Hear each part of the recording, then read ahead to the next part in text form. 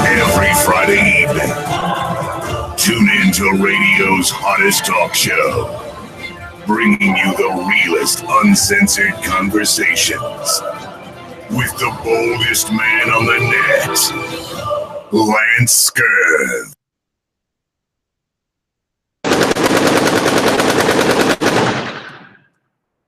Yeah, that's right. That's how I feel. We're here. That could go wrong, went wrong. Tonight, everything that could go wrong went wrong. But you know what, though? I'm Scurv and I'm crazy and I don't give up. I'm telling you, I do not give up. We had some issues, some mysterious issues with YouTube. I do this every night, y'all. I was ready and set to go. Set it up a little earlier than usual because usually I'm getting out of the shower. Thank God the camera's not on when I'm running in here half naked and hitting buttons and stuff. And it's a routine that I'm used to doing damn near every night. But for some reason, you know, I tried to put everything on as usual. Idea what it was. I'm not going to focus too much on it, but we're here. Oh, yes, we're here. Oh, Nicole, Jennifer, live free. But I wanted to get Latricia back on J-Math, and I spoke to her earlier. Yeah, 30. Then I sent the announcement out saying that it's going to be an audio only. And that's what I want to. Google from time to time messes up. I'd say like once a month, it'll really mess up. The first sign is that I click on and it tells me that I'm joining a live stream, a Google Hangout already in progress. I'm like, wait a second, I'm the one starting it. So that's a problem that I've researched and they have from time to time. But I kept trying. I said it was going to be audio only. Let me give it till 2 a.m. Eastern Standard Time. And I kept trying. I'm not even going to explain it.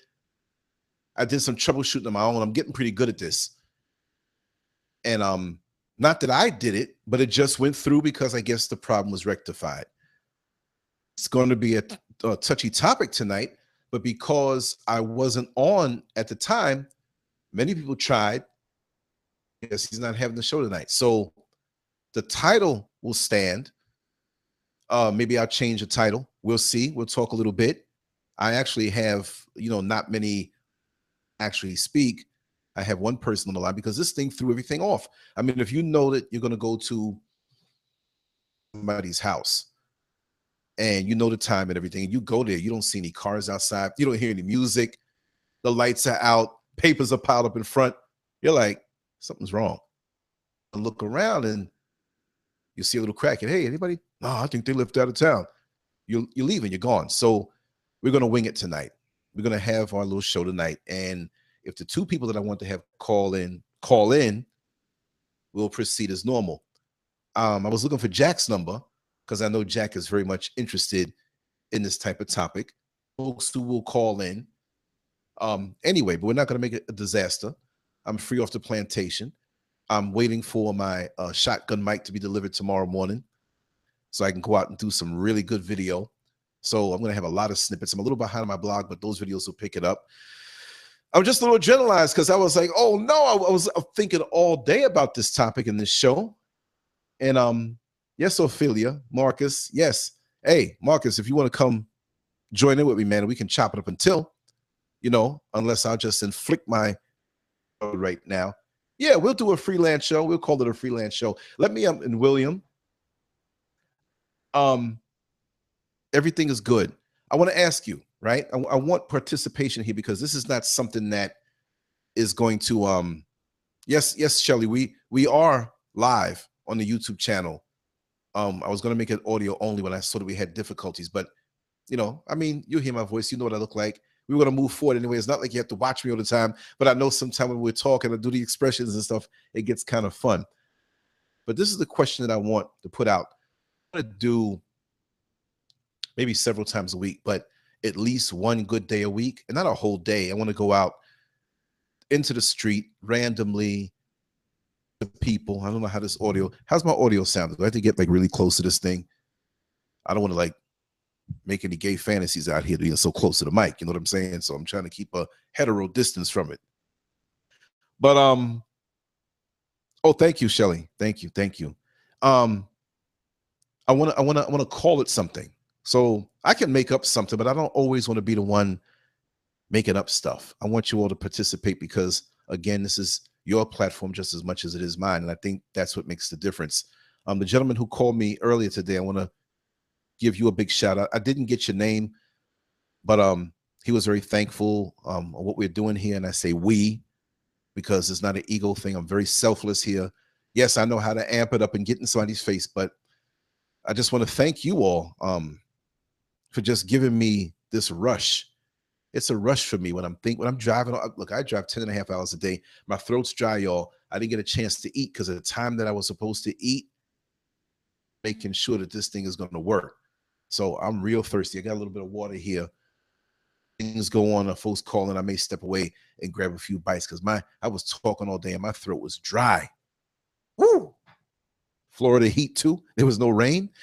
So anyway, I want to thank you all for giving me just an extra slice of life, because in building this, it's like a dream come true. Because when I look around, I'm in no competition with anybody.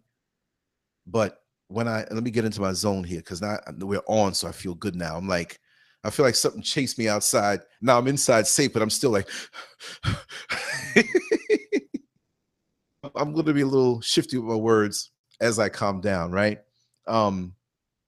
Yeah, right. You got to eat. I know. I got to get that water. After a little while, I will. But I see a lot of people get online for different reasons. And you know me to be, this is the way I've always been. Conversations. Joe Neckbone will tell you, I love making people laugh. I love having fun. I love listening to people. I can talk your ears off, but a lot of times, I'll sit back and just enjoy the conversation. On the line, burp, fart, blow your nose, sneeze. I just want to get a sound check just to make sure everything is going through. I think it is, especially on the 888 number. That's what I want. I want to hear from you on that line. Just say, hey, and just hang up while I'm talking. A lot of these platforms, it's for everybody, Google and YouTube, but a lot of folks start out with this whatever, and it boing. And I thought to myself, I'm not that great to be doing what I'm doing and for it to just go on several nights a week. I'm just blessed with you guys, seriously. And I do get little attacks that I don't really talk about that much. Folks know, things that have gone on, but you endure. You have friends that you meet on social media, you connect with, and they become real friends. I'm not saying that when you connect that you're not real, but it's not like somebody you can touch right next to you. This is a whole different platform. And then you have friends who in real life for years that you can touch in status because of their own idiosyncrasies, their own hangups. Don't knock social media. I knock it in one way, but it's been a blessing in another way for me. And when you say out with the old, in with the new, turning over new soil, wonderful. I just feel like family here. I really do. I'm not trying to get too corny and start tearing up again. I have to run off the screen, but it really does mean that to me. And I said to myself, I want to really speak about that, which this is the opportunity. I'm giving more people a chance to come in who may want to talk, right? use the opportunity now and say that it really has it brings joy to my day. The things that we type chat room when I'm driving, I'm thinking about it. The things that you all say between yourselves. You're all funny. For real. I head up more, Nicole. Burger thought, right? Oh man, being vegan, never go back. That's right. Malika Garba, you asked me if I believe in the Illuminati. We'll do a freestyle tonight, and we'll work with the chat room. And whoever wants to call in 888-575-3769. And I chose that number, y'all, because I know the last two digits y'all won't forget. 69. Okay. Believe in the Illuminati. You know. Yes, I do.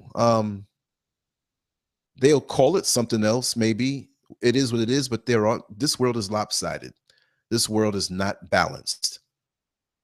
13 bloodlines and 13 families, and they're not black. And people say, Jay-Z, Illuminati.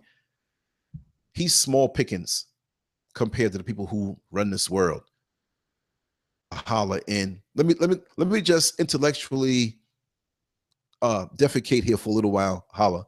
Before you come on and I see you know. Mad Guns, what's going on, Mad Guns? Right? Yeah. Peace. What's going on, African people? Oh, we good.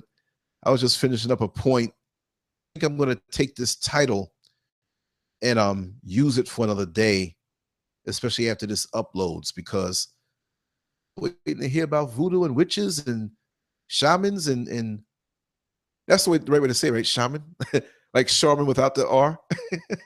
Is there any emphasis on the word? But yeah, many people, yes, definitely. Enlightened to me is a good word. Enlightened to me is something good. You're enlightened. You're on a higher level. You're at peace with yourself. You're centered. Universe around you, and you don't seek to upset the apple cart. You don't seek to upset the natural divine order, which to me is righteous, which is good. But enlightened, you can become enlightened and become like Judas and just run with what you learn and do something else with it, or Satan and run and do something else with it. Enlightened with what? You can be enlightened, but in an evil way.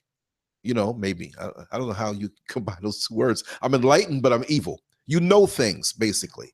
And to me, in this world, it's like, it's not what you know, it's like who you know. Really. And there are people out here who really gifted, really chosen to do something, but they never make it. Who talent, they don't have anything. But because of their connection, they're put up there. It makes you really wonder, because the best singers, we never hear them. The best writers, we never read their works. The best actors and actresses may not even have a chance to get to the big screen. Good ones have gotten to that point. But I'm just saying that it's all about connections in this world. More and more that I live, I can see that it's about who you're connected to. It's not about how good you are. I hate to break anybody's bubble, but that's the truth. My brother Roman Castle, an actor. Of course, he may not be a household name, but he's been in it for a long time. And I'm going to have him come and we're going to interview, and he's going to speak about, you know, pursuing being an actor and how the whole Hollywood scene is not what it's cracked up to be. Another friend of mine who I grew up with right across the street from me, Lucius Bastone, he's on my Facebook page as a friend. You can reach out to him. You know, he was in Roots, and I forgot the part that he played, but he hit me up the other day. He said, Lance, we'll do an interview and I'll tell you the real deal about it on the set and behind the scenes, but I want you to see it. And I saw it in snippets, you know, bootleg style. I want to really sit down, zone out from beginning to end, which I have not done. I hate to admit that, but that's the truth. And then once I do that, I'm gonna have him come on, and he's down in Tampa, but we grew up right across the street from each other. Actually, his older brother, Craig, is the first neighbor in the block that I met. And Craig lived 3 doors down from Carlos, right? So we had this tight-knit block where we have all this talent and personality and just that whole neighborhood, like we always say when Carlos is on, and I got to get him on also. Like I said, it's an order. The more and more I see it, I can sigh a sigh of relief, because I've always tried different things, never thinking that or aiming that I'm gonna be big one day. And I never go at anything like that. I just on and just detail, work, grind, detail, punch, knowing that I'll eventually get the knockout. I don't mind if I have to punch for 10 years. I don't mind if I have to punch for 20 years. My thing, getting a knockout, is not of some far off set of people who choose you to be out front, because it was never my goal to come and sit here. I'm not ungrateful when I say that. I'm just saying that this evolved. You know that I'm an artist and I draw, and I really had to press to do that more so at the time. So I'm where I want to be now, so I can do that. But I was behind the scenes. Draw a little picture, throw it out there. Draw a little picture, throw it out there. We all have our personalities, and I have mine. But I never years ago said, like many people I know, I'm going to do this and I'm going to do that. It just evolved, and I think that's the best way. So I came from behind, the drawing board and being that faceless person. There's one little tiny picture of me on my original site. I really wasn't into ta-da. See, a lot of people who are drawn to it, to be in front of a camera or to be on their soapbox because they really feel something. I understand that. But we also have a lot of people who get up on there because they're attention hogs. Let's call it like it is. And I never want anybody to say that I'm that, because I come to the show and talk and vibe. But some will want to come on the show and it's like, I don't want nobody to talk. No, holla. I ain't throwing off on you now, brother, because you got a lot to say worthwhile. But we had a conversation, brother Holla. I just want you to sign off on it and say, before I finish, we had a conversation where I had to explain certain things to you, not because you needed to know it, because you need to be corrected about situations that are thrown at me. You know what I mean? Because of the platform. So we'll be drawn to you because, like I said, I don't own Google. I don't own YouTube. You can click the button. Folks out here can do it themselves, but you're home when you're here. If you want to do your own thing, I'll help you. But there's some people out here that they don't want to put the work in. If I'm going to help you do something, you got to put the work in, because I'm about putting the work in. If I was a CEO over a company, I'd be that guy who would get there first and leave last. And I would be helping the cleanup people. I'd be in the mailroom. I'd be up with the executives making decisions. I would be all over the place, because that would be my baby. That would be something that I would put mind, body, and soul into. Come on, y'all. We had such a good show the other night about the bed. She was asleep. Well, she was laying down listening, dozing on the phone, because whatever she missed, she'll come back and catch up on. But she got up, put a little dress on, and sat right here. I have to be, she didn't say it on the show, but she said after, she said, I had to be a part of that. Sleeping, she's laying down, she's got to get up, early in the morning, a little chiropractic appointment and stuff like that. But and I'm waiting for my order to come in. But that's what I want.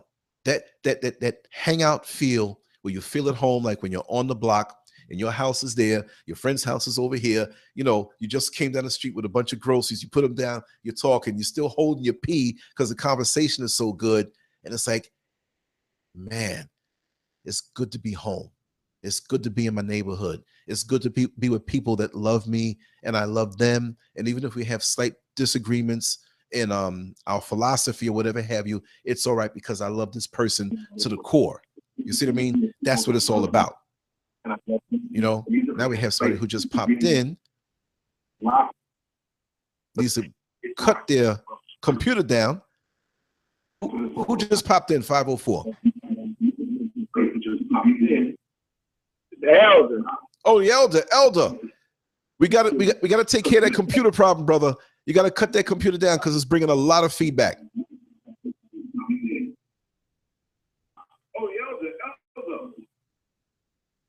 Are you with me, elder?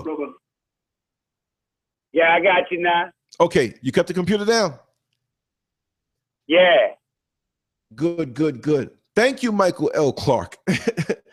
Yeah, man, I got to bring all that back. The artwork I have is in my soul screaming. It's like, Lance, we waited for years. You've been saying this for the last few months, but you ain't do nothing yet. When are you going to do it? And I like to do things in grand style. And like I said, it's art, but I call it detailed cartooning. And I want to make it something that that people can really vibe with according to what's going on today. In your face, unapologetic. And somebody has a computer up. Somebody else, you got to mute that computer, whoever it is back there. We're getting a serious echo. All right, I'm going to have to go on and start muting some lines here. Okay. I think that took care of it. But yeah, that's the bottom line. I want to make it relevant. And in about 2 minutes, Hal, I want you to jump in. I just want to get some things out of my chest because, like I said, I was really thrown off today earlier when I couldn't do the show. But I want it to mean something to us. I want it to be ours. Like, yeah, I know every time he draws something, he's going to not just sock it to the man, but hit with a good idea, good looking artwork, stuff that you can share. When I first started out, you know, I would do stuff and send it to different sites. Yeah, it's pretty good, but you know, we can't. This is the whole basic mission statement of our magazine or our site. Well, okay, no problem. Pushing it on people, but people liked it, and I sent stuff out. And so things were used on different sites. It got up as much as being used. Several of my pieces on News One, on their site. Black Planet, of course, is what really blew me up from back in the day, and this is how I know many of you here right now from way back then. And we know the story, the writing and the videos and then the talk show. But going back to that original love, you know, when I'm sitting here playing my music and hours on end go by and I'm just stroking sexual, right? This is nighttime. I can say it that way, right? I'm just stroking that pen. No, I didn't say penis. Stroking that pen on the paper and dropping my ink to create something, right? Very sexual. But it is. It's very intimate. And I'm just being serious about that. Oh, here's the pen that I use. Anybody want to know? The F402. This is one of my secrets. And it's not a secret because you better know how to draw. You better have a steady hand when you use this pen. This has been my pen. Matter of fact, I'd have a nervous breakdown if this company closes down and doesn't make these pens anymore. Let me hold it up. You know, here it is. Good. There it is. Come on, focus. Come on. Lean my hand up against this thing.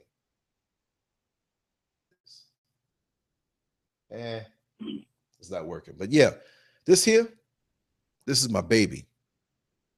I'm so fanatical about these pens that when me and Mr. Scurv go shopping, I mean, we eat vegetables, but we still gotta go shopping for different things, right? I'll take a pack of these, like 2 of them, throw them in a cart and don't say nothing.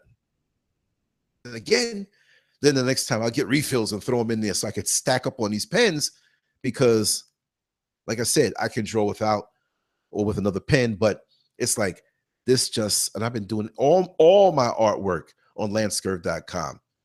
Shameless plug, right? Done with this pen and some pencils and shading. Just I get lost in that.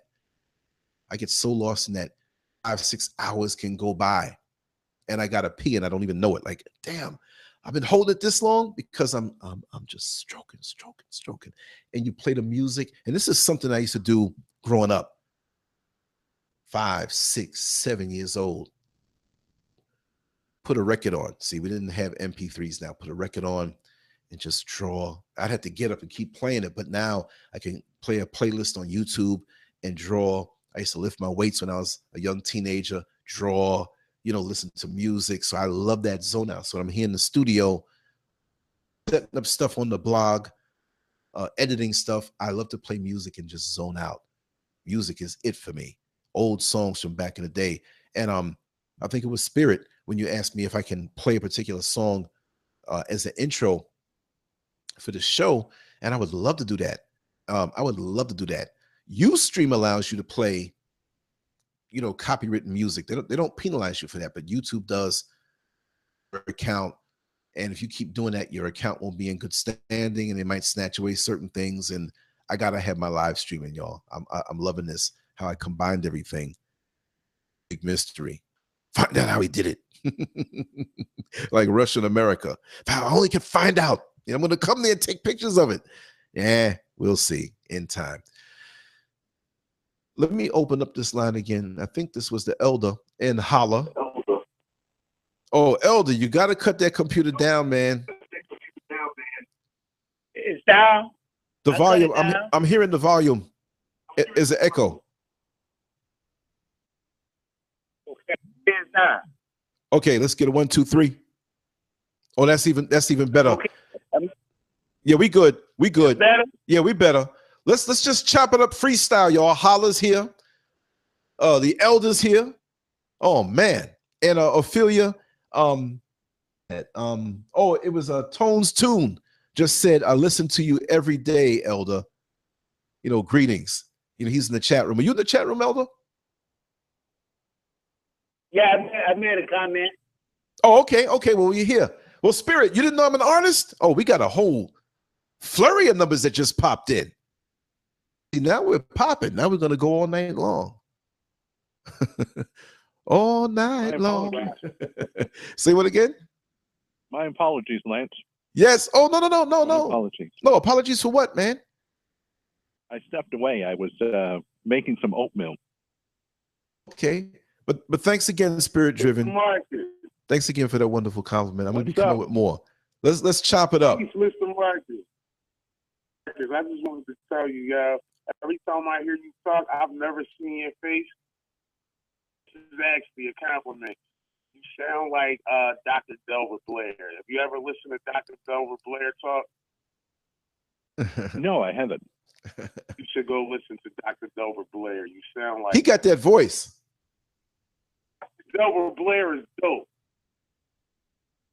Holla, you haven't seen my picture? Go ahead. On Facebook. You haven't seen my name? Yeah, on I'm chat. not on the chat. I come on the phone for some reason when I go on YouTube to look at this issues, so I don't have to look at it. You know what I mean? The conversation is really what I'm here for. No, I don't be looking for pictures. No, I understand. Yeah, wow. I appreciate that. I'm gonna have to look him up. Just a second. Mm-hmm. Sorry, I was Dr. eating Blair, some. Dr. Blair is the truth, man. Yeah, you're missing out. You're missing out. Apologize. I was eating oatmeal. I finally found some oatmeal for myself because I have even eating oatmeal. You have the velvet voice, man. For real. And maybe this weekend we can do some little intros. They'll be the official intros, man. Just like talking. We're pausing now for a commercial break. You know what I mean?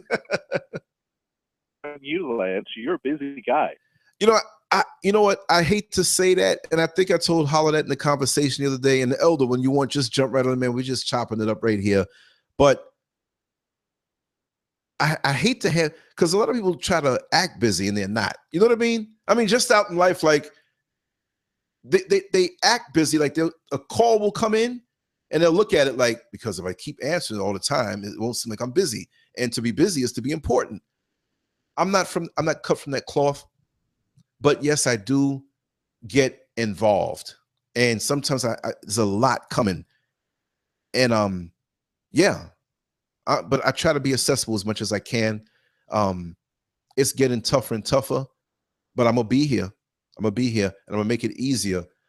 Is make certain hours of the day, like on the weekend, where when the phone rings, I will pick up, and if not, we're gonna 3-way it and 4-way it and 5-way it, or maybe I'll leave the conference line open and say, hey, between these hours, I'm here.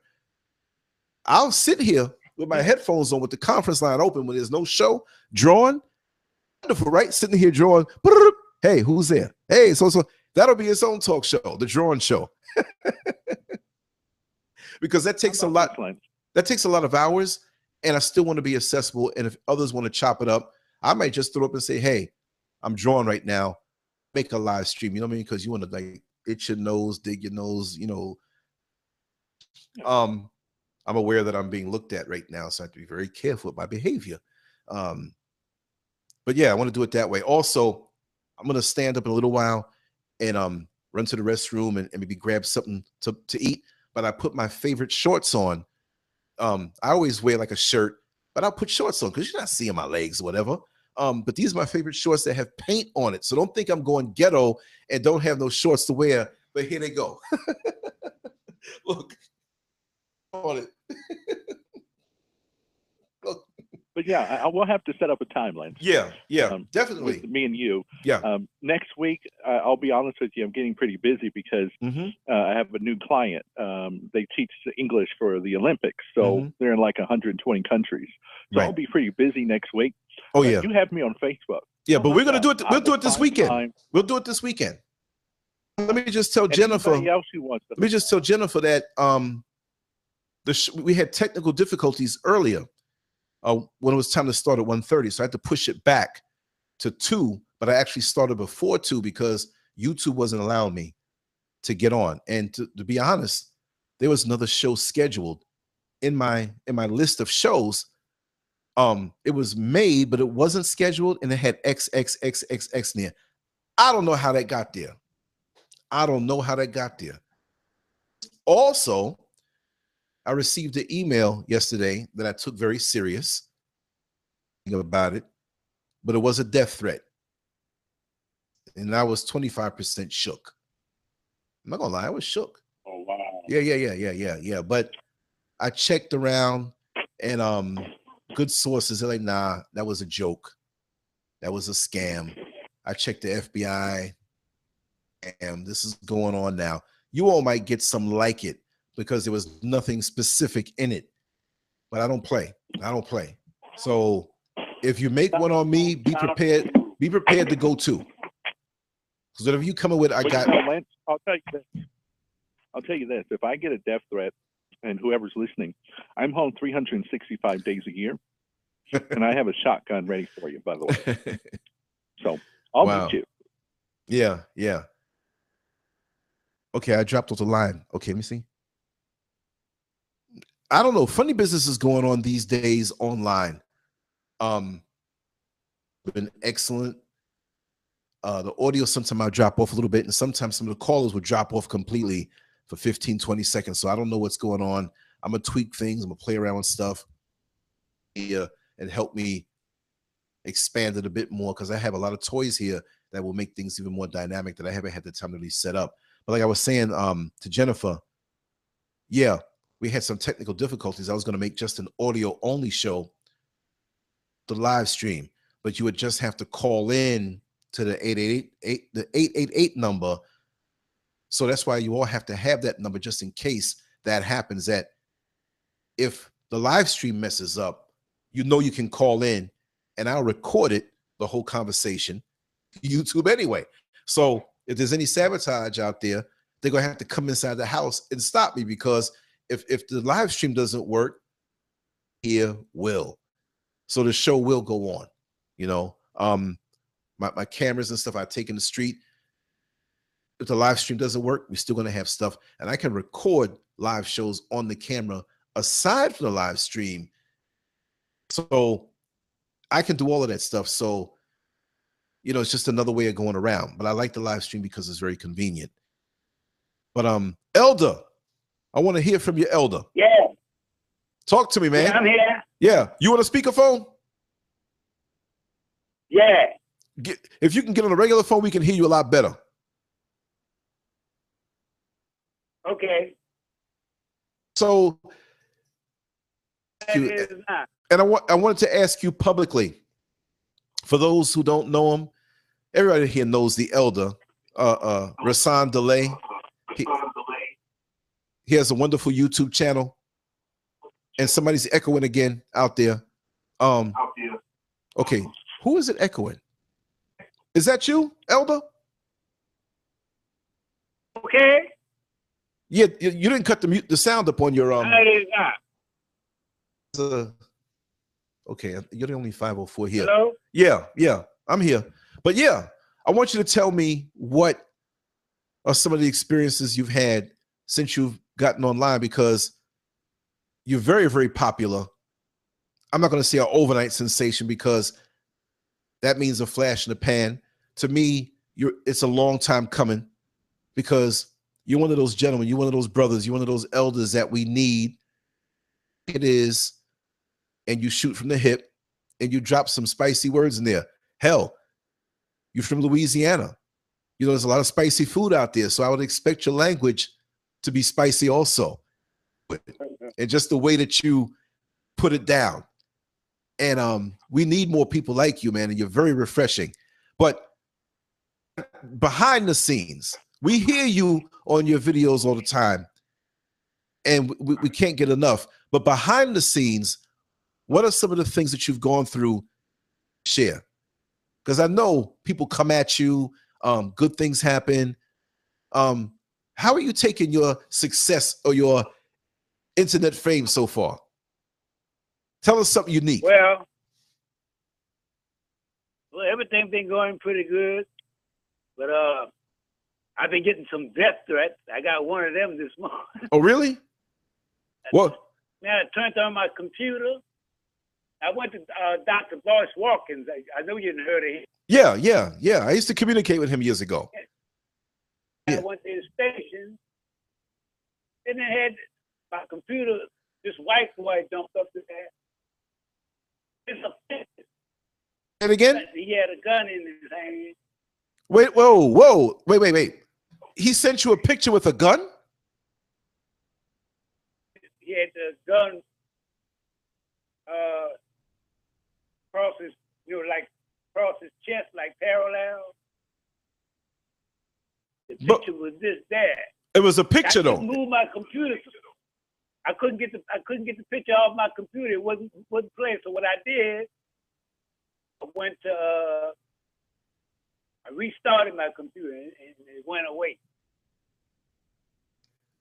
So wait now.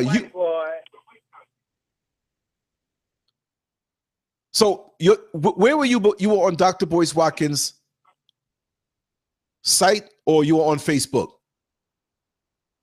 No, I don't mess with Facebook. I was on YouTube. I went to his site, but it didn't jump up. The white boy picture jumped up, and it wouldn't move. I couldn't even get it off the picture. Wow. So what I did, I went to restart. My computer started all over, and I haven't seen it since. Interesting. Looks like I've seen this white boy before. I'm with All Lives Matter. Right. Okay. Yeah, him. That's who it looked like to me. How his picture get on my computer with a holding a gun. Well, you know what? He would just stand at me. I was staring at him. I'm trying to figure out what's going on. This is not funny, but I'm just you're staring at each other. Oh man. That's I don't know how that happened. That's funny. It sure happened. Yeah, but like, this is why. I didn't really think nothing of it. I don't know if he tapped into my computer, because he can't get on my station, because I went to the station, blocked it. So I don't know how that picture get up there, because I had made a video about him. See? Oh, okay. The one they called Johnny Infidel. Yeah, him. Wow. So that everything been going. This is why I say this is why I say for myself. And there's a little echo. I'm gonna have to. The line of this coming from. I'm just mute it for a second. This is why get the wrong idea when I say I'm a separatist, right? And I'll say it. Who doesn't like it? But you got to understand what I mean when I say that, right? I'm not going to waste time hating anybody. The greatness that's inside of me is too great to waste on hating somebody because of their insecurities and their weak spirit, right? Hate. Nah. Great. Yeah. I'm not stuck on myself that way, but at this point in my life, at 53 years old, I want to have a nice, smooth run where I make some signature moments. Like when you see Michael Jordan dunking the ball. Now, maybe he can't do it like that no more, but he took time to make those signature moments. Mike Tyson with the knockouts, boom, boom, boom. Michael Jackson with the, all mics, right? Michael Jackson with the dancing and the singing, making those signature moments as gifts for their people when they leave up out of here. They're still here. So while being in the fight, let them come after me. Let them say things about me. No, I'll straighten the little asses out when it's time, when they get up in my face too much. But as a person who calls himself a separatist, it's a separatist from BS. It's a separatist from drama. It's a separatist from, and I fight racism, but I fight him. I fight him and her, right? I fight racism just being who I am. Just being who I am just pushes it away. Yeah, it will come at me in the form of words, and we have the keyboard warriors who type things and throw stones from behind the tree because they're cowards. I invite them onto the show. We can do a Skype side by side and record something and put it out there, and we can talk. I'll talk your ears off until the cows come home. Seriously. Until the cows come home. You ain't gonna whip me that way, because I'm not focused on, my whole game is not what you doing to me.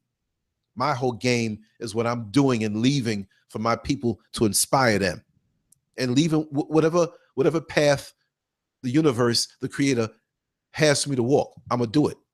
So I'm separating from the foolishness that, because your stuff is it's nothing. Yes, those who are in power can do certain things, and that is something, and that's what I'll fight. But just a little rhetoric from these little people who got to get up and go to work too. They got to get up and go to work too. They got to pay their bills too. They pinching their pennies, and they're probably mad at me. Like, look at him. He's living too good. It's because I live below my means. So get smart. It means so I can do what I do. Day in and day out, I allot time for this. As a separatist is not some white folks. Hey, you mean white people? We can coexist as long as you know how I stand and what I'm all about. I'm not going to let you dog my folks out. Exist. But there's something in many of those folks that won't want to coexist with somebody like me, because I'm not going to bite my tongue. I'm not going to sit here and shuffle and scratch where itch where I don't scratch, or scratch where I don't itch, whichever one it is. Brain farts again, right?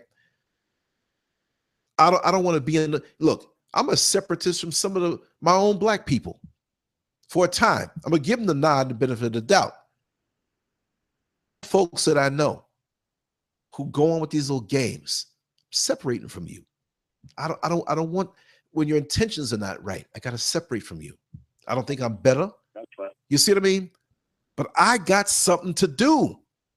You see Usain Bolt running on the track, setting records. Somebody comes and he knows a few moments, oh, my light cut off and I don't have any money. Look, he might have the heart to say, I'll pay your light bill for you. But she may say, oh, he treated me so cold. He can't focus on that right now. He's got a race to do. He trained for this. This is the time for this in the Olympics, and he has to set a record. For you got folks, let me tell you what I go through. I got folks that you try to call them, they don't answer. But as soon as I start the show, here they come. No, I can't do it. I got to focus on the show. The world to reach out to me. I'm very accessible. But I will get back and I'm there. But folks, just wait. You got to separate from that foolishness. What are you in this thing for? Because this is your mission, and this is from the heart, or are you doing it for attention? I'm not doing this for attention. For every hour that you see me sitting in front of the screen, there's hours and hours and hours. Like I woke up this morning early. I didn't do a show last night because I had my second job to do. But guess what? I still went to bed 6 o'clock this morning. I woke up at 10 o'clock to do some things for a couple hours before I left to work. And I was supposed to be getting some rest. So this is not some cheap attention thing. So when Brother Holla comes on and wants to share what his insight is, it's not an attention thing. When the elder comes, when Brother Marcus comes, look at me, look at me. We get people, look, that's the thing. And let me just set the record straight about talk shows, my opinion, right? And after this, I'm going to shut up. Time. Talk shows are a fluid exchange of ideas, shot from the hip, internalize your data, researched, lived, experienced, hands-on. So when you talk and vibe with other people, right? It's a beautiful flow and mixture of thoughts, and it's like that little dog watching you play table tennis, and bing, bing, he's just looking, and it's just a wonderful trip, a wonderful journey. Who feel that, well, you don't give me enough time, and you didn't let me talk. And if Holla has researched something, he's going to talk it. When you get out on the floor of the talk show and it gets heated, it's a fight. You got to get your point in there. It's from the world, but if you don't have a strong chin, it's lights out. Come in with your feelings. You see, it's a battle, but you're not fighting anybody. If YouTube is there, if a person wants to read something for 5 hours, upload it on YouTube. And or if a person wants to take the links and read it for 5 hours, but a talk show, when I know I'm receiving messages on my phone, not just what's in the chat room, but on the phone, like, yo, what's up? I'm bored. I want to hear discussion. Live, think on your feet discussion. This is the place for it. So I don't know. People have different concepts of what things should be. But then again, the general consensus is that I've listened to other shows and people just want to be attention hogs. It's all about them. On it, but it's not all about me. It's about, again, I say it's about creating a beautiful listening experience at the end of the day that you can go back to later on. If you like the other thing, there's a lot of audio books in Barnes & Noble and online that you can download. You can listen to hours and hours of a person and reading, and on this page, this, and I mean, that may be better than a sleeping pill. Let's chop it up, y'all. But that's the reason why, for those who just came in, we're not talking, not that we're not, but the show almost didn't happen. And the folks that I want to have on now, they have dissipated. So we'll do this another time, and I'll change the title, depending on what this turns out to be. But come on, y'all. Marcus, Holla, and the elder. Let's chop it up. The elder on the line? Yes, he is. Can he hear me? Is he talking? Can he speak? Yeah. I have to ask the elder permission to speak. Elder. Out of respect. Brother Hassan. Brother Hassan, are you still with us? I see your number. Did you hear me? Oh, yeah, I can hear you now. Brother Holla was asking for you. I had it on mute. Sorry. Oh, okay. Okay. This is Brother Holla. I just wanted to ask the elder for permission to speak. Oh, yeah, it's all good. It's all Thank good. you, sir. Thank you, sir. Yeah. If you can, there's an echo coming from your line. Honestly. I don't know what to put it on mute. I had it on mute. You do. You called in on the phone and your computer's still on? Yeah. Just cut the computer off if you can. I'll cut it off completely? Yeah. Phone is all right. It's the sound from the computer or some other phone or something is I just cut it off. okay. Then we should have no problems. You know what I look like. Now, if I was a pretty young female or something, then I'd say leave the computer on. You're right. But y'all chop it up. I'm gonna come right back. I'm gonna get a little. I got my water here.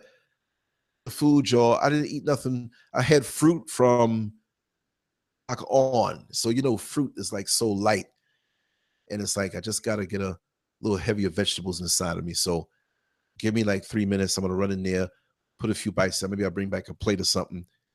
Brother Fred, we see you live and in living color right here. So we got Louisiana. We got a couple of Houstons here.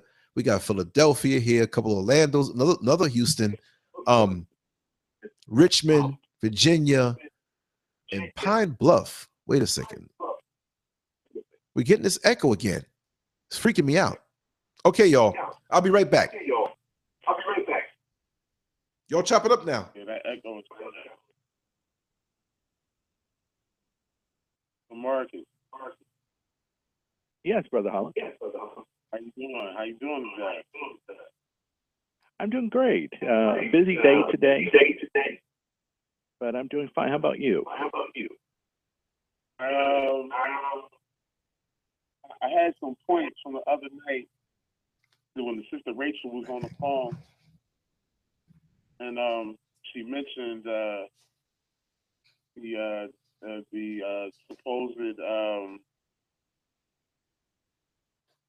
supposed Jewish historian Flavius Josephus. Me and Lance had talked about this the other day, but she had brought that up as a, I guess when the conversation was going about validating different things that actually happened in the Bible. And well, I'd already known, but I brought some information, some things that people could sources.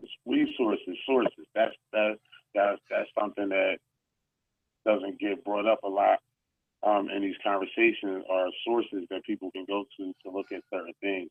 But I thought maybe that you would think you might very interesting.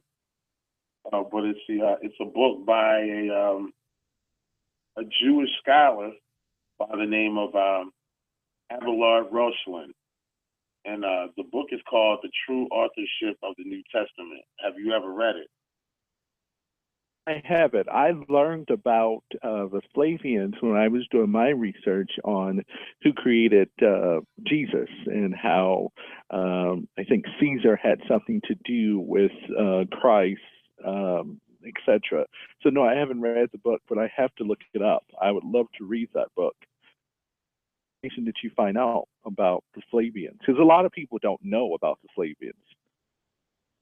And the Flavians were basically a royal family. They were a royal Roman family. They were considered some of the men in the family were considered governors. They are direct descendants of Mark Antony.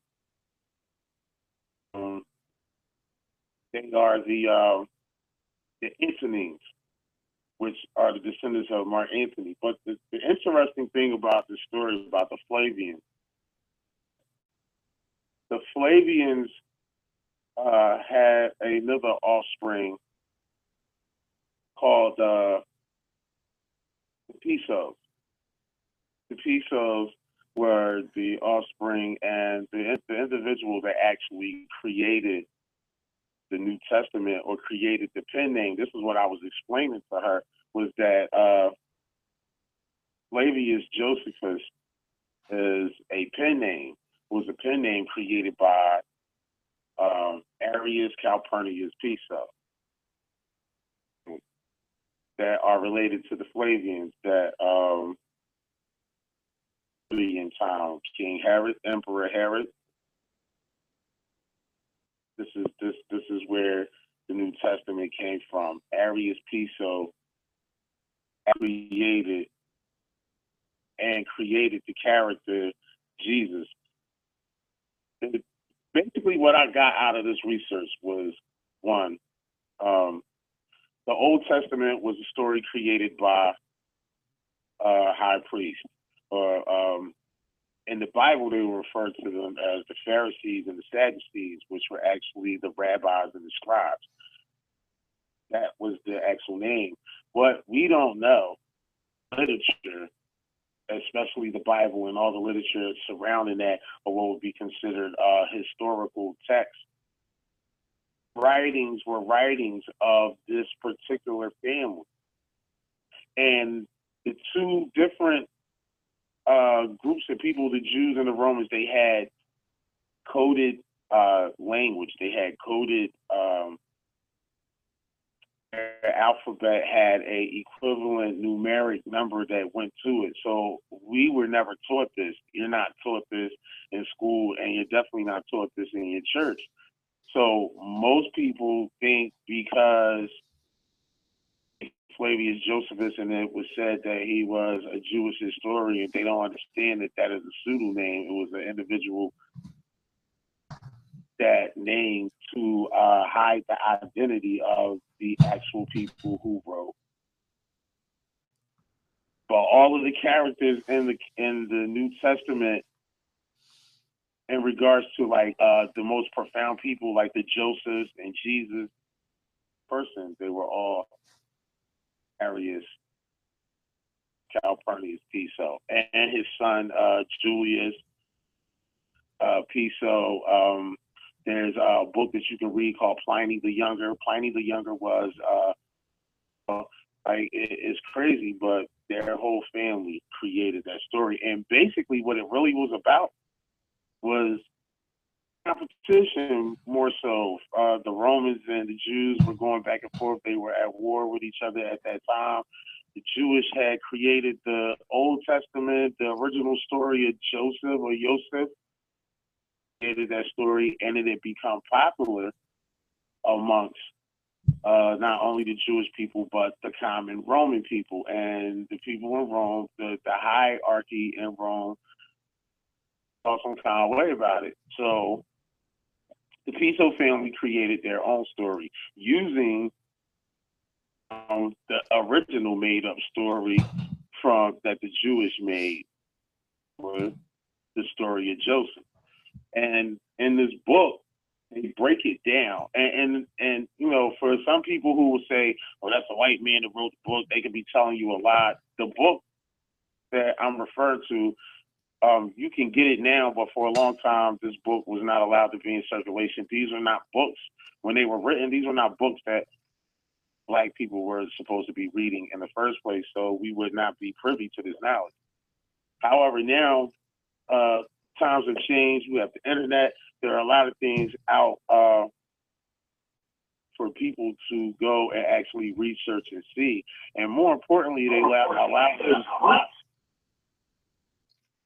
they're allowing these things to be out in the open, because not only these things were created to control the masses and more particularly enslave everybody else on the planet, but these days and times it has affected their people just as much as it affected everybody else. It's just as many white people or other races of people that actually believe this story that was made up by them. So it's now important that intellectual vigilance.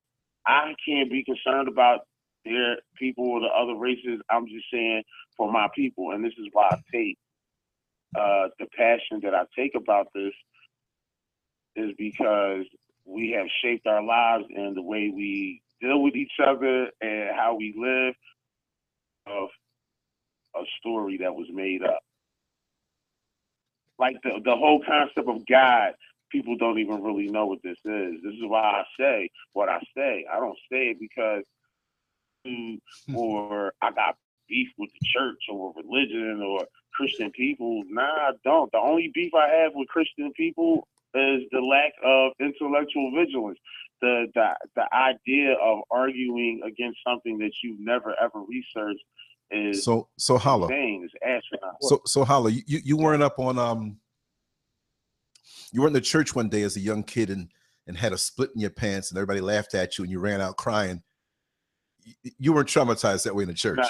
I'm just making. I never had this problem. Remember, I told you I was the drummer. Right. I caught on real quick. You know what I'm saying? I'm just one of those type of people. I'm able to adapt. I'm a Pisces. I'm a fish. We go either way, upstream, downstream. However it's going to go, I'm gonna figure my way in and adapt to the situation. For something that I ain't had no choice but to do. Music. I play drums. Well, that's dope. I'm gonna do that. Well, holler for the information. You know, when I listen to your conversation, and I listen to all of the conversation over the phone, I try to take little bits of pieces of everything to try to put it together, to try to figure out, okay, what's going on. And what I've learned, you know, there's a lot of stuff I'll tell you that I can't even say over, Right. because I would get death threats from the church. Because the church is so powerful that they are like the mob. Scared of church folks. Don't be No. scared of church I'm not. folks. It's not the church people that you should be scared of, and that's the thing about it. They're everywhere, and the church are one entity. People don't even know that type of information. I knew that because of my father being in charge of so many churches. He was a superintendent of, you know, over other pastors. So I grew up in the church all my life, even from a little boy. So I saw a lot of stuff that others didn't see. You know, I was around bishops and, you know, big evangelists. I've met T.D. Jakes before. You know, I don't know if you ever heard of Juanita Bynum. I grew up in that. That's what I'm saying. Like, yeah, there's nothing for church people, and they, you know, they get on their thing, and I'll be telling them, like, listen, yo, you only get in practice. Now, here's the thing. Here's the thing.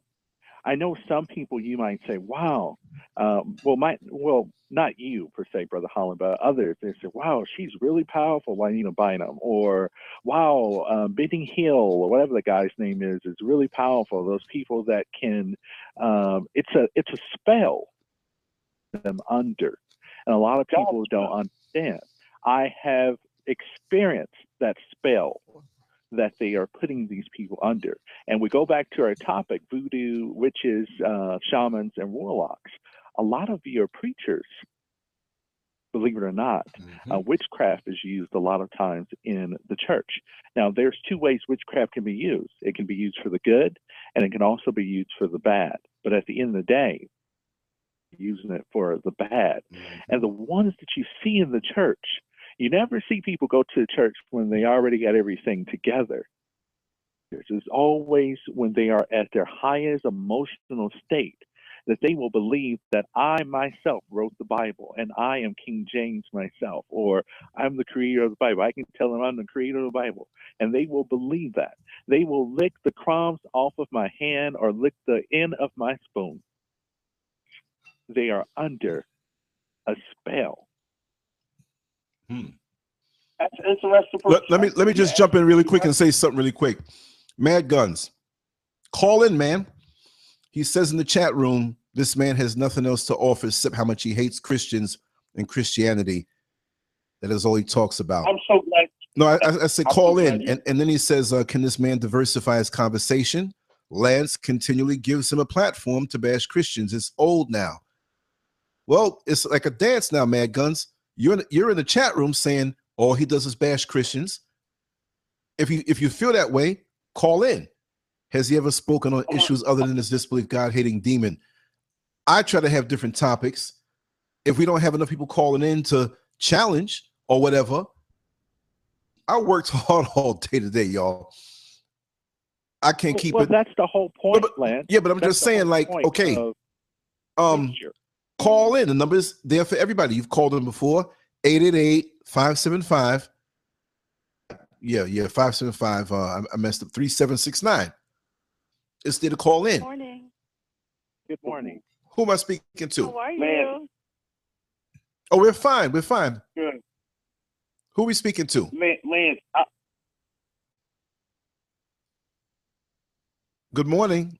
The young lady who just called in. I'm here. I was waiting for him to finish. Oh no, go ahead. Oh, I'm sorry. I didn't know. No, go ahead, sis. Go ahead. Mm-hmm. So,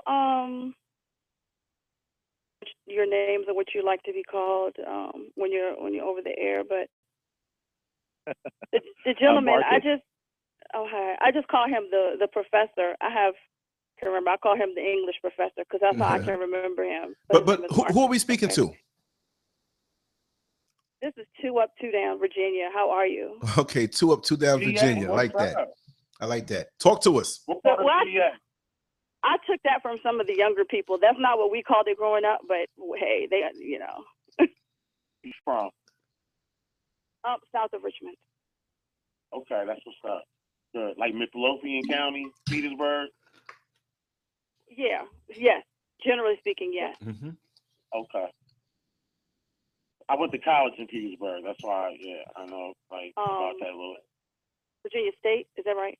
Virginia State, yes. Okay. Yes. So,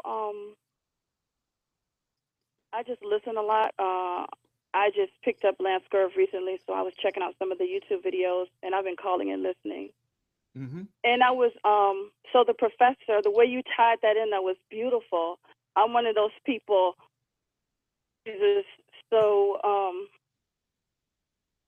I'm not on the in the chat room or whatever, but whatever Lance was just saying, that's pretty much the reason why I haven't called in, because I do feel like it's just like he comes in guns blazing. He's bombastic. He's like, I just want to kill Jesus all over again, which is fine. But you know, I feel like a little bit. First of all, Holla, I love you. I gotta come in love. I love you too. But I have to say, like, you are so wrong. You know, I feel like Rachel did all of her research and she was so excited, and I feel like she wanted to come. Good. You know, we're going to have a good, even if it's a heated discussion, because I love a debate. I love to get information. I am a truth seeker. But I feel like the way things unfolded, you just really shot her down, and it wasn't a fair fight. It wasn't. To check with that, sister. I'm not cutting you off. Sorry. You know, I'm stuffing my face over here. I just want to say that for me, from my point of view, like I explained earlier, when you research, if it took you 5 hours to research, it shouldn't take you 5 hours to get your point across, right? And my thing is 5 hours. I should be able, now if this was CNN or one of these talk shows, they're not gonna let you drag on. Throw them out there. The next person throw them out there, and we set that framework. And then it's my job to kind of referee it, whatever. I'm gonna back down and say, well, I didn't get my chance. You had 20 minutes reading from a book. Absorb it and spit it out. So we can keep the show interesting for those. Now, if a person wants to go and read for 5 hours what she read, beautiful. Right. But there are people who are listening who I don't want to really repeat some of the feedback I get, because we've been on topic on certain shows, and all of a sudden it's about, well, you know, I could be $1 million mistress and I have men coming after me and I'm single, but I don't want to. That's not on point. People are like, yo, come on, don't let her do this again. We want to hear the topic back and forth. Yes, Holla got heavy hands. He's a knockout artist. People think I favor. Listen, I favor the fact that he calls in. The chat room is wonderful, but and I applaud you, sister. I'm gonna shut up after this. I applaud you for calling in, staying in the chat room. Holla's this, holla's that, holla. You know, because this adds to the show. Complete floor. I'm gonna let you exhaust everything that's inside of you without interruption. Got that, fellas? Let's let her talk, so people can't say that I'm lopsided. Come on, sister. I want to hear her. Okay. Go ahead. But like I explained it the other day for myself, I like to first observe, because you have to be coming into any conversation. There has to be this level of respect. So, you know, everybody's a little different. I needed hours of listening like you were saying the other night with the double dutch, you have to get in where you fit in. And I wanted to just see the flow of things and how it goes so that I can come respectful and see how things flow here. I just feel like, Holly, you know, I just want you to make room for another opinion. I am adamant in my beliefs and what I believe and how I believe it, because a real person has proven himself to me. So nobody, you know, whether it be friend, foe, relative, there's nobody that can make me deny what my real experience is with Christ. But when I talk about Christ, I don't speak about him from this churchy, organized church perspective. For myself, it's a real experience. So he speaks about something, I just think you have to give them room for, you know, their opinion, even if completely agree. Because as people are speaking, I'm picking up a lot, I'm learning a lot. I always want to learn.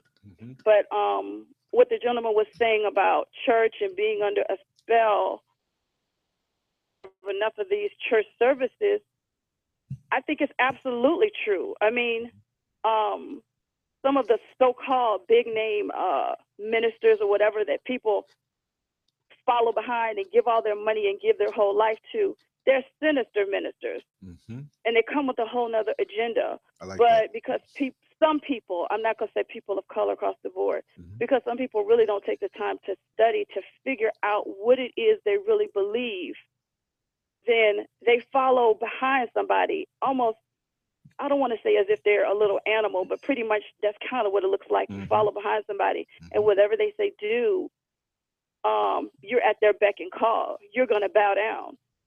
But the way that you tie that into the voodoo, to the witchcraft, when you look at some of the things that are unfolding in some of these churches, you're definitely under a spell. And it's really a sad, sad thing.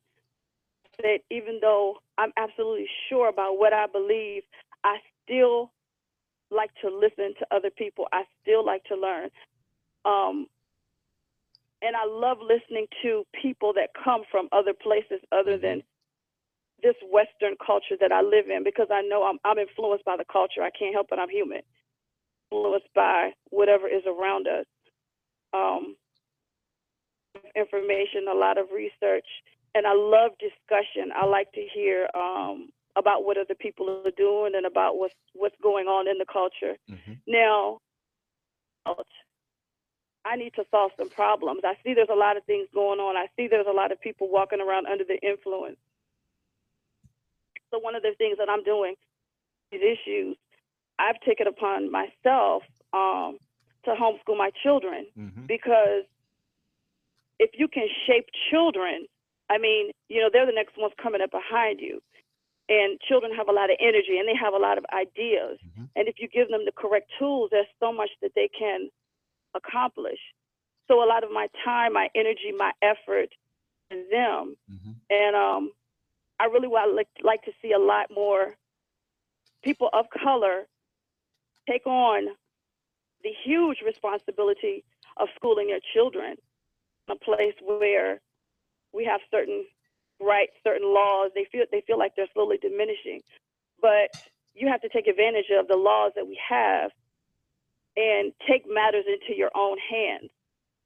Like most people, like a lot of people, public system. And so that system helped to shape me in a lot of ways that we're not good, we're not honest. And I went to what people would label as good schools, but you're still being groomed a certain way without even realizing it. Say it again, I'm sorry. I feel that you're being groomed to fail. Now, I went to a public school in Chicago. It's called Paul Robeson High School. It's in the ghetto of Chicago. And let me tell you, the kids there, including myself, I was different.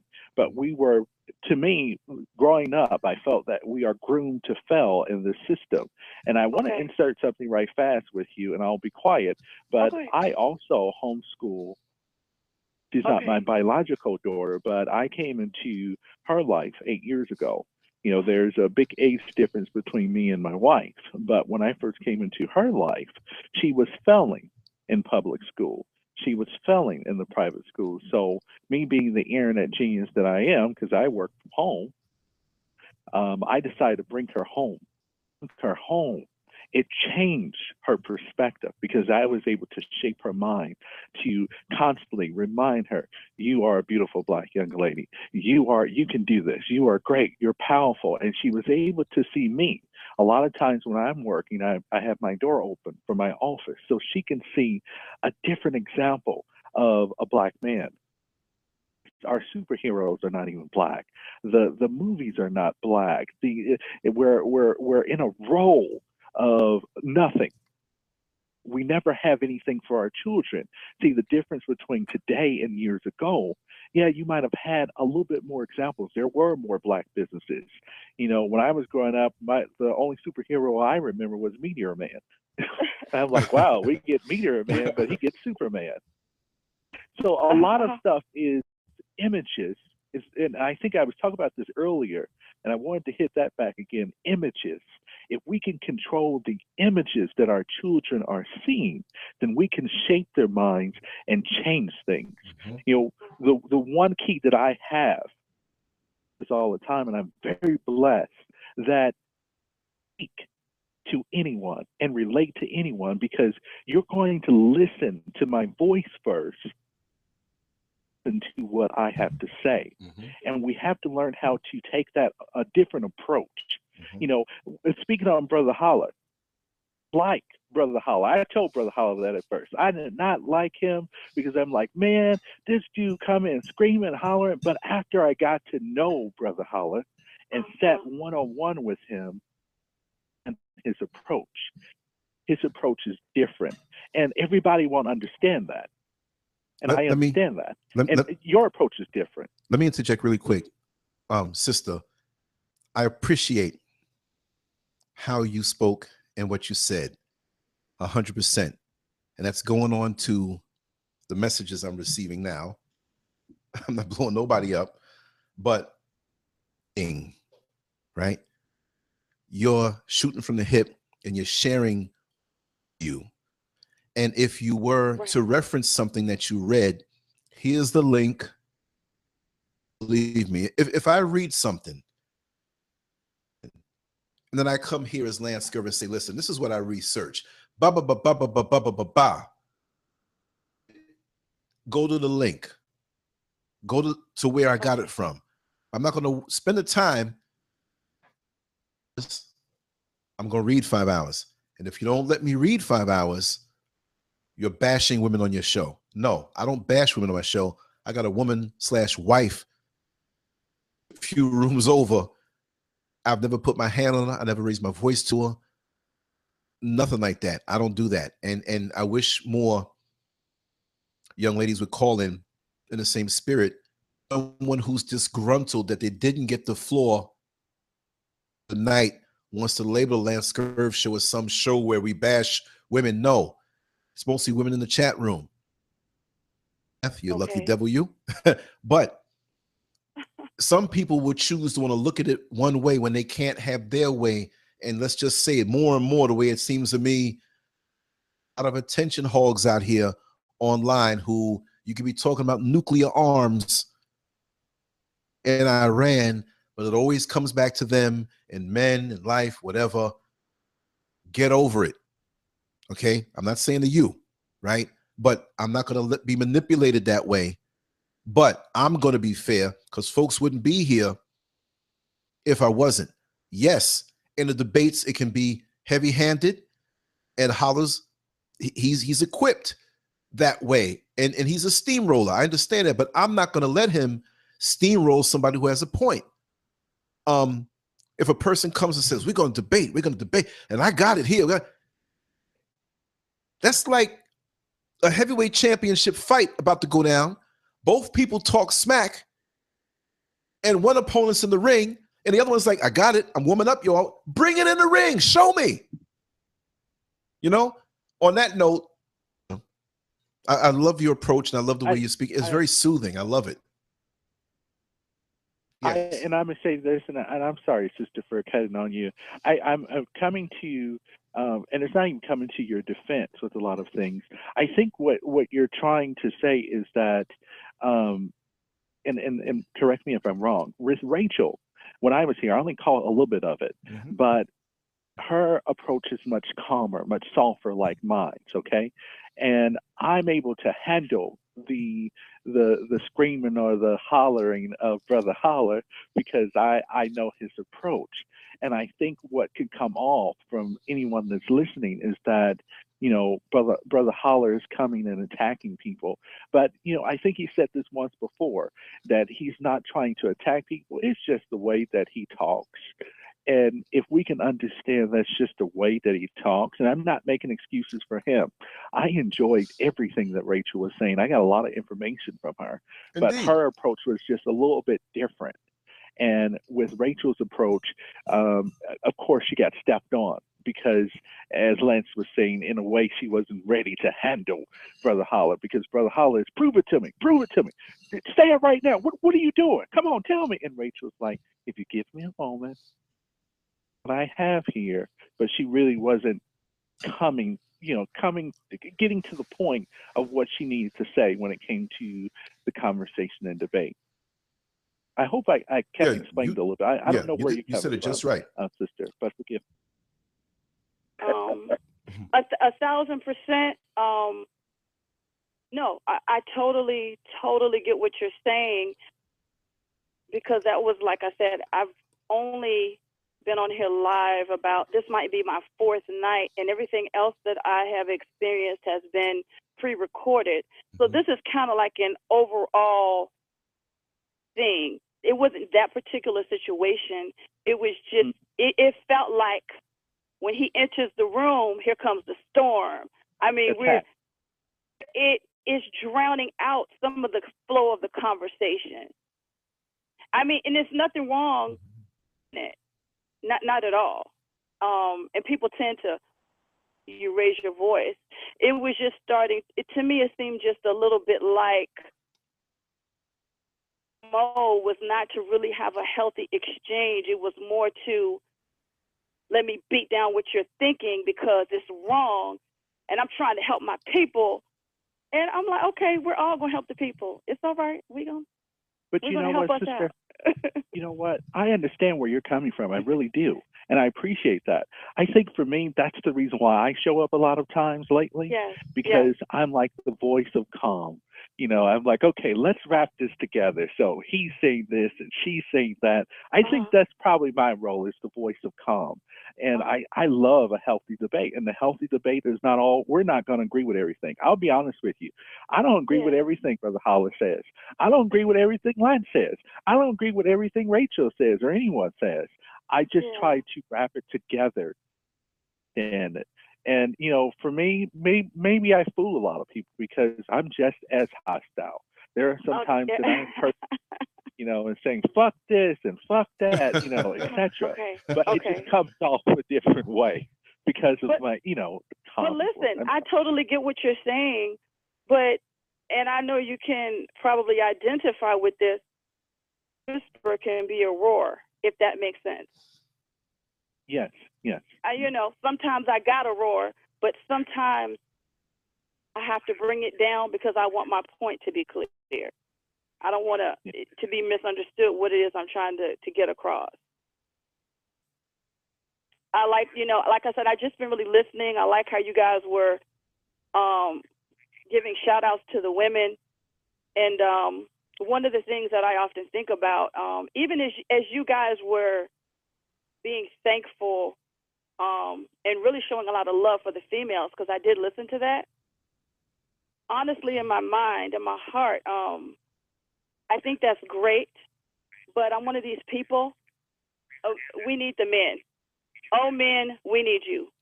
We need some strong men, and we need some real men. Because what that is really hurting in society, it's just the lack of men, and men stepping up, and men, you know, getting a hold of some of these kids that don't have anybody or whatever the case may be. We need men so desperately. And when you look, to me, society, it feels like direction where women and feminine men are being highlighted. Well, it is. It's not that. It's not. You're not imagining it. It's not voodoo. It's not witches taking over or anything like that, or pure evil. It is evil. It is what you are seeing. A lot of simps. I don't know if you know what simps is, but that's a new word I've learned. I'm trying to look up words to you from the Urban Dictionary. You know, Okay. even though I came from Chicago, you know, the lingo is trying to kind of change a little bit. But a simp. We got a lot of simps out there. Oh, please, please, I don't have to be a man. I'll just sit back and I'll let you do all the work. That's sort of like what a simp is in a short thing. He does everything the woman tells him to do. Now, there's not a problem with that, but a real man, he knows how to balance things. He knows how she has her power, I have my power. But we don't have a lot of those men out there. But I also think that a majority of the women out here, especially our queens, African American women, they kind of appreciate the homosexual guys in a way. Maybe not you, but I have seen with my eyes that they're very comfortable because it's not a threat. For some of them, they don't want to see a man take over. They want to be in that whole false sense of women liberation, because black men have really never really put you in a box. My face, my dark-skinned face is not on the dollar bill. I didn't bring you over here for slavery. I didn't keep you for 40 years, not 100 years or 400 years. I don't make the laws. And even with your half-black president in there, whatever they want to call him, he came out of a white woman's body. So America's telling you that this is the black man that they want to see. But going back to your topic, and I'm wrapping all of it up, going back to your topic, yes, we don't have a lot of real men out there. I'll be honest. A lot of times, I've been hunting for a long time. I just got on Lynn's show about 5-6 days ago. Okay. I usually hide away because I can do that with my family. And I had planned on hiding away until things died down, to be very honest with you. Whether some people might call it a punk move or not, but they can't kill us all off, can they? Be left. So that's what I thought for myself. I said, okay, you know, the war will go on, things will happen. I'm just going to sit back and mind my own damn business. Can I get away with it? Sort of, I can get away with it. I'm still here lock and load with my shotgun if something was to happen, because I'm here 365 days a year. But back to your point, okay, and I'm sorry for over talking, back to your point, yes, a lot of real men are not out there. A lot of it is because of hurt. A lot of men are hurt, especially from black women, because a lot of times as a black man myself, I feel that we don't always have the full respect. We don't always have the full hand of the black woman backing us. I personally feel today that the black woman is everybody's woman, particularly for the black man. If you look at the white woman, you look at the Asian, you look at the Indian woman, she is usually for the Indian man. She's usually for the white man. She's usually for the Mexican man. She's usually for the Asian man. But at the end of the day, that's what I see these days. I'm not happy with the representation of the black woman. So for me, it's hurt.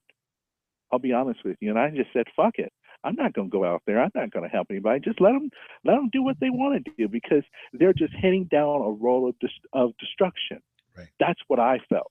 So that's why I didn't want to help the youth, because I felt they weren't going to listen. Why should I waste my time? So I'm sure if I feel that way, I'm sure there's many more black men that feel that way. There's a lot of good black men out there, believe it or not. They're doing the same thing. They're hiding away.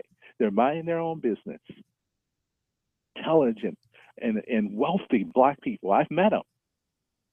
They have their own small little community, and they hide away, and you never hear about them. White folks know of them. Chinese people know of them. I know of them. You just never see these people because they're hiding away. For our people, they're self to stand up first. I hope I explained it. I tend to talk a long time. I Oh, tend that's good. to That's good. not stick on topic a lot bit, so forgive me. We're flowing tonight. And I'm going to say again for the folks who don't know difficulties earlier, YouTube does that every now and then. I'd say like once a month. It's almost like on schedule. The 1:30 time that I was supposed to start, I wasn't on. I sent out an announcement to make it an audio only show. But for some reason, why I kept trying, and we came back on with the live stream, but I didn't have the guests. And we were going to go real deep. And it was going to be a very intense show. The title is what it is. So people are coming in and saying, well, what's going on with the title? Well, I'm going to have to change the title to fit the actual, content of this conversation after it's over. Well, I am talking about the topic. Lance. Yeah, no. But I'll alter a little bit because it's such a strong title: voodoo, witches, shamans, and warlocks, and whatever. Had real experiences and who are in it like that. So I didn't want to disappoint because I started out and we kind of went around it. But no, we're on it. But we're going to have another one where we go in on it super deep. From people who I don't want to say mess with this stuff, but this is their religion, this is their belief, and I have some strong opinions on it. But right now, it's not what I thought it would be with the actual guests who are saying, and they were going to tell some things, but no, you're right, you on it, but this will still be part of the general overall chop up. I appreciate it, Lance. Thank you. What? And sister, I didn't get your name. What was your name? She said, what would you like one to up, be one called? down, or something like that. Okay, we'll just call you VA. Okay, yeah. Let me ask you, VA, on the show, and I like to know to kind of find out to make things better, and the focus on where, I always ask people that. Where did you find us? I'm always searching around on the internet, looking at various topics. Mm-hmm. So when I see something I can read or a video I can watch that looks like the topic might be interesting, then I want to look, especially if people are having conversation. I will click on it and say, wow, let's see what's going on here. What are they talking about? I'm always interested in what people are talking about. Right.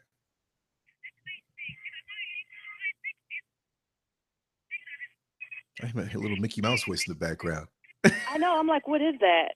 I thought I was the only one hearing it. Nah, I'm hearing it big time. I'm trying to figure out what channel that. Okay, it seemed like it stopped from somebody. It's I heard it too. Crossed over. I just keep talking anyway, so Oh, it didn't bother me. But yeah, BA, I hope I explained it a little bit.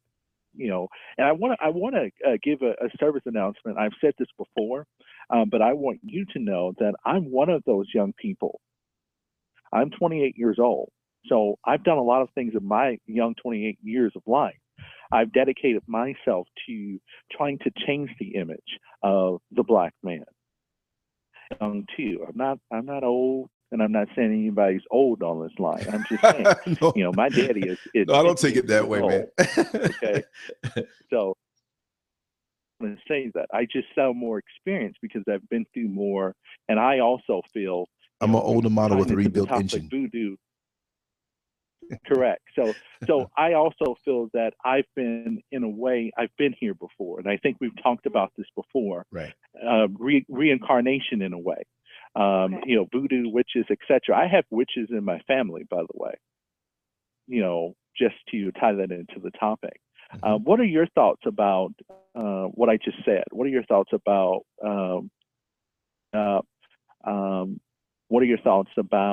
reincarnation? This man, I love to use examples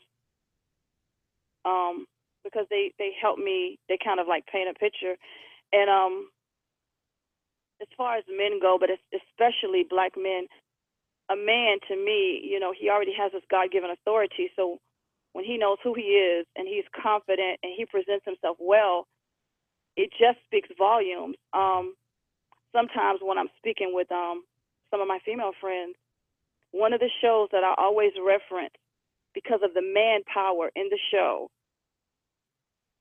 Now, granted, I realize they are not men of color, they represent men in that show. What I call the manpower in that show in this day and time is off the charts. They are men. They're not effeminate men.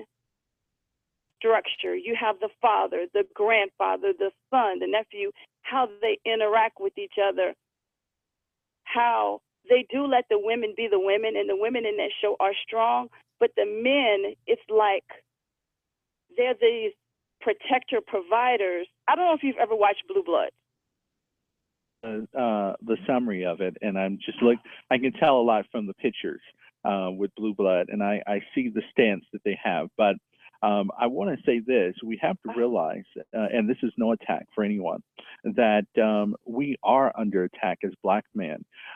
If you look at what they're about to release right now in 2020, Harriet Tubman on the front of the $20 bill, and you look at what they're doing to Martin Luther King along with 5 other people. You know, he can't have the back by himself, but he has to have the back of a bill.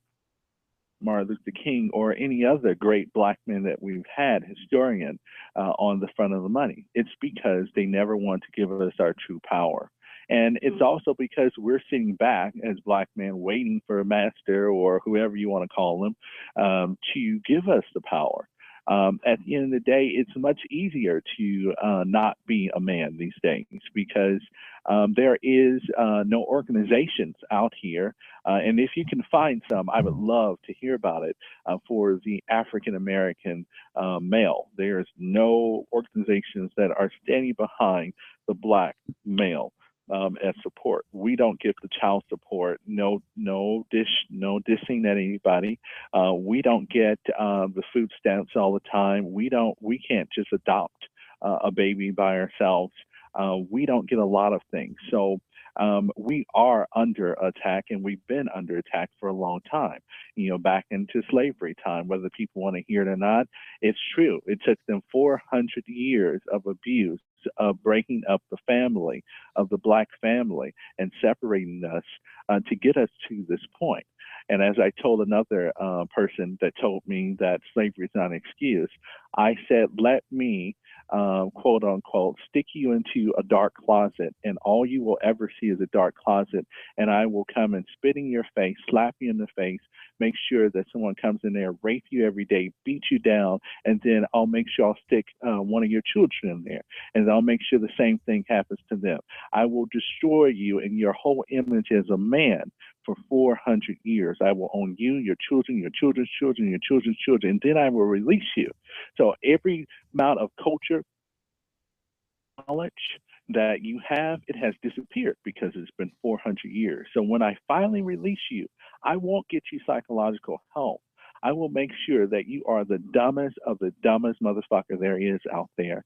And now I have built America, and now America is the new world order. It is this great, beautiful place, and I have dollar bills now, and the white man is king. I'll make sure I take over television, and all you'll see is the white man and Superman and in these powerful roles, and I will fool everyone to think that the Black man is nothing. So that is what we have on today. That's how I look at it as a Black male. I didn't have many people to look up to. Martin Luther King was dead by the time I grew up. Malcolm X was dead. All I could do is go back to the old history. And with all due respect, I felt like a lot of the OGs had gave up. A lot of them would say, fuck this shit. You know, I'm just going to go and do my shit. I'm going to keep all my knowledge for myself, or I'm just going to give it to my kids and forget about the rest of them. I'm not saying all OGs did that. I said majority of them did that. And in a way, I felt that most of our older men failed us as a younger generation, and that's where you get the anger now. And most of this younger generation have single parents now. You have mothers raising it, and then the mothers are angry, and then the words that come out the mother's mouth: he ain't shit, he ain't never gonna be shit, your daddy wasn't shit. So a lot of times that psychological thing in that brother's head is saying, well, if my daddy wasn't shit, I look like my daddy, that means that I ain't shit. And then you go to school, real story here, I've had this happen to me. You go to school, and who are the teachers? Your teachers are predominantly white women. They don't give a fuck because they're getting paid by the government to be there, because their stuff is going to be paid off within 5 years working in the ghetto or working in a predominantly black area. And they're not going to give shit about you because who's watching them? No one. And they're going to make sure. I've had a teacher tell me this before. She said, Marcus, you ain't ever going to be shit. You're going to stay in the ghetto of Chicago forever. You're going to have a bunch of fucking babies. And then my father came up there and told the principal about this. And the principal said, I'm sorry, she's a wonderful teacher. To the lady. And right now, she's still there at this moment. She's the head of the math department. When you look at everything, that is the reason why the white man can be the way he is, because he has 400 years of working towards the image that he has today. You, myself, and everyone else has been fooled. But I told the whole story. Yeah, I completely understand you. And when you were saying something, a friend of mine, we were having this conversation earlier about how so many people are just being duped just in life. Her, you know, the tragedy is after being enslaved in the Klan and just on and on, being beat down, I said, after all of that, it's still happening, but people have now allowed themselves to self-destruct, to devour each other. So I don't have to look outside and see the Klan outside my window.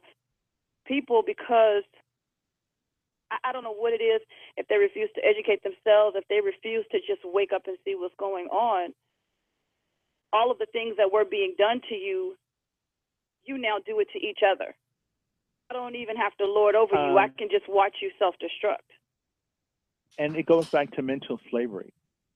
Once you have done something to an individual, or once you've done something to a people, and people start to give up hope because they can't express themselves. If I wanted to wear dreadlocks today and teach English as a second language, I would be fired on the spot. So I have to cut my hair down low to a low fade. If I wanted to wear an afro, I would be fired on the spot. So you take away my culture, what do I have? You take away everything about it. It's a very deep conversation when it comes to somebody has a question, I'm sorry. When it comes to black man, I can't really explain it deeply because I'm only 28 years old. I can tell you about my experience, but I don't. How about Brother Holler? And I'm sorry, I want to ask him. You know, Brother Holler's a little bit older than me. How about Lance? Someone or the elder that's on the phone? Yeah, talk to me. They can tell you. Okay, what's the question again? Because I was things. I'm listening, but I had my mind kind of went away for a second. Okay. Give me just the question again. Do you want me to interject while he get his thoughts together? No, just give me the question, answer it, or the statement or whatever. Because I was in and out because I got a couple of computers in front of me, text messaging and emails and stuff. So I kind of pulled back on that, like 70% into that, more so than 30%. But now I'm back here 100% now. So hit me with it. I'd like to answer it.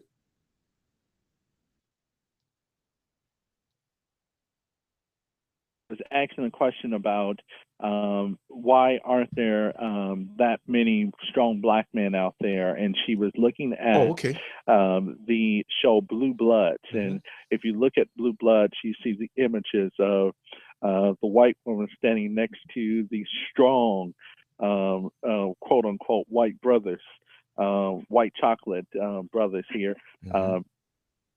And we don't see that ourselves for black brothers. What has happened? What happened? I think it's a multi-pronged. I think it's a multi-pronged attack. It's not like it's a controlled demolition. Wow, what is this? Bring back the show, Lance, while there's over 30 in the chat room. The voodoo and stuff like that. I mean, I don't know much about that stuff, so I wanted to have I wanted to have the guests that were going to be on tonight talk about that. I left the title up. Say it one more time. It's like it's not registered because of the technical difficulties of not being able to have the show at 1:30. on that I had spoken to on, and they weren't there. They probably dozed off, went to sleep. I was fiddling to try to get the show started. I think we started 10 minutes before 2.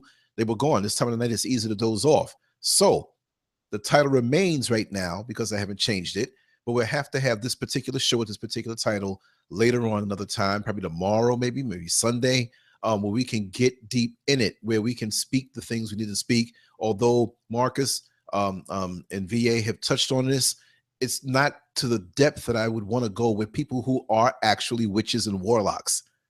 You know what I mean? So that's why we're not, when people say, well, you're not on topic, well, to bring us deeper, we're not here. Not that Marcus couldn't talk about it or VA couldn't talk about it, or I've had experiences, but we're going to talk to real witches and warlocks who are practicing, you know, whatever you call it. Maybe I'm getting it wrong, voodoo or Santeria, whatever it may be. So that's where that's why I made the title so strong. The thing messed me up.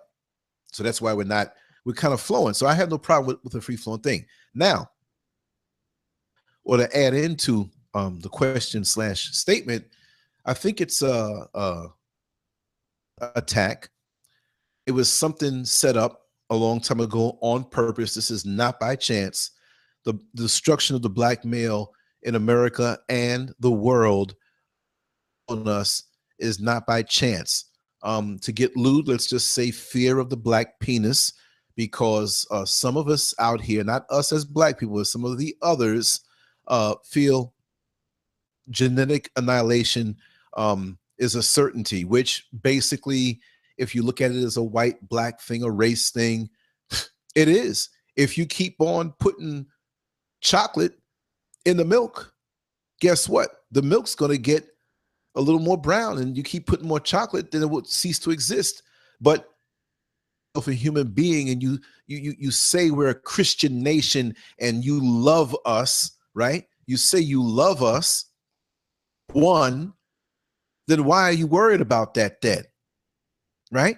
Because if God made you and God made us, and we're all his children, and we're all supposed to love each other, and there's a whole lot of loving going on, right? As well as the intimacies.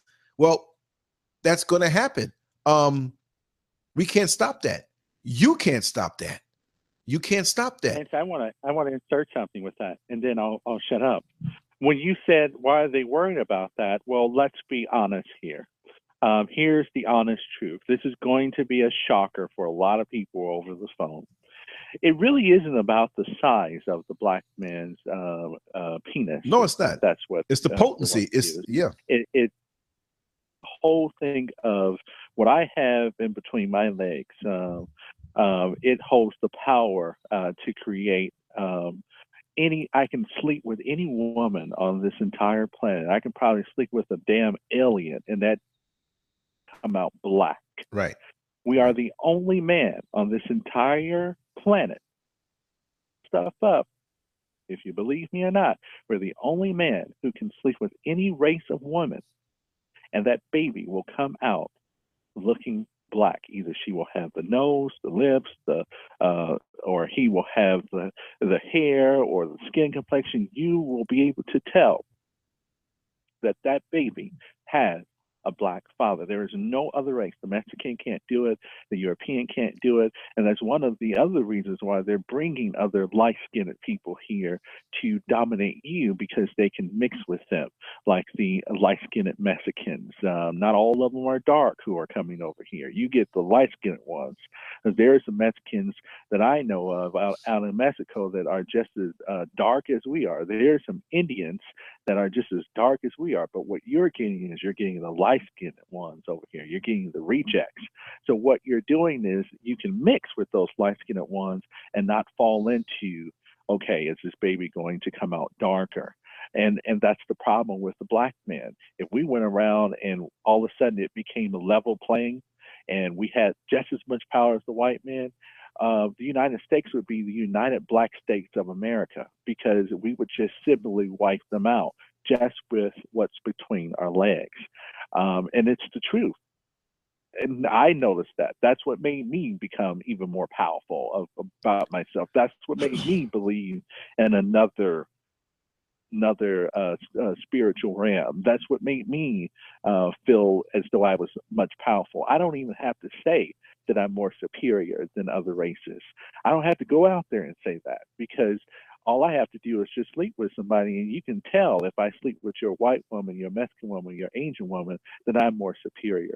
If we're going to compare apples and oranges, if we're going to compare superiority to inferiority, because we have that inside of us. But like I was saying before, it's a controlled demolition, and it's a multi-pronged attack. It's each particular end of it, and this is my opinion, but each particular end of it doesn't warrant any outcry from the masses, because they don't really see it. A little here, a little here, through the mental indoctrination, here through the propaganda, how would I say it?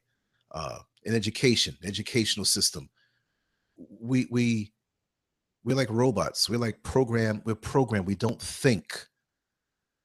We don't feel. But just you were be trained this. to be that way, right? We were made to be this trained puppy, and we fall into place trained, like a little because dog.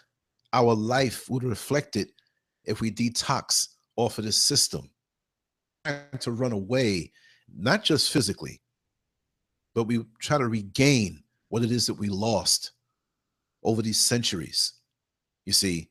And when you see something that represents this system, you realize that it can't fit you. It's like trying to wear your little brother's clothes, your little sister's clothes, who's 10 years younger than you. You're 18 and she's 8, or you're 18 and he's 8. Fit. We are beyond that. This is why in school they try to corral you and well, instead of being a lawyer, why don't you be a carpenter? Which is nothing wrong with being a carpenter, because we are builders by nature. And the other thing is that we should be just this one thing, fit into the system. And when the system doesn't have a place for us, oh, there's no jobs, what are we going to do? You are your job, right? But a controlled demolition, when you see at the World Trade Center how the towers came straight down. It came straight down. Bombs were blown up. People say, well, that's your opinion. You can't. I can say it. I want to say it. This is my show. I can say it. That's a controlled demolition. So to the counterintelligence program, when you look back to, they know that we were going to be a problem for their dominance years ago. And look they at make New York, Lance. Mm-hmm. Look at New York. New York was predominantly black. And, over the years, they start burning up buildings. They start to tear it, they started to displace the African American people. It's the same thing with Chicago. I just went back to Chicago this year, back in July. I made the wrong turn, and I was in a white neighborhood, and I thought that used to be a black neighborhood, but it was a gated community all of a sudden. Well, you know what, though? And regardless as to the physical location, because they're doing it down here in Orlando also. They're going straight. It's really bad. And my thing is, let them look. My thing is, I'm not to give up, right? This is their playing board. This is their playing field. They're psychotic enough to believe that it belongs to them. Prices to be paid because of that. Let them have it. Let them have it. But look at it this way, Lance. My thing is, let's separate. I don't mean we have to all just go to pick one state, because they'll probably want to drop a bomb on us. You see what I mean? Oh, they will. Mentally separate and still remain within the system, but don't have any expectations, because this is 2016. We have to build our own. We got to be like others who are here. You have the Asians who are here, who don't give a damn about voting and this system or whatever, but they have their own economic setup, and they support each other, and the money goes back to their land, and they use this to bridge the gap. So we probably will have to have our base in another land, but while we're here, set up our own thing, because it's all about the economics. They respect that a little more, right? But guess what? We get the little money from these jobs. We get these little settlements from these cases, and we put it right back in their hand. They cannot respect us the way they see us. And we know that we're all not some downtrodden. They love these conversations. Let me tell you something. There are people who hit me back, Lance, I would love to call in, but, I don't know how I'm going to be received, but it's fascinating to hear the kind of people that call in. What do you mean the kind of people that call in? These are the people that I know. We all know the Michelle Obamas and the Barack Obamas. With them. So they lose out on us. They lose out on what we have to offer as a collective. And many, when they do see it, they despise it. They don't want to see it. You're like a roach that came out at Thanksgiving dinner behind the guests going, nah, nah, nah, nah, nah. Now you can't kill them because you're going to reveal that you have roaches. They want to see, they're happy when they see you thugging it, whoring it, pimping it, just illiterate with it. They love that because that fits into their narrative that you're lower than them. They'll give it up for the athletes, because chances are the athletes are well-paid slaves, right? But they don't want to see it on an intellectual level. They don't want to see you brilliant on levels. They don't want to see you brilliant on multiple levels. I wasn't discouraged in school, but this is why so many teachers tried their best to discourage me in school. You see what I mean? As an artist, I had a teacher in the 10th grade rip up a piece of my artwork at an event, because that's all I did. I got to work now, right? I got to do all these other things now. Rip up my stuff and say that it was wrong. How is art wrong? But you want to discourage me, right? And I'm telling you, I stood in front of that class. I think it was 10th grade. I think it was. Years of anger. I wanted to rip that man's head off, Mr. Belfour. I cried in front of him. I said, you know what? You know what? It did to me. I mean, it wasn't no punk move. And I sat down. He was scared. They took me out of the class because they thought I was going to get up and do something to him. Imagine. And from that point on, I already knew. My father taught me. I already knew. So this is why you walk strong, you talk strong. I do not consume their poisons. Food. I'm not taking that stuff to give me titties. My wife has enough titty for the both of us, right? It's a control thing across. I don't trust anything from their system that they give us. Egg and cheese from back in the day. I don't trust their TV. I don't trust nothing. Toward us, because look at what it's already doing to us. I'll shut up. Hey, Lance, you know what's another thing? Yes. And it's as far as like sisters asking, black men to step up. And I try not to do this. Like, I can't define what womanhood is. And I think another component in this is also women stop defining what manhood is. Because I find that when you do meet articulate men, and we're not using white supremacy as a scapegoat, we're basically just trying to put them up on games because at least we can get on the same page. Right. It goes into, we're using excusism. We just need to step up. We're using excuses, yada, yada, yada. So I think that, and also want to see men step up into their manhood. You can't define what our manhood is. And then when we do assert ourselves as men, you can't just basically chop us down because we don't fit your narrative of what a man should be, Great point. Great point. And who is that speaking, by the way? Najee. Najee. Okay. Welcome. I'm sorry. I get voices mixed up. Forgive me. Okay. But cool. but that's excellent though, because do you have anything to say? The bottom line. Yeah, Let me just say one more thing. That whole thing you just said, Najee, about fitting in.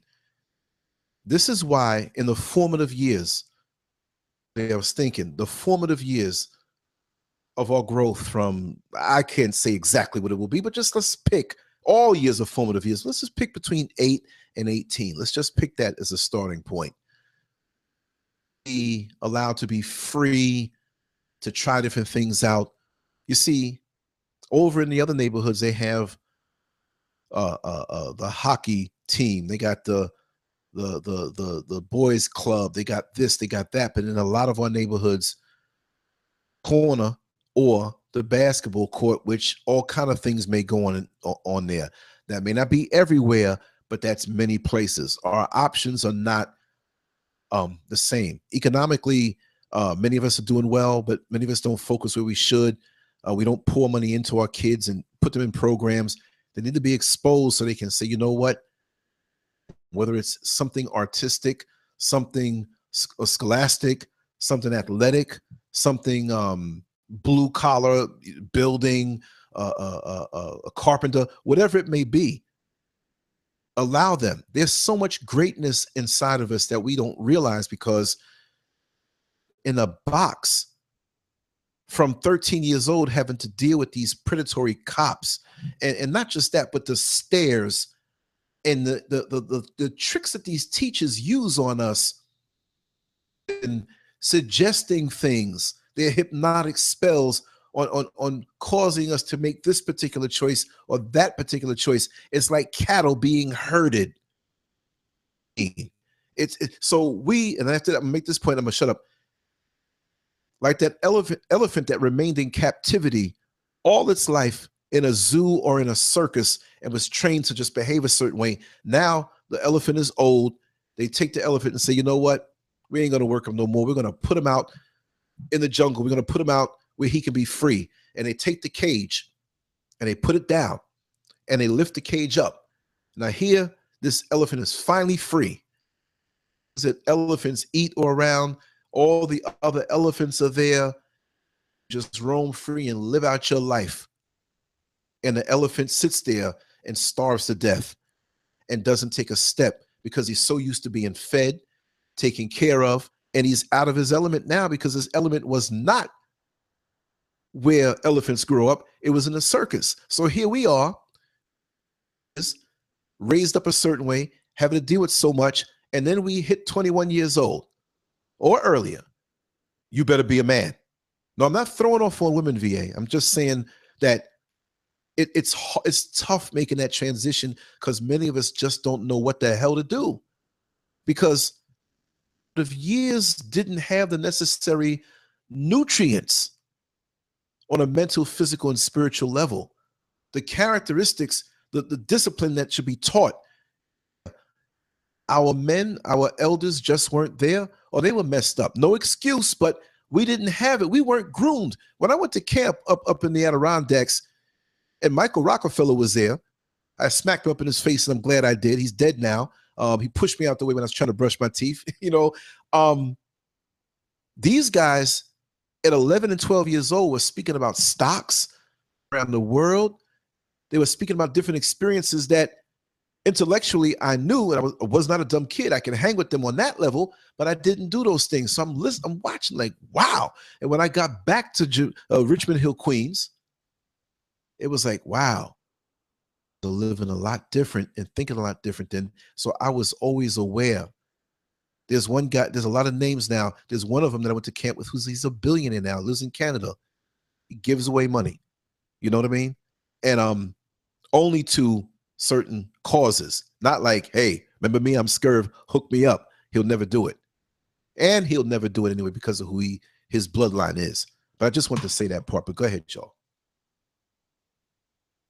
Your reply on there, VA. Yeah, he's absolutely right. Lance, you said something that made me think about in the way that I see things. Mm-hmm. When you were talking about exposing your children to different things, first of all, as a parent, you have got to be willing to sacrifice. Yes, we as a people, we come out of some of us down. Mm-hmm. But one of the things that I've been saying for years is the internet is a game changer. You know, even for people that you're in the hood, you're out of the hood, whatever, you can find and explore just on the internet. And some of these parents, even the single parents, you cannot be lazy and trifling. You cannot. I've seen some of these videos that people put out, and a lot of these people, they mention their children and through and just see what people are talking about. And I'm just like, okay, why don't you put some of this energy into sitting down with your child and begin to research what programs, what things are out there, what can I do to help my child? Are you on these, I'm not super savvy when it comes to, I don't tweet and I don't do all of that sort of thing. But some of the things that I see people doing, I'm like, how do you put that much energy into that? Like, what are you doing with your children? There's so much that you can do online just to begin to research, to figure out what can I do. And it may be a sacrifice for some people. I don't know. They may have to catch 2 or 3 buses across town to get their child into a program that they don't have in their neighborhood. Right. But somebody has to make the sacrifice. There are so many things out here that are available, and but for some people, they have to sacrifice other things to do what they need to do, you know, for their children, so they can get them exposed to other things. Know your child. What you said, Lance, is so true. A child has to have to grow and develop and try new things and see what they like. It's so interesting. Now we're getting into that time of year. My husband works a lot, so sometimes I have to spend a little time in the barbershop with my son. And this is actually my second grow round because I have a young adult child and I now have 4 younger children. Conversation sometimes that goes on in the barbershop. And to me, it sounds so typical. I hear people are getting revved up for football, having these conversations, and you know, everybody's talking about little man. You know, little man's gonna make that touchdown, and little, you know, every child is not gonna make it in basketball and football. Right. It's just not gonna happen. But I listen to conversations, and I'm not saying that people don't talk about things that could be productive.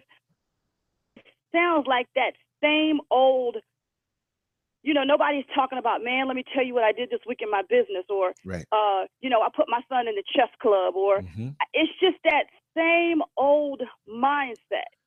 And I hear them rattling off all these stats. You know, so-and-so, you know, for the last 2 seasons, and they put him out of the game, and the coach did this. I'm like, wow, he knows all that. Can you tell me what just happened in the stock market? Mind blowing to me. I'm so upset the same way. Let me just say for 1 minute, death down here in Orlando, and this is not just an Orlando thing. This is across the board in many places. Playing going on, more softball, more this, and grown men running around in football jerseys. Really get down and talk on certain things. Like I'm on the bus, and there's guys around me that'll ride 2 or 3 trips and just talk. Now, brother Anaki, I gotta say, he's one who, and I'm putting his name out there because I don't want your brother to think I'm talking about you, but other routes that I've done, even when I was down here in the Corrections Academy and the things that, it's like, I'm not against sports. I do not follow sports. I only follow boxing. That's something that I was planning on doing at one point until I went on to other things, right? But even then, that takes a back seat to the important things. There's so much to talk about that I wish I didn't even have to work. I can sit here all day and bring in conversations and go on the street and work. That's my passion. But you're right. And free your mind and your backside will follow. Our mind is tied up into this so much. The sports thing, the sex thing, conversation. The little man absorbs it when he hears you talking about sex a certain way. That same father may go back around the mother and say, well, you know what? We got to respect women and say the right things in front of the woman. But he overhears the fellas and the passion you put into it, and he'll register it and say, oh, this is where it's really at. So what do you think he's going to do? What I saw, I swear it had to be a 10-year-old today. There was a woman walking down the street, and this 10-year-old was walking, and his mother was holding his hand. Mother, from what I could see, dressed decent. You could tell a lot about a person. She seemed to be a very, very decent person. Her son was dressed properly. He's walking. He could walk by himself. He's 10 years old, but she was holding his hand. There was a woman with a very short skirt on, opposite direction. The kid turned around and was shaking his head like, yeah. And you could tell he learned this. He was not feeling this, not activate yet with testosterone all the way. You know what I mean? For him he was showing me something. It was a learned behavior. And he was just looking off like, yeah, because he saw and up in her thighs, the shape that she had, which she had a beautiful body, but it was displayed in a way that shouldn't be displayed out in the street. You know what I mean? And so he absorbed that from somewhere. I got all day to sit here and watch people in the human fish tank. And we're going up a road that's not too hot, y'all. This momentum. What you said, sister, was excellent. Yeah, she 100% right, Lance. This is not G again. Yes. I mean, because it's lonely. I'm be the first to say that. Like the sister says, that you go to the barber shop, it's the same old mantra, same old talk. But it's the same thing in both circles, whether it's social media, whether it's at family cookouts. When I used to go to family cookouts and I used to start talking about politics, I would literally make people cringe. They didn't want to talk about it. This was in my family. So it isn't just the barbershop. And to touch on what Lance was saying about conditions, with a friend of mine who's very frustrated that his son, an athlete, and I'm like, listen, he's only 6 years old, basically playing the game. I mean, you put him in a game. If that's not his forte, if that's not what he's into, he's a child. So why you so that he's not, this ultimate athlete? And I mean, how much time are you spending with him to develop him into an athlete? Then we went into a conversation to piggyback what Lance was saying,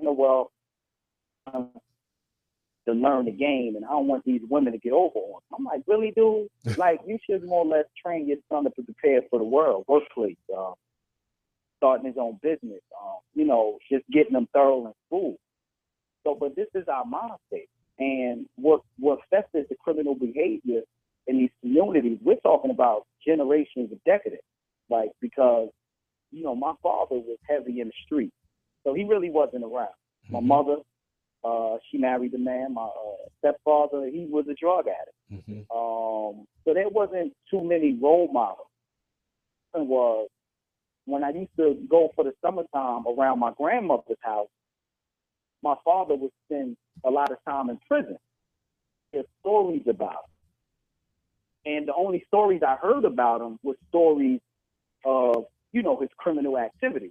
So anything negative that I would do, as far as like fighting or going after the women, you know what? He gonna be just like his father. So in my child computer, my brain computer, I computed that as being something good. And that was kind of like my transition into criminal behavior. When I was arrested, I've been incarcerated. Right. I finally, got it right. And, sometimes I have to remind my mother and, my aunt, when she talks about a lot of my cousins, how we turned out. I said, you know what? We were little children. We were 5 and 6 years old, but we had eyes. So, you guys maybe got yourselves together here, but we was there when you guys was getting high, when y'all was dealing with men, it was like a revolving door. Some of the men that y'all dealt with, most of them were criminals. So I say that to say this. We're only 50 years removed from the civil rights era. We went right into civil rights, into the crack era. So we have to cut ourselves a little slack. We're not just going to get this thing together.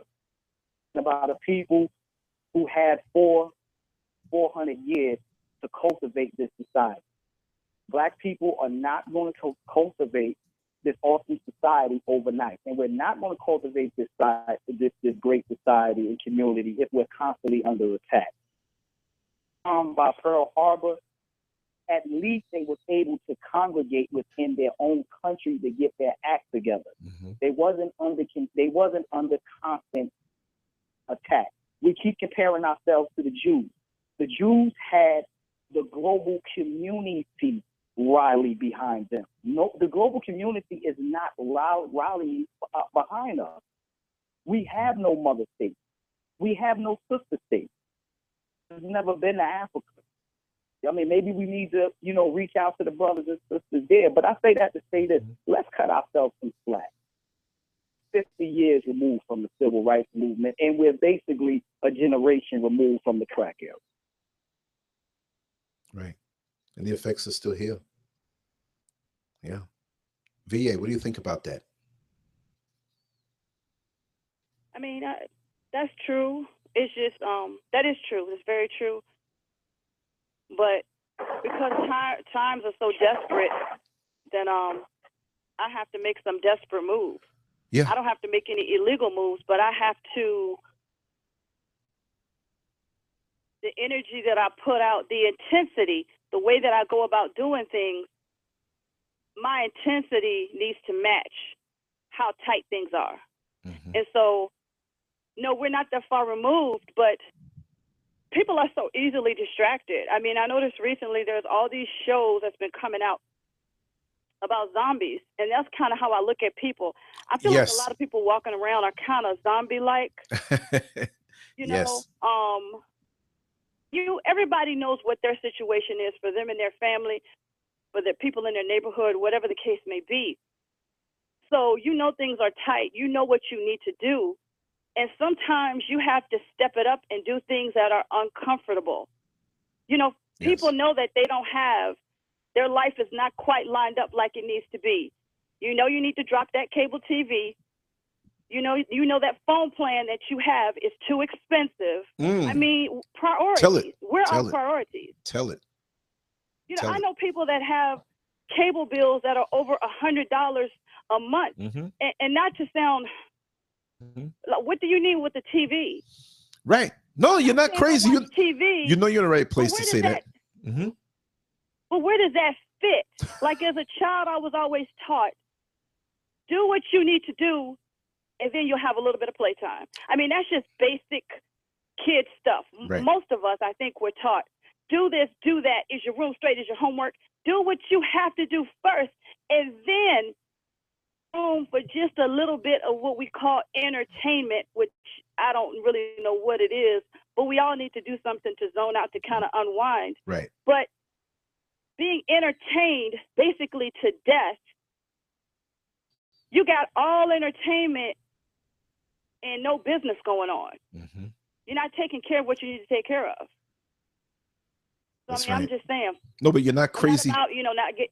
You're not crazy for saying about the television. For some reason, I'll say they. I'm just generalizing now. The powers that be, the system, whatever. Figure it out. They. I'm just trying to make a point.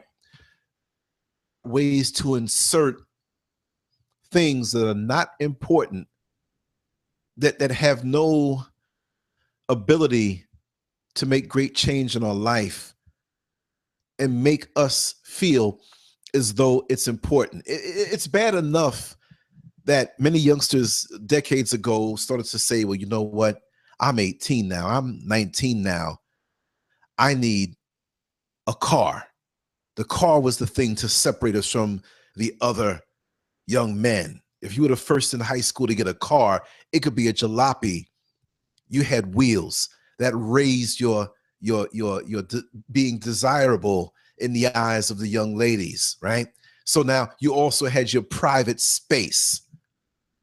Go over her house, or her come over your house. You can go, yeah. All right. Even if it was just a smooch or just to go get something to eat, it was something to raise your standard. Now, but just it made you now the type of phone we have. I see adults bragging about how many cable channels they have, but they can never tell you they don't have time to watch a TV because they're so busy working to pay for the cable or to pay for that luxury vehicle that sits in the parking lot at the job so they can look at it and say, look at that. And we're focusing on the wrong things. And again, for me, I got several phones. It's going to sound like I'm contradicting myself. I got several computers here. I'm not on some old Floyd Mayweather. I got this, I got that. This is because of this. This is what I do. And it evolved into that. So this is why I invest and take all the extra money I have and build this up. And thank God for the donations that have been coming in that I take and put right back into it. I wasn't doing this, I would not be in this like this with as much time. Yes, I would probably call into a good show and have a good discussion like this. Yes, I would support those platforms, but I can walk away from, or I have nothing in me that attaches this to status. And we, too many of us wonder what in the hell is wrong with us, but we're zombies. Here, brother Sean, who's listening, we speak about that every single day. I get people who come on my bus and they ask me what bus it is. Didn't you see the damn sign? Oh, I'm serious. This is every day, VA, every single day. And they sit on the bus and get halfway to the end. Driver, yes. Where's this bus going? And I asked them, where are you going? They go, and I'm like, are you new in town trying to do a round trip to see what's going on? Oh, I have to go to, and they'll mention a place on the east side. They zombied out. Or, oh, here's the other one. You're just stepping off the bus. Now you got to take a leak. You got to walk off and you got to say, here they come. Driver, how do I get to blankety blank? How do I get to? It's like, listen, I don't really know. I'm the bus driver, but I don't know all of the routes here. Information booth, just 20 feet over. They'll be glad to tell you everything you need to know. This is what I get. They suck their teeth and they walk the opposite direction and they run to another bus driver. Nobody wants to think for themselves anymore. And when you have the ability to focus and to think and to really look at what you're working with in life and have the motivation to say, for me to get from point A to point B, this is what I'm going to have to do.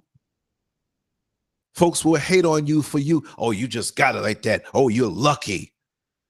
You just know I sacrificed for years to get to this point. Whatever point it is that I'm in or you're in, and Brother Marcus or Holla or whoever it is, whatever we sacrificed for when we got there, we did it the hard way. Dare you think that it's been an easy ride and you can zombie your way in. Now, here's another one, right? And I'm going to talk about the men too. And I'm not throwing off on my sisters, but it's all over. But down here, in a certain economic, I can't even say that. It's all over. There are many women, not all, but some, who think that to come to the party, all I have to do is bring my goodies. Meaning that as long as I look right, breasts are the right size, and if I don't have it, I'll buy some. My waistline and my hips and my this and that. This qualifies me to get in. And of those who have focused and worked hard. And yes, there are some who focus and work hard and get degrees and think they should be pushed up higher because of the physical adornments. Who don't feel that they have power in any other aspect of their life. Not all of our black men, but too many of them. Yeah, girl, I may not have that luxury condo. I may not have that Lexus or that Audi or that Benz. This girl, your world's going to change. Is that the only way we feel that we have power? Is between our legs or with our tongue game? Sex? That's standard, y'all. This way, longer this way, crook that way, do this, do that. And the older you get, whether you're a male or female, you're going to realize if you put a lot of weight in that as though it counted. Cake, y'all. What about the substance? We're focusing on the wrong things. We're focusing on being in debt. Your house costs $250,000. Mine costs $550,000. Fool, and you on the same job. Money left over. We want to be, for me, and maybe this is going off a little bit, but we all wanted to be at one point locked in on something. I got this job on lock. I got a lot of seniority. I can't be fired. I got the supervisor locked down. I got my house. I got my car. I got my job. I got this. I'm in the system. I don't know about you, but I ain't got to be scared because I got more seniority than you. I got more. I'm in more. No, you're not. No, you're not, because you're losing yourself. Yeah, we got to have a foot in it. So have to know that there's a bigger world out there. And too many of us get so locked in, lock life out, that we're sitting up somewhere watching a YouTube video. Now, this is the way of the future. This is better than TV because we can pick what we want. But too many times we're focusing on somebody else's life. Good things here. This is not that. But focusing on somebody else's life like a voyeur. You've become a voyeur to life, locked in. Your job, your car, and you're dead. You're dead, dead, dead. And you sit there peering out all day and all night to leave for anybody. And you're already in a tomb, already in a casket. People like that, I can't get down with. I want to live. I spend a lot of hours on these shows, y'all. 3 hours here, 4 hours here. You got to get up and say, God, dog, another one? 5 hours? How does he work? How does he do that? You see what I mean? But this is what I do. And I have a full life. See? But don't let this thing lock you out of life. And don't let your lust for the trinkets that they tell us have worth. Well, I have the newest iPhone. Yours is old. You got yours last year. I actually had someone who I knew was upset because my wife had purchased a new phone that she needed, okay, for things that she does. It was her who, I'm a Droid guy, right? But it was her who made me get the first iPhone that I got years ago because I'm not an Apple person. I had a BlackBerry, y'all. I'm an artist. Things and files and different stuff, and I was still old school with it. Kind of guy that will write on paper, pencil and paper, and make sure my communications end at the bottom of the paper. And if I make one mistake, I rip it up and start all over again. So this computer stuff is easy for me. Desiring to put in the work to become who we're supposed to become. We can't point and click through life with a cursor. And we're on cruise control. We're zombified. And years are wasting, and we wake up and we'll be 50 years old. And what did we do? And 60 years old, and what did we do in our life? These crucial years. The last thing is, when we think back to our childhood, and I'm quite sure all will agree, we think back, even before the technology came, we say to ourselves, I remember when I was younger, and we lived on kind of like a hill, and when the guy up the block was washing his car, it was this little stream of water by the curb, and after the ice cream man would come, we'd go to the top of the hill, and we'd race popsicle sticks. That, how we related to each other. What are the kids now going to say about the future? Well, I remember growing up and we stayed in our room on sending text messages to each other. I'm shutting up right now, y'all. Sorry about that.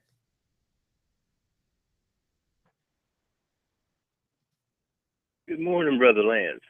Yes, good morning. How you doing? Oh, I'm good. I'm good. Who am I speaking to? Fahim, Rashid.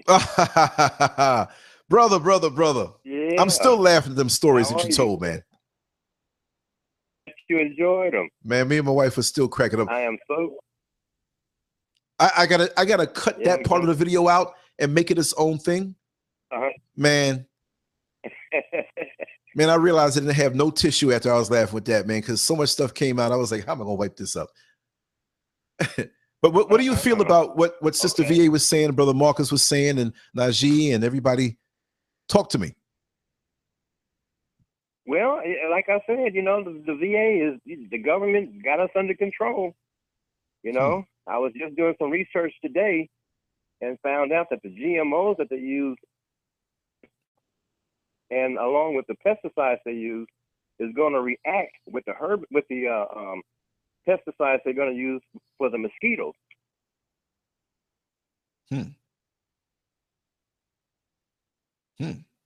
Are you there? Yeah, we're listening. Talk to us.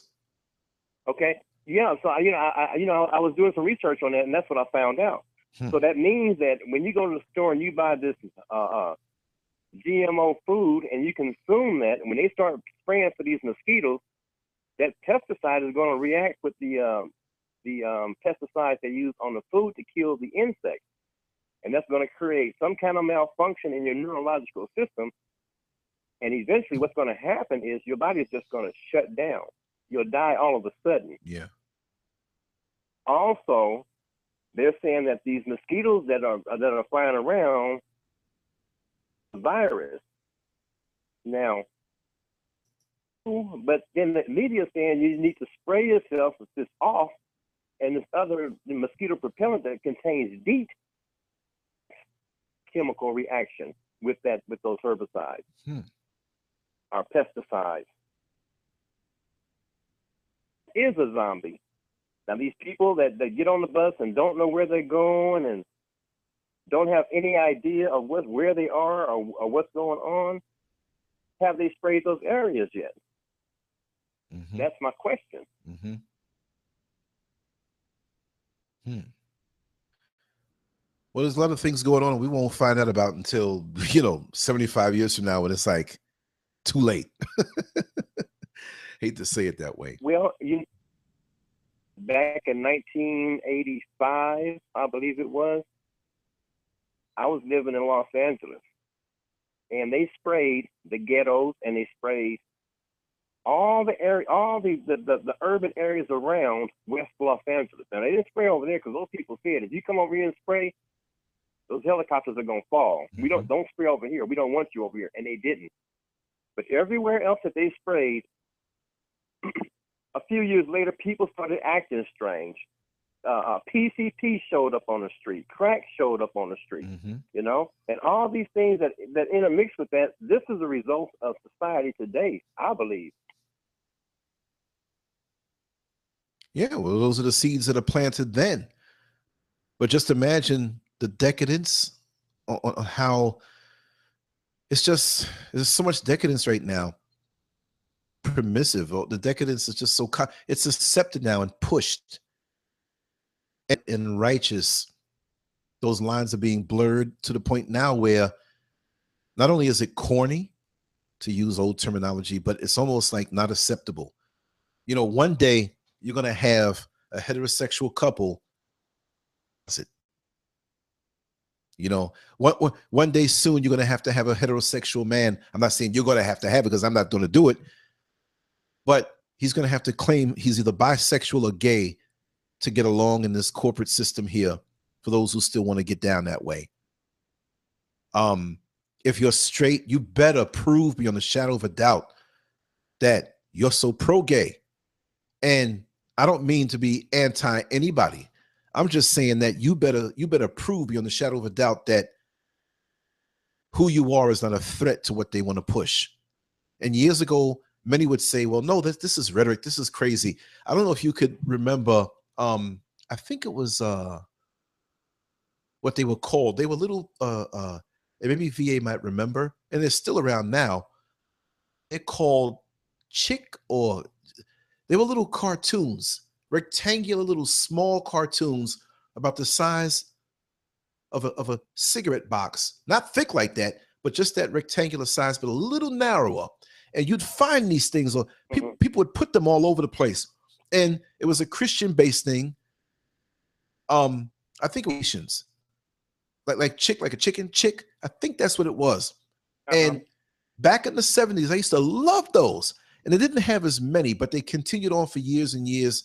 And they were little comic books. And I remember reading that they were saying in the end days that, homosexuality will be pushed by the government. It'll be approved. And if you don't agree, you'll be chastised, you'll be shut out. They also said, that wasn't just the aim of this comic book. They spoke on so many different things, but mixed in with world events and common sense trajectories that back at that time, I used to read this stuff like, I was younger, of course. I was like, nah, that's never going to happen. But look, President Obama, LGBT community, they look at it. And we would have thought like, nah, this would have never happened. Right? Now, from where we stand, now that the floodgates are open, I'm not saying the floodgates are open just because of LGBT acceptance. Like, okay, my thing is that we should know what anybody is. I was like a guy I got on my bus the other day. A bus driver, so-and-so. How long is it going to take for you to get on over to so-and-so? And I'm like, it's going to take me, we're scheduled to get there in about 30 minutes, barring an accident, barring a detour, barring a breakdown. He sucked his teeth and sashayed to the back. And then he came back. Bus driver, what's your effing attitude? Oh, you have an attitude with me because I'm gay? How am I supposed to know you're gay?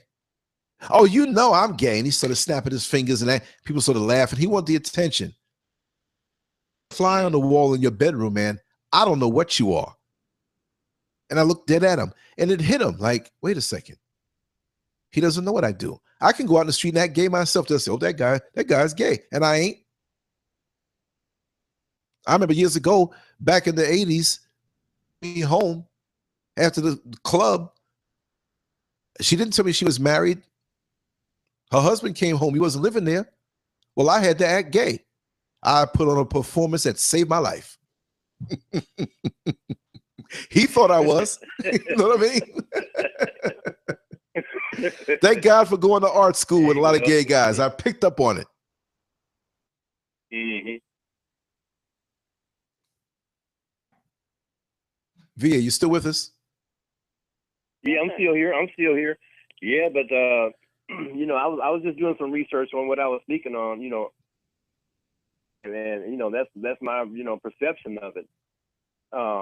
It's not the spray that's going to cause people to be zombie-like. It's the spray of in association with the GMOs and the pesticides that were used on the food. So person can't go where they have food that's pesticide free. Most of the people shop at Walmart and places like that. And those foods are GMO foods. There's hardly anything on the market anymore that's not. Yeah, because everything, even when we go through the fruit aisle, we grow our stuff and we go to farmers markets and there's a huge farmers market that I want to check out on. And if we're all going off, let's just bring it back on. Don't think that, because this time of the morning we start free flowing. There's a huge farmers market, 10 acres, and the people selling to restaurants and stuff, and they say you can get a few vendors that will sell in small quantities. Well, if I go Saturday, me and Mr. Scurv, we're gonna go and bring the camera and bring you guys there with us so we can see what's going on. It's nothing. Everything is seedless. And it's exactly. It's just a convenience thing. Like, oh, it's seedless. I don't have to do it with seeds. Those seeds will save your life. In America, one day soon, it's going to be illegal to have seeds. They want you to continue to buy their stuff. Man is so arrogant that when you have God's seeds to put in God's soil so God's rain could rain down and bring it up with God's sunshine on it, they're going to take that as being something against the law. And this man is. This is how arrogant this white man is. And I don't mean all white men. I mean this society, this hierarchy that's run by them and their arrogance because they think they're God beside God. Santos is already doing that right now. They'll sell you, let's say for instance, they'll sell you $15 worth of seeds. Plant those seeds, and the next season you can use the seed. You can use the seeds that were generated by your plants to replant again. But no, you got to pay them $15 again, even though they're your seeds. Mm. So that's already going on, you know. Wow. And now that they have vegetables and plants that don't develop any more seeds, then you don't have any alternative but to buy from them again. And you're cheating your body. It's not what is made to go into your body. It's not going to fit right. There's something missing. Food, this Frankenstein food is not made for your body. You know what I mean? So keep us sick. We're not going to live the way we're supposed to live. We're not going to have a full life. Like I said, for me, I'm through with it. I'm already. That's why I say I'm a separatist. I'm gonna put that on my site. Whoever wants to misconstrue it, let them. But in this world, you can't eat what they eat. You can't entertain yourself with what they entertain. You can't do what they do. You can be amongst them, but you can't be in it. I'm not in it. I'm bored when I'm around these folks. These folks who think like that. So why don't you go? Let's come out and get a few drinks and maybe you don't have to tell your wife, but we can hit the titty bar. What am I going to be? Where am I going? Looking at spending money, get myself intoxicated, killing my liver, breathing in smoke, looking at some strange woman's breasts. Now, J Math, don't say anything about that. I know you'll like the whole breast part, but like my thing is time. For me to get over 50 years old and be 53. I feel like I'm on borrowed time. It's like, I know I can go back in my memory. The people I know that were 19 and dead, 22 and dead, 30-something and dead. I read the back of the windshields in front of me. Born 1986, died 2006. I'm like, 20 years old? Oh my God. I better be doing something with my time. Something. Because this can happen tomorrow. And I'm not even on some scare tactic like a lot of preachers will say. I'm not saying a scare tactic because it's proper. We need to think with purpose. We need to have a sense of urgency with every step. But this thing really is limited, y'all. Every time, I'm not even trying to convince y'all nothing, but every beat of your heart, it's limited. Your eyes, it's limited. Every day is limited. There will be that last Sunday. There will be that last time you go to the bathroom. Time you eat your favorite food. J Math, there will be that last orgasm. Right? I'm not saying it to be gory, but enjoy what you have and make the most of what you have, not just from a hedonistic sense of enjoying, but manifest it to benefit others. Look at nature. When a tree falls down and so-called dies, the trunk of the tree, the leaves, the branches go back into the soil and feed the soil. That a dead leaf is not really dead. It's still part of the system, right? It falls down to the ground, decomposes, feeds the earth with the minerals and nutrients that are in it. And guess what? When it rains and moistens the soil, those roots suck back in those nutrients and it becomes part of the tree again. So what are we doing? That's absolutely right. Yeah, what are we doing? Soil. But what's around us? How are we treating the earth? I know I'm going on a higher level because the other day, and I said on the show 2 days ago, they're cutting down a lot of trees here in Orlando. And I'm sitting there at the red light looking like, man, this is really hurting me. Like they're messing up the earth. We need the trees. We need to coexist with them. Greed is taking over. Throw up another warehouse. Throw up another Walmart, another Home Depot, another Lowe's, another mall. It's about money. It's about greed. take away the land. Because I'm like, I'm in a place that when I moved down here in 2001, there was more orange groves. And I like to hear about how this place was back in the 80s, where it was mostly country. But now I saw a projected map of what it's going to be in 2030, and there'll be nothing left. Natural terrain. So of course, I'm not going to be here that much longer as far as living here in Orlando. Of course not. I want to go to where it's going to be that way. I want to go out, like this weekend, I want to go out in the woods, y'all. I want to go out and sit there where man doesn't touch. I don't want to see a Coca-Cola bottle. I don't want to see old newspaper. I want to go where it's just nature and my antennas, my spiritual antennas, I can cleanse myself. Pulling me into that. The food that I'm eating is not pulling me to, I want to go around some club with some toxic people and act a certain way, all these spirits floating around. I don't want that confusion. I want peace and quiet. I don't want confused people around me. I don't want venomous people who masquerade as being on your side around me. I want to pull away from that. I believe that our point of what you would call death. In Castle, I'm live, but I kind of typed it, you know. But that point of death to me can be a smooth transition. And I'll shut up after this. You ever drive your vehicle and it's an automatic transmission, transmission fluid is low. So when you shift, it shifts hard.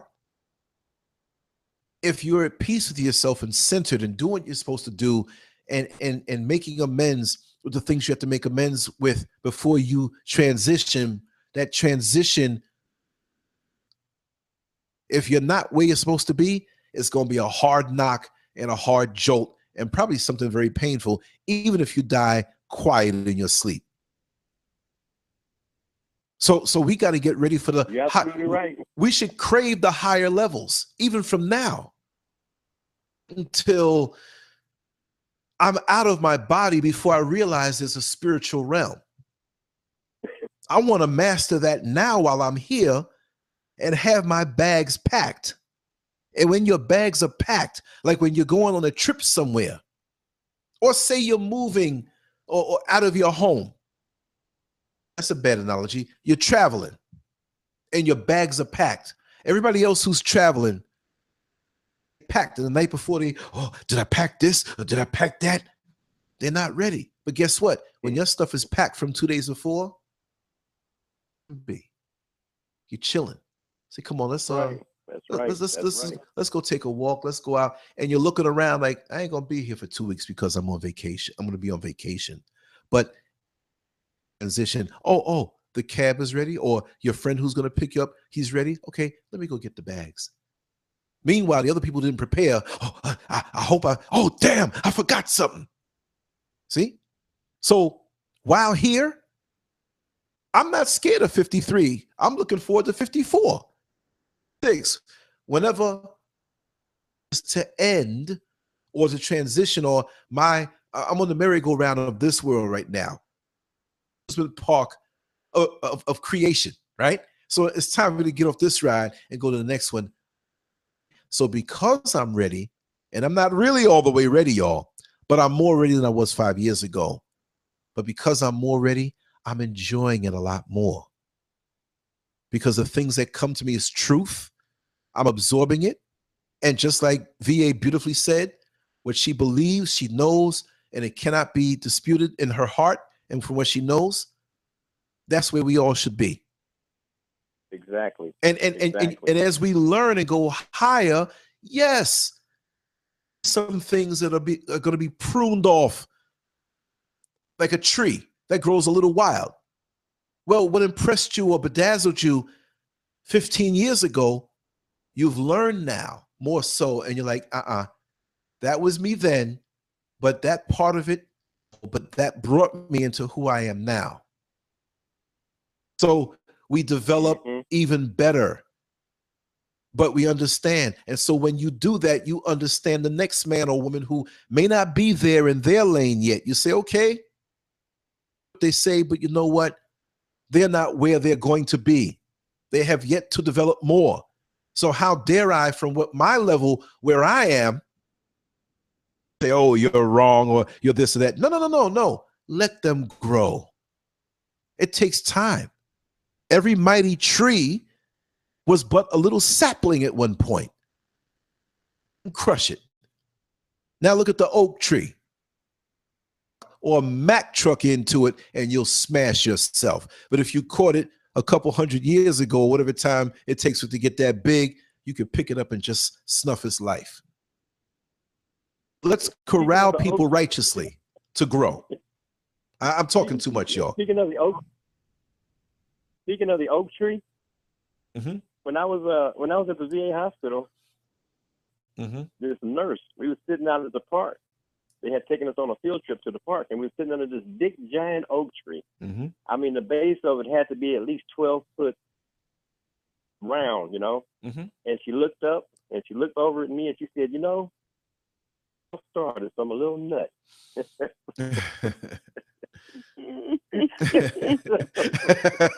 You even got VA laughing.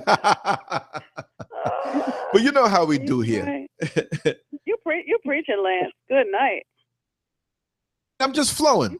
Good night, Spirit Driven. Preaching. I mean, I know everybody on the line believes certain things, but for what I believe, when people speak, I take that and apply it to how I should be living my life.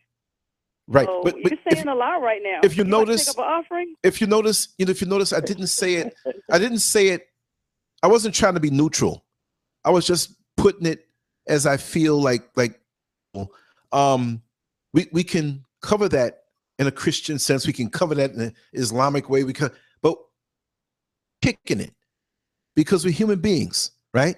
So I can't quote the Bible. I was born and raised in the church. And when I hear something, I know exactly what that means. But for me to say, this is the so-and-so chapter of this, I can't, I didn't have it for that.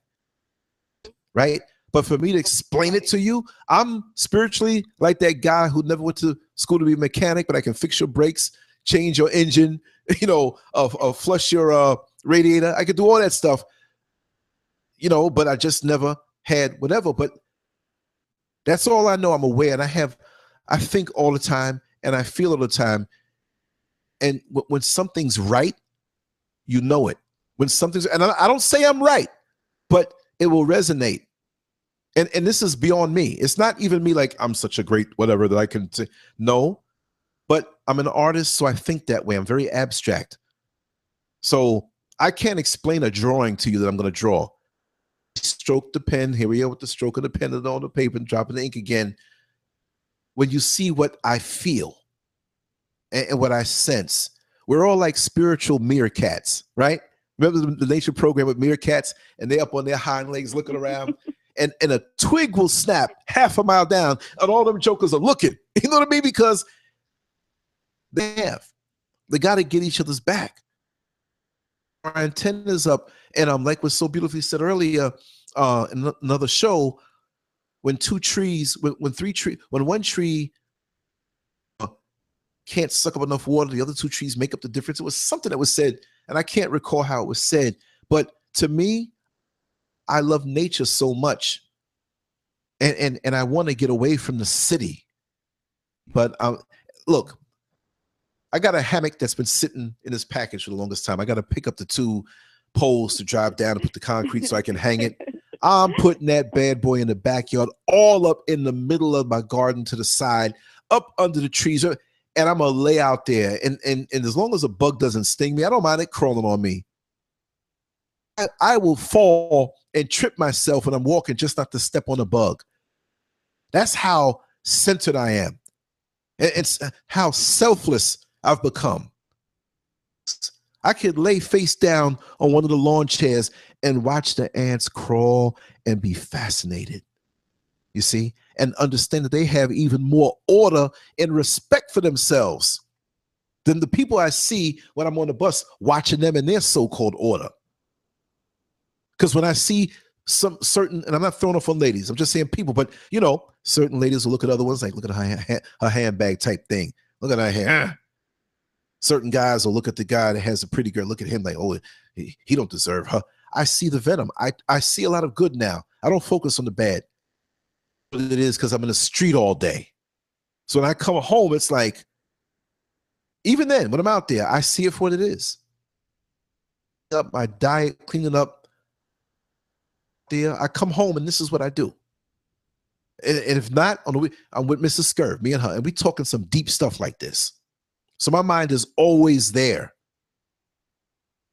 Someone will say, well, come on down to the church service, Brother Scurvin, and so and whatever. On a human to human level, I don't mind. Because maybe I'm supposed to be there at one particular point. I don't know what they may know, but maybe me speaking to them real like that might affect them. Maybe I have something to offer. There are other people who have stuff to offer me. There are people who get on my bus and tell me things and prophecies on my life.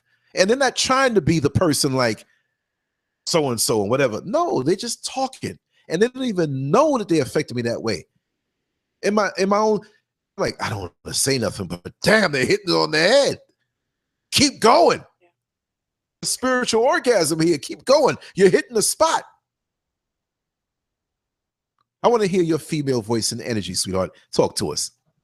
Share something with us. You're just right there because now I'm this type of person. I use quotes from songs or from movies or television shows because I feel like it expresses what I feel, and the way that you're talking, because we all have things that run through our mind, and I'm a person, I always hear music or lines from songs, and so you're speaking on a level right there where I always hear Erykah Badu say, I need somebody to water these flowers that are growing out of my mind. I totally get what you're saying. As far as even you feel like you're more prepared to die, you know, not that there's anything morbid about that, but not. Even what you're saying in the last few years, my mind has been about preparation. Yes. And so some of the people that, for us, quote unquote, church folk, I don't call myself church folk. I call myself, I'm really down with Jesus, but you get what I mean when I say church I read folk. you 100%. From people, if you give me some truth, I don't care where it comes from. Right. And there's a lot of things that I heard Cat Williams say, and I can remember in this one thing he did on his comedy act where he's kind of saying, listen, you believe or don't believe, you need to be about it, and you need to be about it all the way. He's like, look, I don't care if you believe this, you don't believe that, whatever, but his point was, whatever you're going to do it 1,000%. And I was like, you know what? He's absolutely right.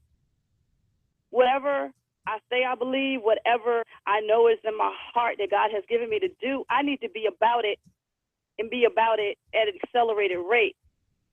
I feel like I'm more in a place in my life where I'm prepared to live and I'm prepared to die. Exactly. Sometimes people don't prepare for both, but I need to be prepared naturally as well as spiritually. On a spiritual level, it's very personal. Nobody can do that for me. But on a natural level, I don't understand why people don't prepare to die. Things happen, tragedies happen, unexpected things happen. Right. And it's hard for me to conceive in this day and age that if you give up the ghost, why does somebody have to pass a plate to collect money? I can't understand it. Right. Right. You know what I mean? It's being prepared both ways. One day you are going to take your last breath and then transition. And so you know what's going to happen. Right. I know. If you don't have any money, could you go out and find the cheapest policy that you can find? Right. You know what I mean? You have to understand that years ago, Black people weren't able to have life insurance policy. So a lot of times for us, and this is not an excuse, and you can look this up, it is very true, a lot of things we weren't able to have. Also, Social Security. Black people didn't get Social Security until the last minute. So at the end of the day, when it comes to insurance, sister, you know, a lot of people are stuck in that whole rim of things. You know, I'll be honest with you, my brother died 2 years ago. Well, it's almost 2 years, September the 26th, 2014. And he went into the hospital, and then he died after a successful surgery. He had a heart attack, and he was 40 years old.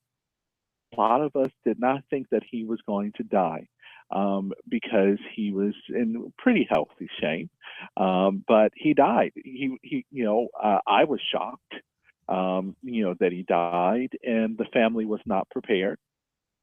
Most of us Black folks, and he wasn't prepared. And I agree with you. He should have had something, but without that knowledge being shared, it's pretty hard. I didn't learn about insurance until he died, to be honest with you, because I didn't know about it. And a lot of us don't have that knowledge. And I think that it's important to have people like you to share that type of knowledge with the people, with our folks, with Black folks. And I think a lot of times that's the reason why. And then a lot of times some of us believe in the superstitious type of stuff. If I put insurance on myself, I'm not trying to die, so Yeah, I'm right. not going to put insurance on myself, so, but for me, I just didn't have the knowledge of insurance. I didn't know if it was real or the type of person you have to show me for me to believe it. Because how many Black people have you really saw saying, hey, I got this insurance check? Right. Not many. Right. So that's probably one of the biggest problems is that knowledge is not out there for a lot of us. And some of us are just afraid. Even the spiritual people, even some bishops, and I've met some bishops, I've met some pastors, growing up in the church, that they weren't even pastors who didn't even have insurance. And the church had to raise the money for their pastor to be buried, or the church itself had to pay for it. And a lot of times the church pays for pastors and bishops to be buried. That's a part of this whole of being a pastor. But I just wanted to add that in there, that a lot of us just don't have the knowledge. We need people like you. We need people who are going to share the knowledge. I'm still dumbfounded by it. There's some knowledge I could share. I know I just got done teaching a class, so I apologize. I had to step away. But there's some knowledge I can share. I've made my living years online. I bought my first house last year because of going through a private portfolio, because a bank wouldn't approve me. They wouldn't approve me for a house. I brought a foreclosure. And that's how they do us. $50,000. So I can share that type of knowledge. I took my credit from negative $10,000 to now having a FICO score of 771. Okay, right. Because I learned that knowledge. We can share this knowledge, but I would rather not share the knowledge because a lot of people are not for us. A lot of folks can be spies who are listening over the phone, or they can be in the chat room. But I think we need to find a platform where we can share some of this information. I can tell people all day how you can start working from home. I get tax benefits for working from home. This is considered my office because I work from home. So I get to write off 30%. I'm considered a corporation. And I don't have to pay taxes. And I'll let that be known publicly. I don't. I haven't really paid taxes in like 3 years. I pay taxes, but I don't, how can I say this? I understand. The tax credit, the tax credits, we have to learn the tax code. And I learned this from a white man. I didn't learn this from Black folks because when I went to a Black tax person, they didn't know what the hell they were doing, or either they just didn't want to share the information. We have to stop being so damn selfish, and I'm going to say it. We have to start helping our people. A lot of people don't know you can get money back from going to school.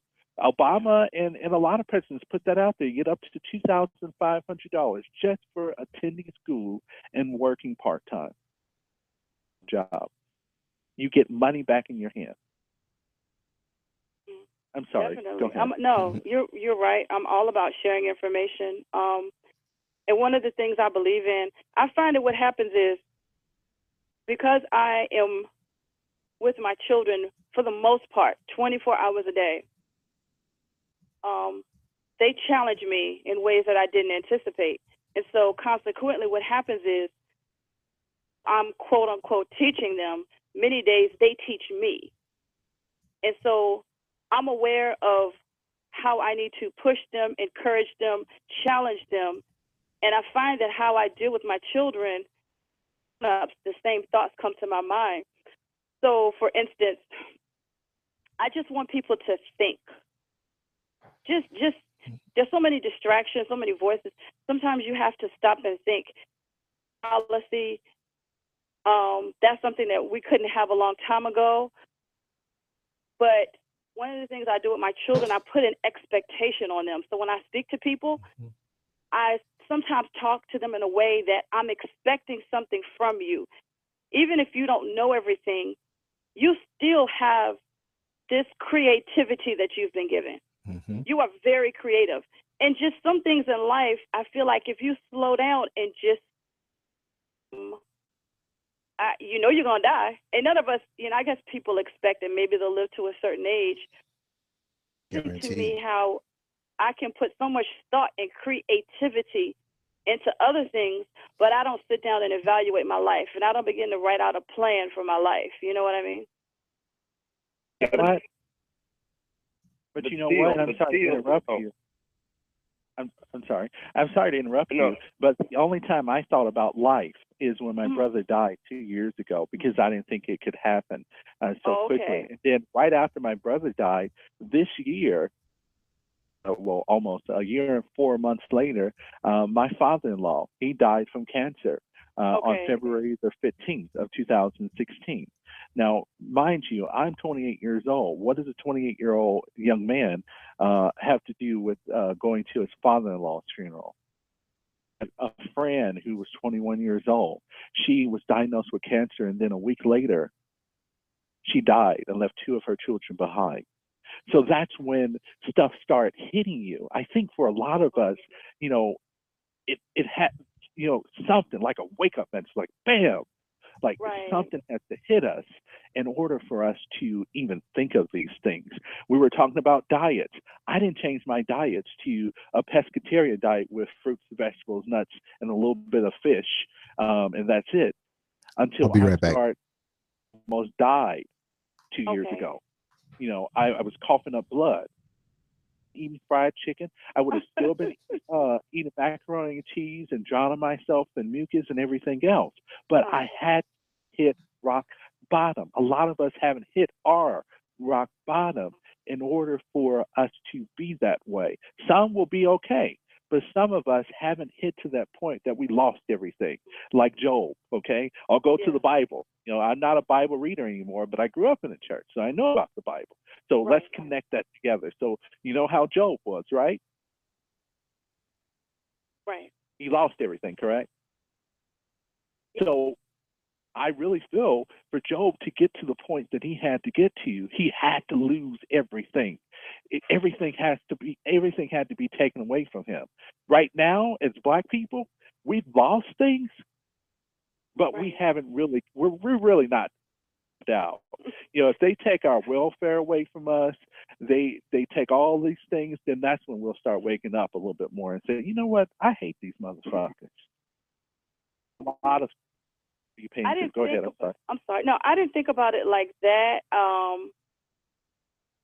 I think my mind started going that way when my oldest son was younger, because years ago I had to go through a divorce, and I think what happened was my mind, I began to think, even though I was only 20-something, I began to think about my son, and I was like, okay, hey, if his father to really care for him, what if I'm not here anymore? What's going to happen?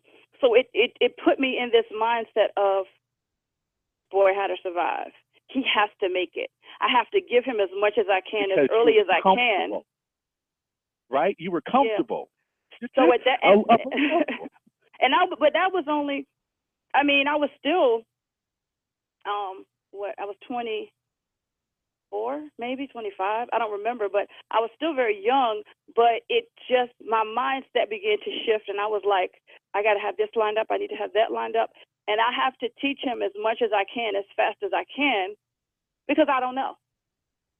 So going from two parents to one parent, that did kind of put me in a different mindset of, hey, you've got to make it no matter what. If I stop breathing, you have got to press on and do what you need to do. So And I think that's where I free? began to. And I'm sorry for interrupting you. No, it's okay. Forgive me. You know what's free? This is what I do. This is why I teach so many people. I teach business people English. And I keep bringing this up because I want you all to know that you can make money online just by using your God-given gift. That is speaking in English. So what they thought was going to be turning into something bad, you can turn it into something good. I teach Europeans all day long. His clients, and they see my black chocolate face, okay? And they're always surprised. But when I open up my mouth and I start sharing my knowledge about the USA, that is when they just shut up. Call fake newfound respect for me. I don't care if you respect me, just pay me. But at the end of the day, what I tell my clients and what I tell everybody, it's free, whether I'm lying or not. You know what? You are amazing. You are wonderful. I believe in you. Continue to say those words to our brothers and our sisters. Whether you believe it or not, one day we will all become amazing. We will all become wonderful. But we're too busy down. We're too busy saying, that motherfucker, I hate that bitch. I hate this such and such. Yeah. That nigga, this and that. Instead of saying, how you doing, beautiful? How you doing, queen? How you doing, king? Yeah. You're amazing. And if we can tell our children that, even when we're angry, I know there's sometimes I'm angry with my daughter. Oh, man, I just want to go ham. But then I just go back into myself and I say, when I was that young, I didn't know everything I know today. So I have to, embrace her and say, you are amazing. I love you, but it's okay. Now, mind you, she's a teenager when I'm saying fucked up. You fucked up. I'm upset at you, but how can we do this in a different way? And people say, oh, that don't work for black kids. People say that don't work for black kids. Yes, it does. Yes, it does. You just have to take a different approach. You haven't took that approach. Because the first thing, psychological, the first thing they hear is, they said I was amazing. You know how a teacher does you? You did a wonderful job. Yeah. But this is where I think you went wrong. Yes. That's very important. I mean, you can really help build people or tear them down with your words, and that's something I have to focus on because sometimes I have to tell myself, don't let the intensity of what I feel about life cause me to speak too harshly to my kids. But it's like a balancing act. I want to put a certain amount of, pressure because most of their peer pressure, it should come from me, not from others, not from the television, because they're going to have enough pressure in life. I'm trying to do with them the way that my father was with me. My father is a great example of a man, of a black man, and how you handle your family. And so this way of speaking to me, I took him very seriously. I knew he was the authority in our home, but he wasn't a misusing and abusing dad. He was very consistent. He always told me the truth. And so, this balancing act that you have to do, because the pressure I feel as a parent is not what they feel as kids. My children live life because they have a lot of love and support, and they really don't get kicked around by people on the outside.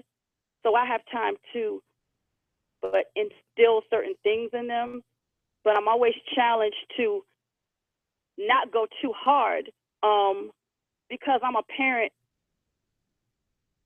all over again, but instead of with one child, with four.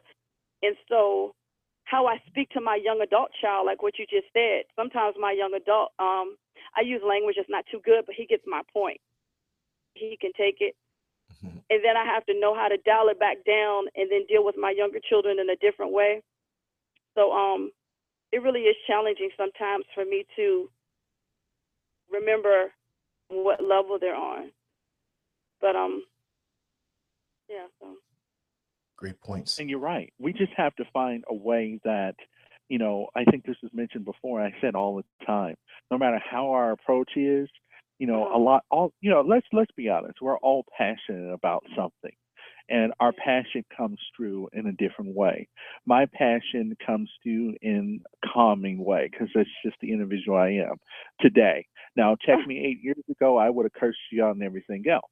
But today I'm like, it's not even worth me fighting with you because I'm on such a different level. You know how some of these people say they're gods and goddesses, etc. So if you're a god and goddesses, then start acting like you are gods and goddesses and understand that you're a goddess or you're children of God. When you know that you're on this level and others are not on this level, they have to look at you at a different way. So instead of you cursing them out, instead of you going ham on them, what's the purpose? Because they're not on your level. They have to get to your level. It's you know what I'm sorry. I don't want to forget this. You know what I really wish was so much better? A man is a man and a woman is a woman, and men and women complement each other in so many ways just in how we're designed. I really wish that men and women spoke to each other in a nicer way. The anger and the disrespect and amongst people of color is, to a degree, it's degrading, it's embarrassing, it's humiliating. The way people speak to each other, whether verbally or online or however, ugly. It's ugly. Yeah, but you gotta I'm sorry to interrupt, but you really have to understand also that back in the day when we would compliment a young lady, how you look nice and I like the way your dress fits or your hair is really nice and stuff. 2 years after that, it was considered sexual harassment. So now we're put down. They use that to condition us to where, okay, now it's okay for you to call a young lady this, that, and the other. So you see how they use something to bring us to a certain position, and then they just turn us loose, and it's okay to act like that now. Right now, they're portraying black men, African men. They're portraying us to make everybody else think that we're nothing but a bunch of punks and homosexuals and stuff. You know. Yeah. So that's what people are expecting to see from us. So when you approach somebody in a manly way, they look at you like, oh, where is he from? You know? Right. You know what you just said? One thing that gives me hope, that just really gives me hope. My father is such a great example. There's hope for me that more men can be a great example. Do or stay in this world. My father holds his position. And I've always admired that. He does not let people take him somewhere or make him behave in a way that's not really him. It's chaotic around him. And I watch my dad maneuver, and he's still a man, and he's still a gentleman. But when he walks in the room, he just commands respect by how. And I never see him talk to my mother out of the way, even though she can pop off and be crazy. I feel like it's very hard when you keep getting disrespected and yelled at and all this other kind of stuff. I think you have to hold your position. My young adult son, and he and I have talked about this so many times. Son, when he was a teenager, I heard him talking trash about a young lady that lived in our neighborhood. And something about she was a duck, or I don't know what he was saying. He was basically saying she was nasty. Mm-hmm. Hold up. I'm not ghetto, but ghetto was about to come out of me. I said, let me explain something to you, son. I have been a pretty example as a mom, not perfect, but there's certain things that I never did or said around you. And him, you must respect yourself and you must respect females. And he was like, But Mom, I said, but hell no, we're not going there. I said, because here's the deal. How nasty you think she is? First of all, you wouldn't know she was nasty unless you had laid with her, number one. But I told my son the second thing is this. People have so many things going on within them. And I said, she obviously doesn't know who she is. And I said, I don't care if she's wearing the shortest skirt, if she's sleeping with everybody in the high school, you will not speak about her like that. I will punch you in your face. I said, we're not doing it. I said, as a male, you have to be a protector. She's nasty. You don't talk about her. You don't talk ugly to her. You hold your position, and you still give her the respect she's due. She's lost right now. She doesn't know who loves her, but I told my son that does not give you the right to speak about her like this. This is not what we do. And you know what? Yes. You know what? From a male's point of view, and also a young male, it's not cool being the way that you want him to be. It's not cool being the calm, collective young man that I am. I've only been with one woman, okay, in my years of life. I don't care about saying it out in public. I've had 8 relationships, but sexually we weren't messing around. So I was called a lot of things. One of the factors was my brother has 8 children. My sister has 7 children. So I wanted to make sure that I didn't end up like them. I wanted to make sure that that my children didn't end up having another man raise them. So that was a factor for me. And then also, I just didn't give a hell what other guys said. So I was that lame. I was that square, right. Whatever or whatever language they want to use. But at the end of the day, for me, I wish I was a square when I was younger. I would have saved a lot of time. But go ahead, man. Sorry. No, Lance. A lot of times, as a young man, I regret being that. Don't regret it. Don't regret it. Let me tell you something. I just want to interject. Don't regret it. If I could take back everything that I ever did, other than marriage, I'd take it back. I'd erase it out my mind. Degrees, I'd have several millions. I'm not equating that with material. I would be on such a higher spiritual level. I would be such a better person. Time-wise, I'm stuck in that. Not because of the same reasons that most men are. I explained those reasons before, and it's still no excuse, and I was not ever a predator. It was where I was just charming at that time. You know what I mean? And that's not no narcissistic statement. I'm just saying that's what it was. And no, it's true. If I can take that back, meaning that I'm not smearing the young ladies. They were wonderful, and I mean that sincerely. I mean they were where they were at the time of their development, right? But them, it's just me, because it's like this. Before we had circuit breakers, we used to have fuses in the house, and you see the light bulb blink when the washing machine or the dryer would come on, right? I mean, like right now, for people saying, well, Lance, you're talented, and you got away with words, and you just got that charm about you, whatever. I'm a dim light bulb right now compared to what I could have been. You see what I mean? On that note, so you doing all that you're doing, it's because you didn't waste yourself. And see, we focus on the women. Oh, well, she's spoiled because she did this and she's not pure anymore, which is all that. That's a lie. Who were virgins when they got married, and they were so impure in their damn spirit and evil and cunning and calculating and all of this other stuff, and didn't have any kind of sex. But no, I don't want to stop your point. We'll go on that part, but you continue what you was continuing, because I want to do a show on just that one, probably tomorrow. Relationships. Lance, what I've learned growing up now, to be a little bit older and adult, is I've learned that I have side of me to change so many things around me. And I hate to keep saying this, but it took for my brother to die 2 years ago for me to be slapped in the face with reality.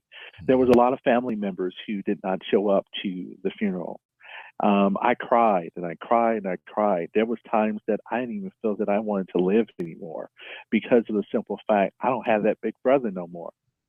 I have that role model, and I had to find it inside of myself to live. And I said to myself, you know what? I'm going to be that example. I'm going to be that young black male that's going to be, extraordinary. Someone has to be different. And even as a young age, I thought someone had to be different, but I just took it to a different level now, and I started to speak positivity. There are some times that I want to cuss somebody out. I tell you, there's times that I'm so hurt and disappointed from a lot of the stuff that I see with a lot of young ladies, my age group, a lot of black women, my age group, the twerking videos all over. I swear, every time I get on Facebook, there is just something. There's never a day that I can go on Facebook that there is not those of girls, exposing themselves. You type up black girls on Google, and you see naked pictures all over the place. It's ridiculous, man. Oh man. Let me just. I'm sorry. No. I just want to say one thing. There was I'm gonna talk street talk right now. I love my sisters, right? But I gotta call it this. There was a chick. Maybe that's derogatory. I don't know, but I'm just saying it like if I was out in the street. She was on the bus stop, and she wasn't some young girl. She had to be in her 30s, damn near 40s. The jeans that were sliced up. I mean, you saw more flesh than jeans, right? Full pants and stuff, but they were everything you saw. I saw pubic hair and everything. Everything was sliced up. About her. She was a sexual beast. Whoever. She got on the bus, as she swiped the card, she was just aping up, shaking up. And when I pulled up and opened the door, until I looked. But I didn't look. So I was out of the corner of my eye. She's standing there just looking like, you're going to acknowledge me while I do this Hollywood walk on your bus. And I wasn't. When I saw nobody got on, I just moved up. Hey! She wanted attention. Loud. There's another thing I noticed. Driving down the street, you'll see some of us, and this is not all our young black sisters, 3 or 4 of them, all walking down the street. As soon as the bus gets close, they're staring to see if I'm looking at them. And then they start twerking. And then they start twerking. And then they start shaking up and whatever. Like it's some kind of victory. Like it's a victorious thing. Like I got you to look, or you want me, so you're conquered. This is the epitome of narcissism. It was all in my breast and my booty. Don't you know that's coming off the assembly line every year, brand new? Be about that. A young brother like me, Lance, a young brother like me, I've had a lot of situations like that, even to today. I got everything for myself, got my own home, car, business, etc. So I'm good, but I'm not on the market. I'm married. So at the end of the day, I've had more, whatever you want to call it, vagina, more V thrown at me than I have ever had in my entire life. Is it tempting? Hell yes, it's tempting, because there are a lot of, so many tempting, beautiful, voluptuous black women out there. And I'm saying to myself, Marcus, you have to stay back. And I do that. Sex feels good for you now. You have to admit. See what happens is that you have to admit your circuits will get blown. I'm not saying blown in some kind of sexual way, y'all. I know it's 5:16 in the morning Eastern Standard Time. There's that spiritual connection, and that's the daggone truth. And I wrote an article many years ago on my blog about the stickability of a woman's heart, and I referred tape. Heart. When you're in elementary school and you have construction paper and you tape it up on the wall but then you move to another class, or they say, hey, let's bring this in another room. You take it down. The tape is still there. You press the tape. It sticks. The school year is over. You bring it home. You put it up on the wall. It sticks. Then it falls in there. You see oil in there. as a barrier between that tape and the wall. You see, and that's how we are as human beings. When we blend and mesh and meld with somebody, whether it's a quickie in the backseat of a car, or one night stand, or multiple partners at one time, whatever it may be, we see our cell phone battery is transformed. Yeah, we see that cell phone battery, and it drains down with every phone call or as time goes on. But see, with the cell phone, we're blessed to see it, to see that our gas is going low on the dashboard. But within ourselves, we don't see it. Times in my life, doing orgies or threesomes or whatever it may be, and I'm looking at this like I'm not here. Jesus, Lance. Meaning, no, I'm brutally honest, because that's just the way it is. No, seriously. No, I'm no, and I can speak from experience that way. Yeah, no. I mean, I was the king with that stuff. For 8 years, I was living that decadence. I mean, deep, because I had a female partner in crime who was encouraging it, right? And people who know me personally can vouch, because they were there. There were people who called this show who were like, yep. But that's not about a notch on the belt. I'm saying that's like, because you become dead, you become exhausted. You're looking at all of the stuff around you that would have titillated you. You'd never, the little boy in you was like, oh my God, I would have loved to have something like this when I was 14 years old. Even though I'm 25 right now, I'm still 14 on the inside. Whoopee. Don't feel anything. It's taking toll. No, it does. It does. And then other people are egging you on. You the man. I'd love to be like you. No, you don't. No, you don't. The most intense thing about a relationship, and when you're with your wife, when you're with your woman, I'm not saying the most intense thing, but it has nothing to do with the whole sex thing. In the morning time, next to this person, and you know they committed to you, and you committed to them, and you're talking about life, and you're cuddling. So-called theory that when a couple gets older, let's just go extreme. They're 90 years old. Bless them if they can go that long. You know what I mean? This is life. But they're 90 years old, and no amount of Viagra, no amount of this or this or that is going to make that man's organ work that way. Homegirl might be dry. She might have to spit and pat. Beside the point.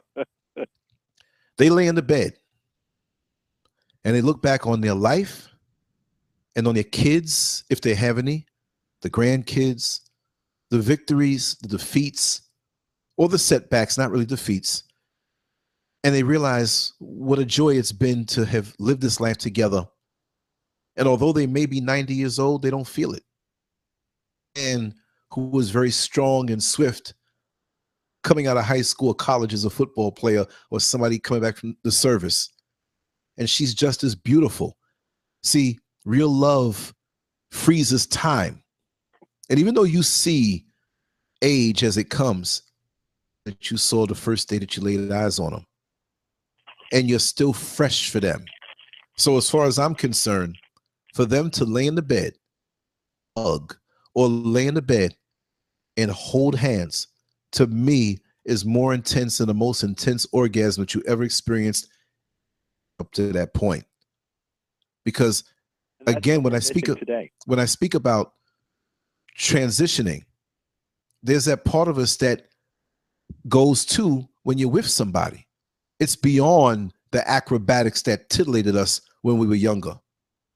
Yeah, man, tell me what happened last night. Man, I had this leg that way, and I had a this and we did that. And okay. And it will feel good. You're shooting off into an abyss that doesn't come back to you, because most times younger, we're not making the connection. We're just masturbating with each other. That vagina, that strange vagina, is no different than the hand you use to whack yourself off. Sorry for the lewd language. And here we are, connected whichever way.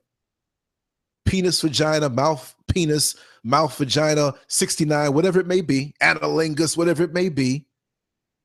Thoughts of the next situation that we fantasized about. So we're not really there anyway. So our life force dissipates off into wherever else it's not building up.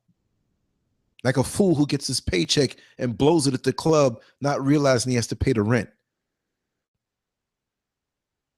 So you live decades like this, and there's an emptiness that grows inside of you that you try to fill up with the same stuff. And for a while, the physical sensations will make you feel you're there, bent, exhausted, but then you don't realize that your spirit is spent and exhausted. And then you get caught up in this thing, like an alcoholic, like a person using drugs.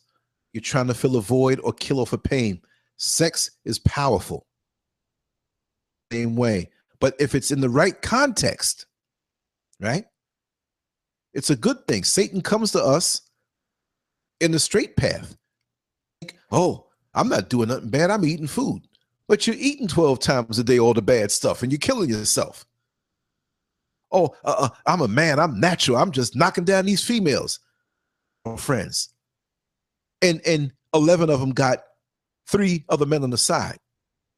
So you're going to get a home delivery of an STD that you just never knew 5 years from now. See, so. And Lance, I think that it can be a missed connection. I've had situations where I've been around a lot of young ladies. Even still to today, I have some friends that I've been around, and I'm a huggy person. I love to give hugs out. And I've been told, oh, you have some of the best hugs, because when I hug a person, I give all of my spirit, all of myself, all the as long as you hug and don't hump. Hug that individual. but listen to this, listen to this. And I think this before by my wife and also by my mother, that sometimes my beautiful spirit that I have can come off the wrong way for some young ladies, because they're available, but in their mind, not really, they're not really registering that, okay, he's taken. Oh, he's not here for that. Oh, he's just trying to give me a hug. Oh, like dude said, I'm not trying to hit on you. I'm just trying to tell you you're beautiful. Don't you know you're beautiful? Why are you putting yourself through all this? Well, you know what though? Like that even and now, women think that I'm trying to hit on. Even now, I'm on a bus and I see someone has a receptive spirit the right way ahead of time. I'm not trying to hit on you, because they're gonna know I'm not trying to hit on them. Because I'm just so brutally honest like that. I said, you know what? You're a real beautiful woman. So and so and so and so. And I mean, I may say different words, and not the corny thing. They know that that's a one-shot compliment and it's nothing else. They see how I react with other people. I'm in the street. I'm very public as far as the stuff I do online, and it translates. I'm driving the bus. I used to work in the jail. Who don't know my face? I'm not on a popularity kick, but I can't. My brother Anaki the other day, I said, listen, me, or if a person caught me coming out of a hotel room 4 o'clock in the morning with 3 or 4 half-naked women, and send it to my wife, she'll look at it and say, he's just interviewing somebody or doing some video. That's what it is. That's what I do. You know what I mean? I don't do this as a cover to do certain things. Look how long my ass sits down inside this room on these shows every night.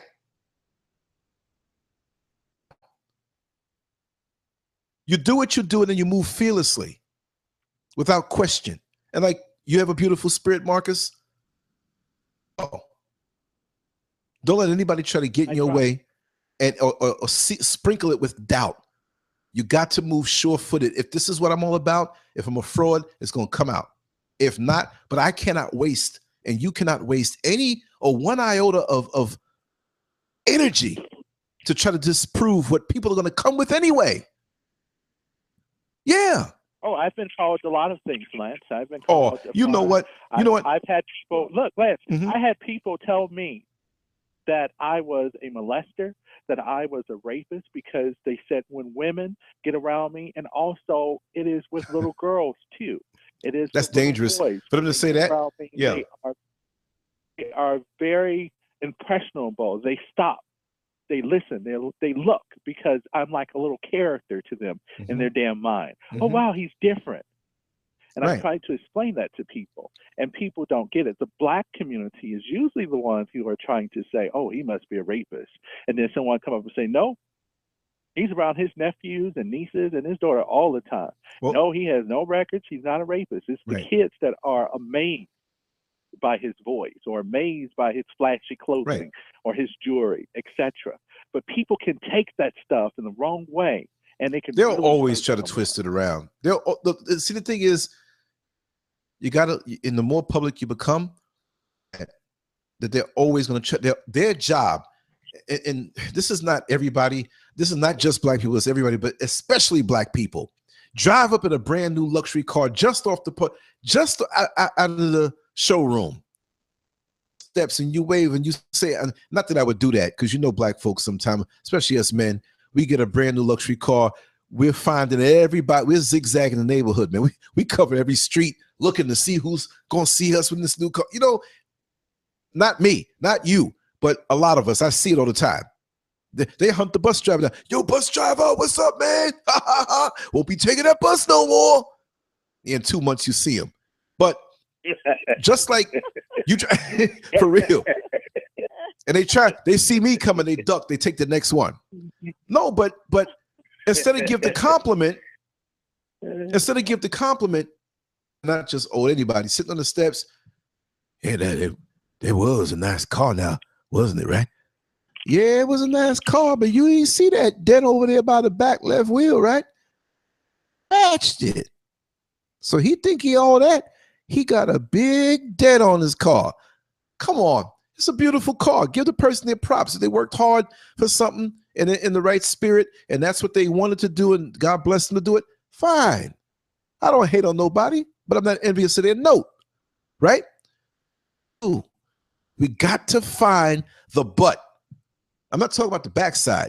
So-and-so and so-and-so, but, and I have so many people that I know that come at me with the buts in a different way than it was decades ago. And it's like, you're not going to discourage me. If it's something that it's ordained or in my destiny or in my heart, as long as it's divinely signed off on, and it may take a little longer, I might have some obstacles or some speed bumps, but it's coming, right? So don't judge me as someone else would. Lance. Say it again. That's the way life is. That's the way destiny is. Things happen for a reason. Yeah. I'm sure you never would have thought I would have been on your show. I didn't think I would be talking to you. I've watched your show before. I never called in. Yes. I'm getting a lot of that recently. Twain. I'm getting a lot of people saying that recently. Twain, Angie, one of my friends. So oh, definitely. Yeah. Yeah. To you. Yeah. I gotta call her this weekend. Definitely. When I first watched your show, I didn't say anything. I just sat back. I said, let me call in. And who would have knew that we would have connected like we did? Who would have knew that Brother Holler and everyone else who's on the phone, we all would have connected together and find something in common. Right. And listening to the show today, I really didn't hear any screaming and hollering. But then people would say, you'll have some people who say that that's all Brother Holler does. When Brother Holler speaks to me on the telephone and he on the shows too. That's not true. But what's that? That's not true. What's not true? Brother Holler does not scream all the time. Right. No, I know that. I mean, even on the phone we spoke, was it earlier or yesterday or whatever have you? It was a different gear, but it was the same holler. The thing is, we all have a way of expressing ourselves, and it's just like me when, and I'm not equating holler with jail or prison. No.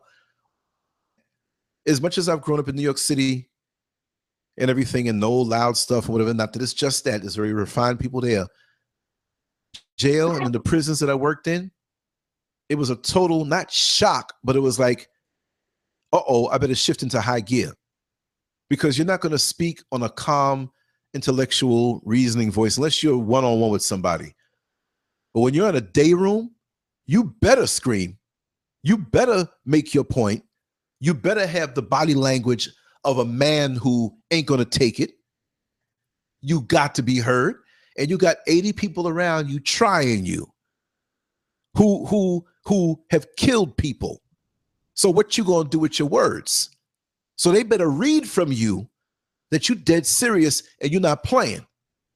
See? But they also have to feel that you're a human being, and they also have to feel a connection. Those things that I've learned in dealing with those who are wayward out of their out of who they're supposed to be as men, because we have this thing about us that we are powerful engines, but it's rev, right? We got that muffler, but a lot of us don't have the muffler. So we're, you know what I mean? See. So what fascinates a real woman, a real aware woman, is when she comes up next to you and all she hears is, and then when she goes for the ride with you, Gabriel ride, when it comes time and she wants to hear you put the pedal to the metal, and she likes that because she sees the contrast. See? So if we go in just the one gear, because we're all men and we're all trying to do the one-man upmanship, as in the prison setting, right? Too much. See? But you have to be able to go there when you're in that setting, and then you could bring it down. It's like on my bus today. There was a guy who came from the feds about 10 years. Federal. He came back. When he saw me, no, he didn't just see me for the first time today. It was about a couple weeks ago. First thing out of his mouth, yo, Scurv! You know what that taught me? This guy hadn't seen me in over 10 years. Because 2005 was the last time I worked in the facility. He'd been gone 10 years. That when you stamp your character in somebody's heart, even if they were to forget their name, they don't forget who you are. When they really know who you are. People that you've known, now you're 28, it might be stretching it to say 20 years ago, but for most who may be a little older, if you haven't seen that person that you know and trust and you know their character, 20 years go by and you see them, so you don't say, well, I ain't seen him in 20 years. I can't slip out and go to the store and let them sit there and watch TV. No. You know their character. I don't trust that and they individual. Yeah, but I don't trust them. No, but I'm saying, when you do trust them, when you do know them, when you really know them, you know who they are. And this gentleman who I haven't seen in all these years, on a federal charge, and the first thing out of his mouth was Scurv. How the hell did he remember that? You know what I mean? Not that I'm great, but we connected. You find a common denominator with people, and we could all find something in common with each other if we dig deep enough. I don't care who it is.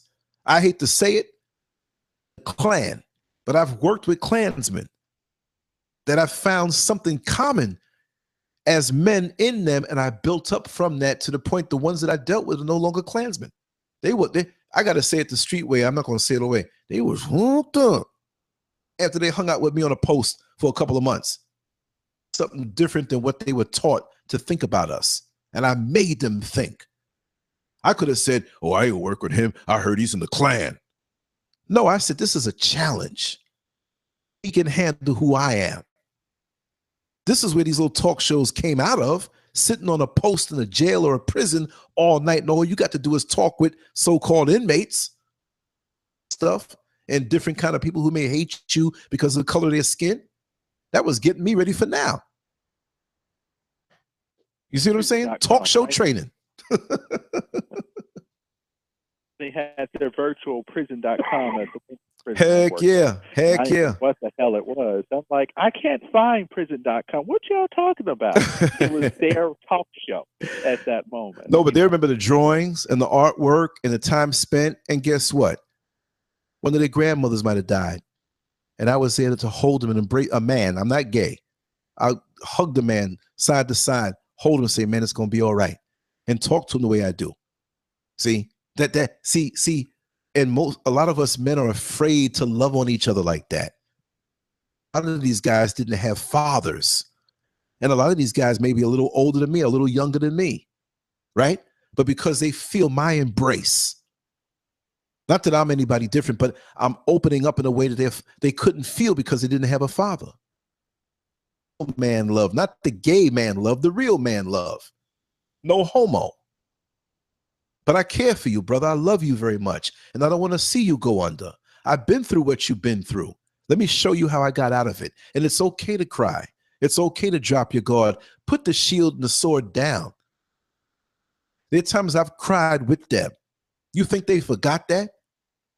Scurv, man, I ain't see you, nigga. I ain't see you in years, man. But man, I'll never forget that shit, man. That was the realest shit, man. You always my nigga, man. I got you, man. No matter what, I'll catch a bullet for you. You know when somebody tells you that, how that makes you feel?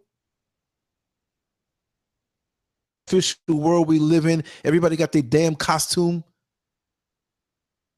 on. You see what I'm saying? Pretending to be something, or I should act this way to be this to this person to get this thing that I want. I want that pussy, so you know I better act this way. Oh, I want that raise, so I better brown nose the boss. I want to live here in my auntie's house. I ain't no damn Christian, but you know what? I better be to church every Sunday. It is. And I'm not with that. I'm not going to be disrespectful to anybody. If they speak a certain way, I won't say certain words. I just said certain words that I would never say in front of certain people that couldn't handle it. Because there's many ways to speak and express yourself. Something in common. And to me, in a prison setting, in a jail setting, if you can master that, where there's all these emotions of people taken out of their element, they're not getting what they want. They never had, they don't even know what it is that they crave. So, yes. You know what? With you hitting on that point, that's one of the things I said that I had to do this year. In January, I started to speak more positivity, even though I might have been hurt, even though I might not like the stuff that our people are doing.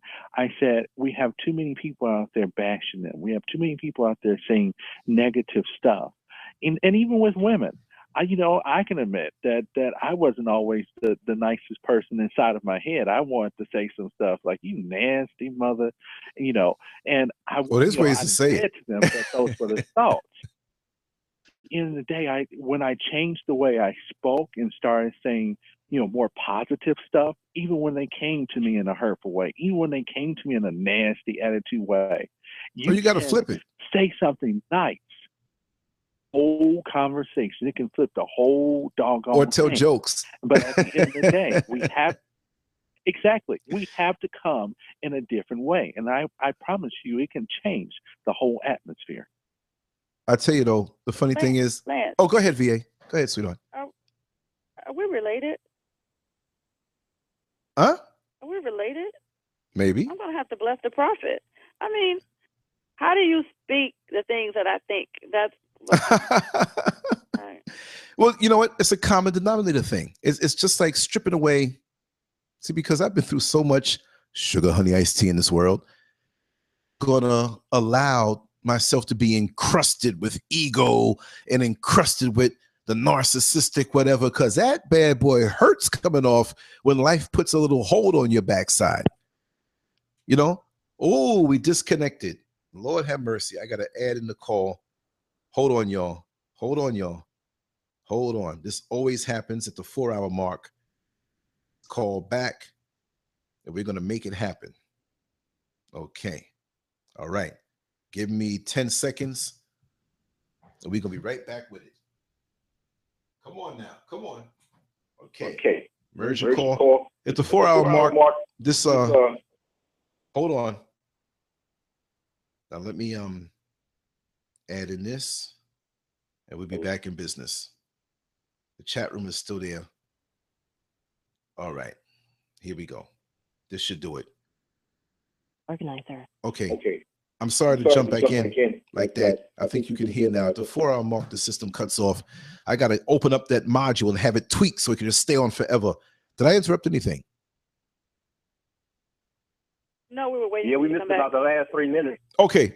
No. But I'm going to finish that point about us being related and everything like that and being encrusted with all the superficial stuff. Look, I don't try to talk as anybody. Like, I'm not a preacher. I'm just my father raised me a certain way. Single-digit ages up in New York City. He had his own business. That's all I know. I'm probably the first person in my bloodline to have a job.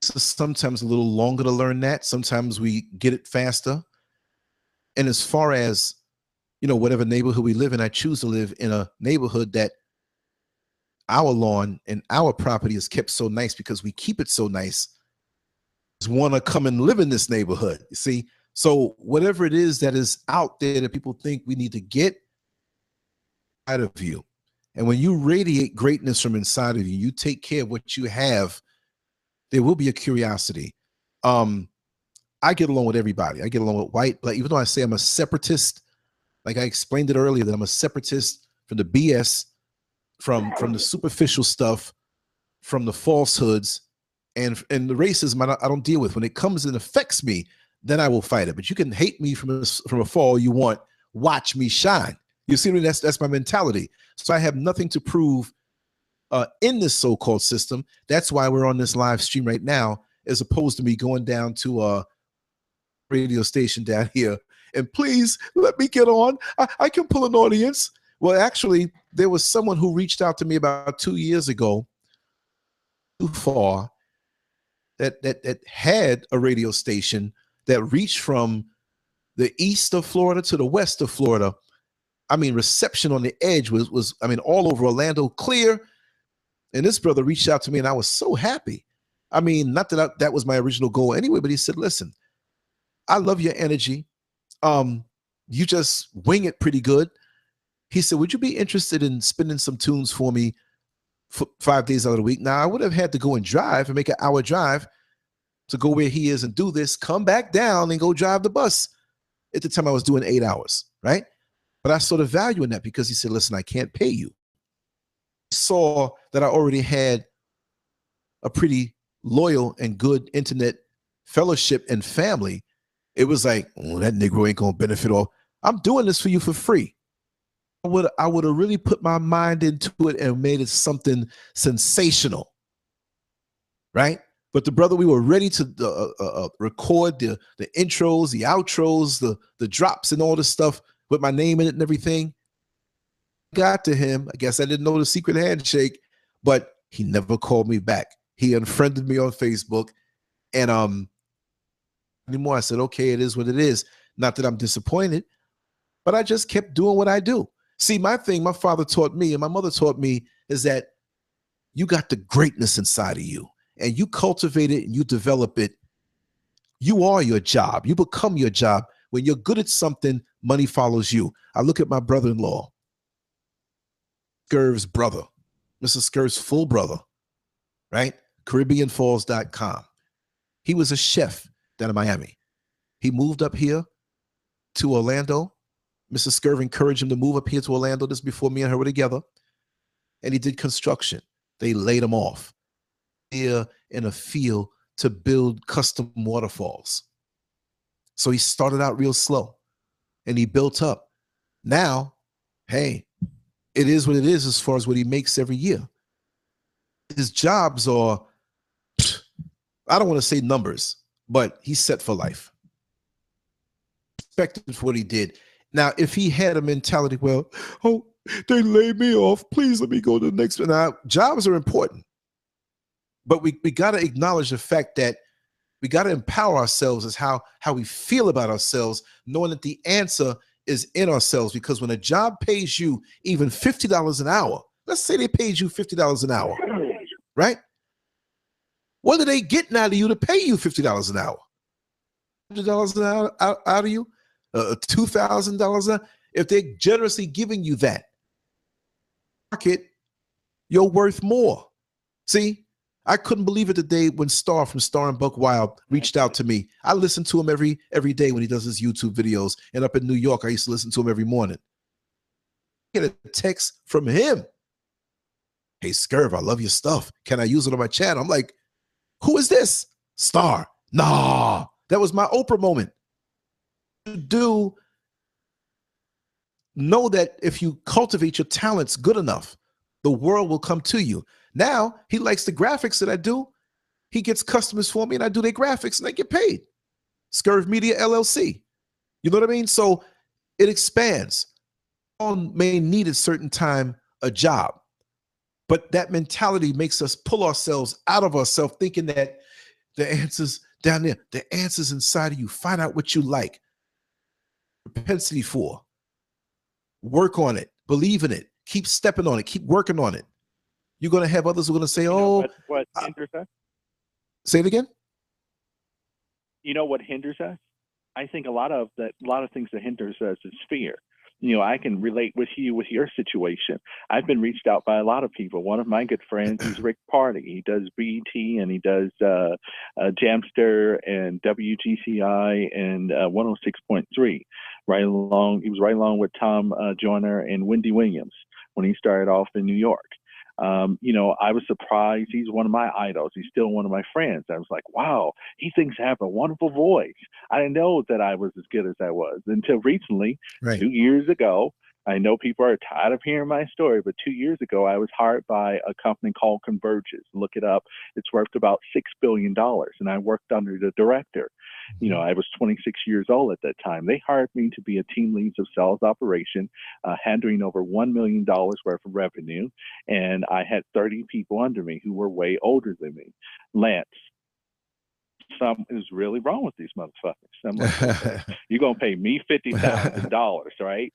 No, but you gotta believe in yourself. I mean, it's and then if you look at it, once they did that, when I look at my niece, who's an entertainment lawyer, one of the top entertainment lawyers in the country, Nicole George Middleton. I Googled the name. She's on my page. She came from very humble beginnings. She's my brother's daughter, and I spoke about what my brother's into as I can't say failure because he's still maybe going to develop into something that she wouldn't be who she is today. Entertainment industry. And I used to change her diapers.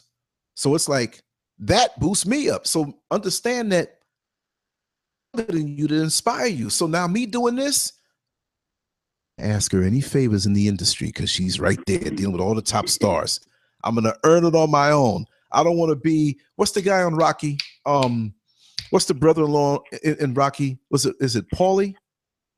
Is that the one in the Rocky movies? Paulie that's always bringing problems and troubles. I didn't want to be that Paulie, like dependent on the fame of somebody else. I wanted to earn it first before I stepped to her and say, listen, with so-and-so, could you get me interviewed this way or that way? I want to do it on my own that way first. Get inspiration from so many different avenues, and people will see the greatness inside of you and they'll reach out to you. Now, the things I talk about are so radical sometimes. People would love to speak out, come at me, but they say, Lance, you done said some things, man. We can't, I understand that. But it's nice to know that while people out there are afraid to speak on certain issues, and you will pay a price for it, it's nice to get the applause, after the show is over behind closed doors. It doesn't do much for the pocket, y'all, but not much for the pocket. What I was explaining was after that particular job 2 years ago with the $50,000, I then bought the house I have now for $50,000, and my mortgage is, I'm not afraid of saying it, $400 a month. Chance to buy a bigger house, but a lot of people talk shit about me. My family are like, man, you're making that much money. You could have brought a bigger house with some anchors, but I didn't buy it. I brought a smaller house. I'm in the process of downsizing right now, because right now with the kids, it's just me and my wife. It's 4 bedrooms here, corner lot, and it's like, why? I mean, I had this little room and everything like that, but I'm really seriously thinking about downsizing. I don't really want to commit to anything right now. I just want us to, just be free for a while, and because we're in a financial war, and a lot of people don't know that. Exactly. And so right now, the equity would triple, quadruple once the economy crashes and be more valuable to me. I may want to leave the country. I just want to be free. This system here, to me, I'm not fascinated with it because I already see the merry-go-round that it is. I want to be unlocked out of it. And it's like I said earlier, so many folks work so hard to be unlocked in, they lock out of life. And to me, like tomorrow, in the afternoon, I'm gonna get up and I just want to be in nature. I'm gonna go. There's a little area. I don't know if Mad Guns is still here. He's gonna crack up. So I'll stay away from those gators. haters all over the place. They say most bodies of water have them, and that's true. The street from where I live here in Pine Hills, and there's a small preserve area next to that lake that is behind the retention areas, and in the middle of the whole subdivision.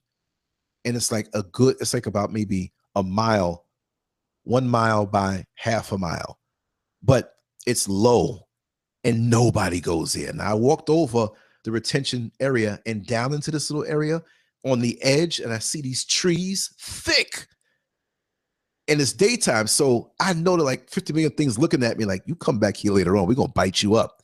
But I didn't go any further. Just get my camera over there with a remote control on it, because I know ain't no crackheads going down there, right? Videotape what goes on there at night. But like I said, for me, nature and detox and getting away from the system is where it's at. For me to be off the grid, I want some acreage. I want to be off the grid. I want to grow all my food. I want to, just have it where I don't have no bills, and just get off of it. I'm ready to get off of it. And like we were speaking with a sister VA here, it's nice to be ready. And growing up in New York City, doing 38 years out of my 53 years, there's very little that bedazzles me, and it bores me now. I just want to go into that next phase because my bags are almost packed. You know what I mean? Really, there are times I think that, and I'm not calling nothing down on myself, but there are times when I say to myself, you know what? I love nature, I love living, I love eating my good food and Mrs. Scurv's cooking, but sometimes I say, man, I'm almost ready. I'm almost through with this life. Is this what it's all about? This stuff that these people are doing, the games that these people are playing, the toxicity that they're sharing amongst each other on so many different levels. I don't want to be bothered with it.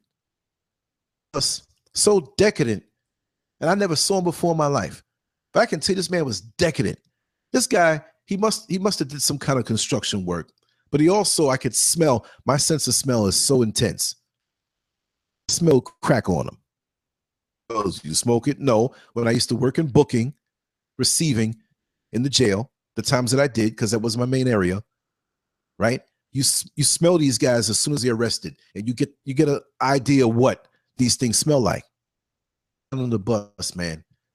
And I had to crack the door, even when I was moving slow, put the blower in my face, and the funk from this man's backside still hit me. There's no way I'm supposed to smell some next dude's musty balls and backside. Did that? Why I said this guy was so decadent? He's sitting there with no shame. There were chicks in there, women holding their nose. And when I opened the door, he was bad, ain't it? Out of that funk? Bad, ain't it? Oh my God. Well, I have to get out of here, Lance and Brother Holler and VA and everyone. And there's a whole lot of other people here too, listening. We'll be back on tomorrow night. I didn't make a link or anything like that, but the hot nuts. We'll be back on tomorrow night. It's going to be a little earlier. Speak to those who are supposed to be on tonight and get everything straight. We'll continue this title. I changed the title for tonight so it won't be misleading to those who pop on 1 Eastern Standard Time. And I might hang a little more. Yeah. But yeah, I want to put it out there to the people. I'm going to be starting everything from next week an hour later, right? That might be too late for everybody because my work schedule is going to change. And if you saw me sitting here reading my paperwork, I'm looking at my time points and my bus schedule for the next bid. For me to do a show like in the late morning, like, not late, but 9, 10, 11, right around in there, and make that the main shows we do? Or do you prefer for me to do it at night like this? I know for the West Coast people, it wouldn't hurt them as much. Man. Yes. I'm on Mountain Time, by the way, but what days do you do your shows? Because starting next week, starting Monday, like I told you, the thing with the Olympics company, I will be very busy. Yeah. And I also go to school too. Right. So we can do some stuff we can do the latest this Sunday if you're free. We can maybe even Saturday. This Saturday. Between I know tomorrow in the daytime and stuff, like I said, I'm waiting for the order in a couple hours for my thing. I have to learn the camera, runs with it, and do some things and play with the files and stuff. And I gotta make a gazillion runs outside. And I'll do the show tomorrow night. So I know I'm gonna sleep a little bit, real intense, but once I wake up, I'm a bullet.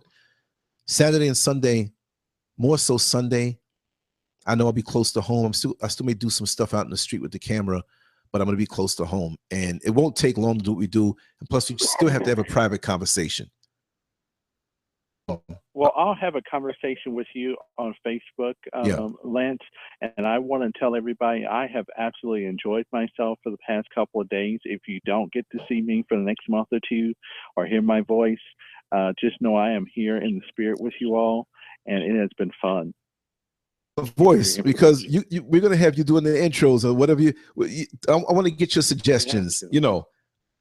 Yeah, they're going to hear your voice, trust me. I never sleep. No, I sleep. But yeah, thanks, man. And we're going to wrap it up soon anyway, but I'm just kind of hanging out and giving a little extra for the time that we lost and didn't do on Wednesday night and stuff like that. And I'm just having a good time right now. I'm high as a kite, and I feel real good. I love it. I feel real good. Exactly. It was nice. Marcus? Yes, yeah. Excuse me, I'm sorry. Mm-hmm. When you let's talk business, because I have all these ideas and I can't quite figure out how to put it together and make it work for my situation. Mm-hmm. Okay, so we can do that. Are you you have what type of network are you on? Are you on any network? I don't want to give my information over the phone. I would rather for us to do it privately. Would you like me to forward your number to her? Lance has I texted Lance my number. Mm-hmm. I have it. Well, we'll communicate through Lance. Mm-hmm. I'll give him my information, and we can talk. I also want to connect with Brother Holla, too. I think it was Brother Holla and a couple more people that I wanted to connect with. So we can do some things together. And no, I'm very serious about this. I want to tell you that there's no, bullshitting around with me. And let me tell you, Marcus, too, I should be done with my message board, which acts like Facebook. It's Melanin Envy. Not finished yet, but the functionality of it is that you can create your own profile with whatever name you want to create. You can send emails back and forth. You can communicate, and it's outside of Facebook, anonymous to the outside world. That if we're your name on the message board, then we know it, but then you can create other profiles on there, unlimited, and it acts like, it doesn't look like Facebook, but it's one of the old message boards. Oh God.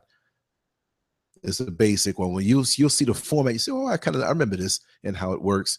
So it's an alternative, because Facebook has been acting very strange with me. YouTube has been acting very strange with me, and they can act strange when they want to, because and is involved in it, and it is what it is. Yeah, and that's a whole other topic. And I'm gonna have to change my name too when I come on here. Yeah, due to the fact business of the reasons. Contract that I just got. Right. Right. Yeah, and most people, like, I honor when we all communicate here, or whatever way that a person wants to communicate. I have numbers and addresses and this, but like I said, nobody will come on here and tell you that, oh, Lance harassed me or gave my stuff out, or I don't give people's numbers. If you say it's okay to give this person whatever, I play it the way you say it. I had one joker get up here who's been hating on me for years on the New Year's show. The first show of the New Year, you can play it, but it's like about an hour and change into it. And he got up here, Lance gave my stuff away. Lance gave my, but just moments early, he said, "You don't know me." So it's like, wait a second, what is it? Some people will always come to sabotage you and make others question your credibility. But I got my wife behind me. I'm here. People know me for years. They know I do not get down like that. And look, like I'm an open person. Yeah. So but like you say, sometimes you'd want to cuss somebody out. Trust me. Up on this show and have a curse out show, like I'm gonna smash everybody who smashed my toe, because people crap on me a lot, man, and I take it and I stay quiet about it and I move on with the shows. Trust me, It hurts too sometimes. But I think you're a wonderful person, Lance. I'll say this. I think you're a wonderful person. And I'll tell you this, and Angie Queen will tell you this because she's been knowing me for a while. I don't put my voice on any live stream at all. This is the first live stream that I really will put my voice on, the radio shows, because I'm careful about my image. And, I think you're a wonderful person, and that's the reason why I continue to call in. I enjoy our conversations. I enjoy hearing from Brother Holler. I enjoy hearing from VA and everyone else on here. And again, VA, we will hook up. I'll give my information to Lance and whoever else wants to speak to me on the business sense. I'm free and available to talk about it. I'm not going to charge anything. I'm just trying to help another brother and sister. And I want to tell it. And I'm very just so you know, Marcus, I don't know if it matters or not. I'm the type of person, meaning if I call you on the phone, I'm not on a three-way. I'm not recording it. Right. I'm just you understand what I'm saying? There are people like that out there. Out there up front, because people do very interesting things, especially I've learned this from family members. I just like to let people know I don't do any weird, tricky stuff. If I call you, I'm the only person on the phone, and there's nothing else going on, and I don't have a camera in front of me with a big sign pointing saying, I'm talking to you, and this is what he said. I just don't do that. Right. This is the day and age that people do these things. Trust me. What? Let me tell you something. There's some things, I'm telling y'all from now, there's some things from my past surface yet. I'm laughing because it don't bother me. It really doesn't. And people said, I got this photo of you doing this thing. I'm like, okay, all right. Go ahead. Don't bother me none. So right. People tell me I did that. I did it. And I did it good. So now what? Hey, Lance. Yes, VA. And that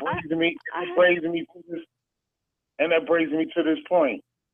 I want to say to everybody on the phone and in the chat room, and for all those that don't like Brother Howard, raw. I bring it tough. I do that. I did that. And in this environment right now, accordingly, people. Good night. All right. Good night, Holla. I'm still going to hang on for a little while. I had a question about what you were saying about the time frame. Mm-hmm. Is it possible to do late morning, whatever,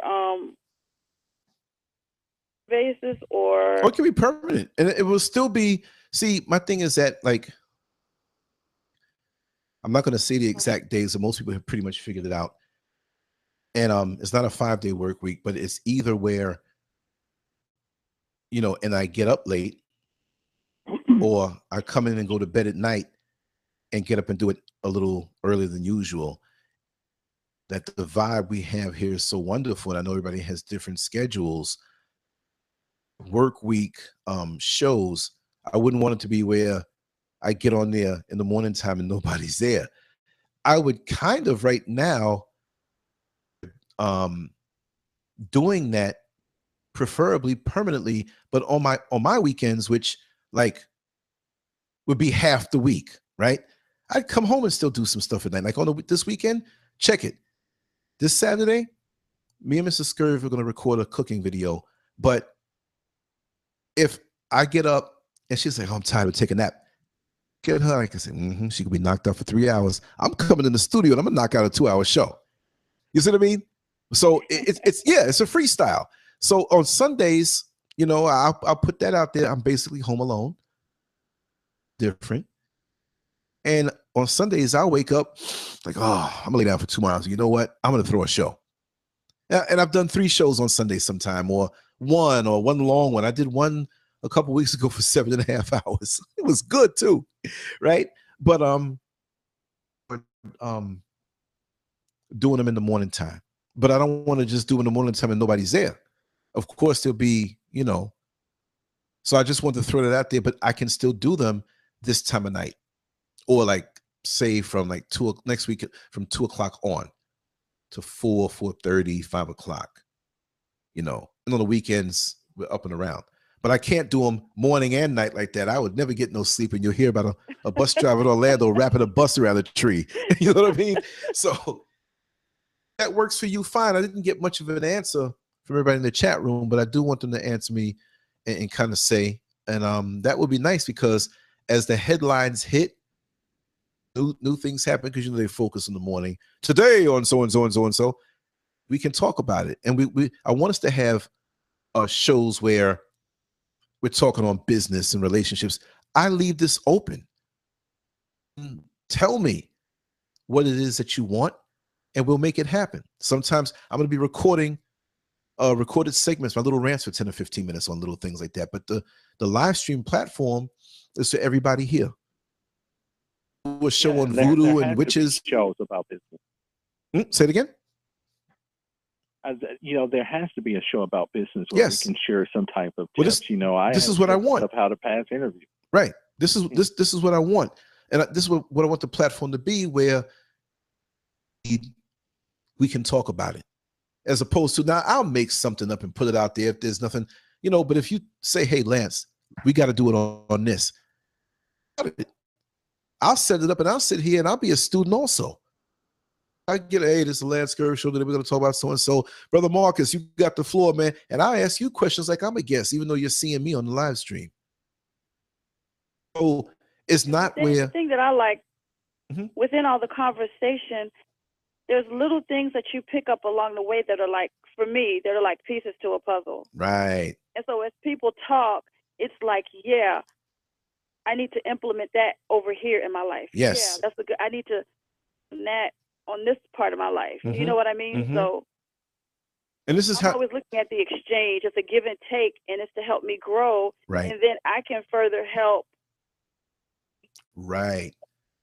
And there's no commercials. Of course. There's no you know, ads or no long playing music. It's just straight up conversation. And what I find is that the next day when I wake up, my head is all jacked up in a righteous good way. I'm driving the bus, like hearing voices in my head, and then ding, and I'm driving. Yo, driver, you passed my stop. Oh, I'm sorry. Yeah, it's good. It's pure. It's a natural high. And my work week goes by so fast because of that. The things I dream about, oh man. It's beautiful. And you know, Lance, it calms my spirit a little bit, to be very honest with you. I'm not so angry in a day's time when I see a lot of stuff, because like this is an outlet. Even my wife said, she's she's in the other room. She's like, don't miss the radio show. Don't miss the live stream. I'm like, why? She said, because I don't feel like hearing you talk about it all day. I talk about it less now because I can vent. You know, I can get stuff out. So I appreciate this platform. Like I said, I'm just a little bit upset that I got to get, full force next week. Yeah. And, we really got to chat it up. But really God willing, we'll be here, man. I mean, we'll be here. We'll be here. I mean, things evolve. I remember when I started doing the live stream, I think it was last August, September. So period where I had some glitches in my equipment, and the manufacturer made it seem like it was my fault, but it was really their fault. So I went with this thing, mailing back and forth the stuff and waiting for it. And I wasn't doing any live streams. It was killing me. I love it. Do it here. Everything's synchronized the way I want. And like I said, it's just as easy as hitting a few buttons. I'm home, y'all.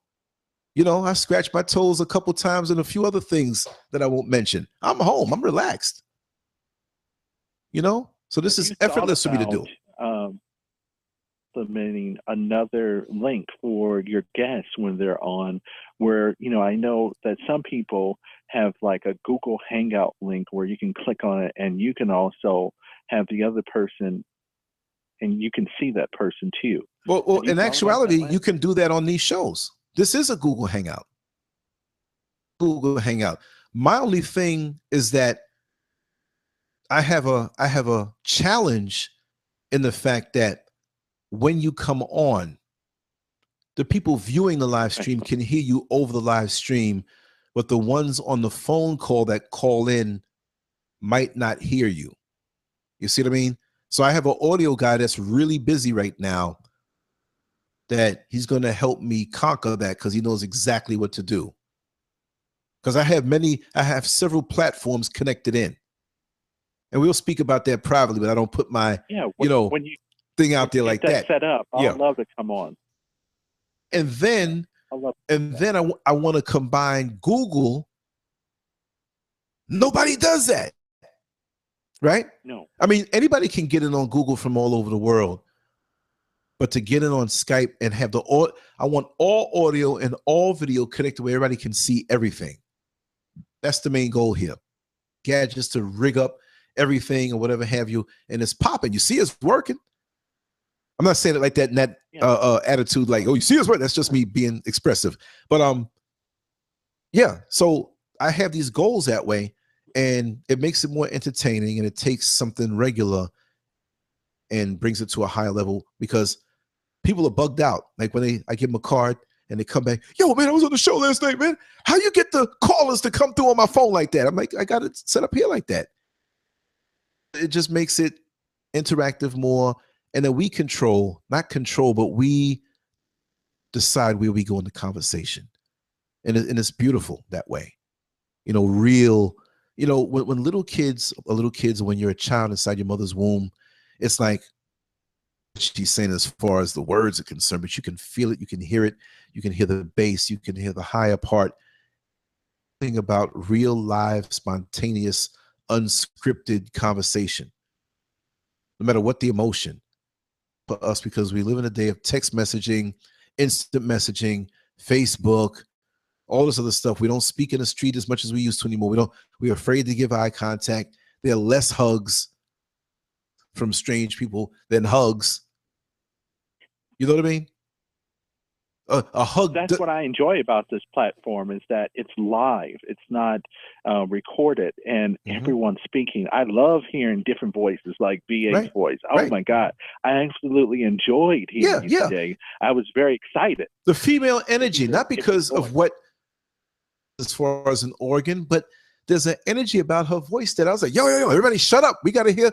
Not because it was she's not coming on here like it's some old 1-800 late night kinky call type thing. It's loving. And yeah. And it's like, I tell people that there's more ways to love a woman than just that sexual thing. Voice. My wife's in the other room. She can probably hear me. She ain't gonna come in here and throw a pan at me and me duck and all the cameras go out. You know what I mean? I love the female energy. Exactly. And I ain't gay. All of this, and we need to get into each other with that because we kind of cut that frequency off. And we go after what others tell us what we should be to each other. You see? That women have to just twerk for us. Come on, man.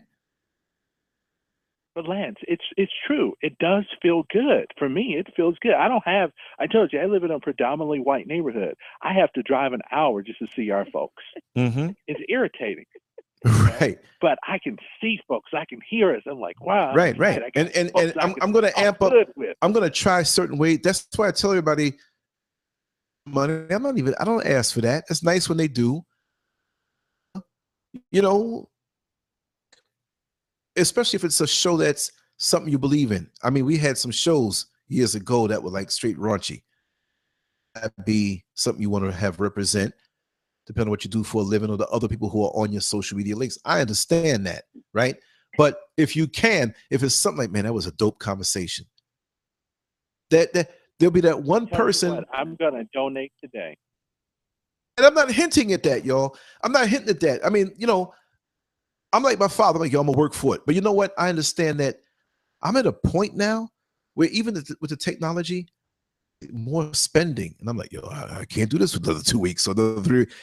What was given, what was shared from within the last week enabled me to be able to make the purchase that I made that's going to be delivered today, which will help me to go out and bring more of an experience. I saw a white dude downtown. Now, there's nothing fascinating about a white dude high on his mind. But in contrast to the gentrification that's going on, he was a white dude amongst a different pedigree of white folk who drive high-level cars and dressed a certain way, but there are also black people there.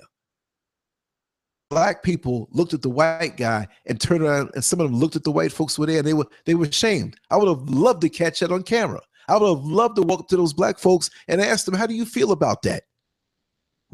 Just like you feel good here with the real life stuff. Of course, the recorded videos are not live by the time they're played, but at least you get a chance to see something live and walk all through downtown when the nightlife is going on, and walk all through the so-called hood. Give you $2, talk to me, little crackhead. I'm not calling a person that. I'm just saying that that's what it might be. It might be a cop. Let's have an adventure. See what I mean? Spontaneous. And the sponsors and all this stuff.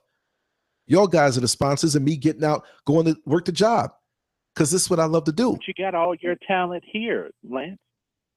Talent on the phone. Oh, no, I know that. I know that. No, I know that. I know that. That's what it's all about. In-house. So we'll create the thing. Brother Lance. Yes. Brother Lance, you better keep yourself out them streets at nighttime.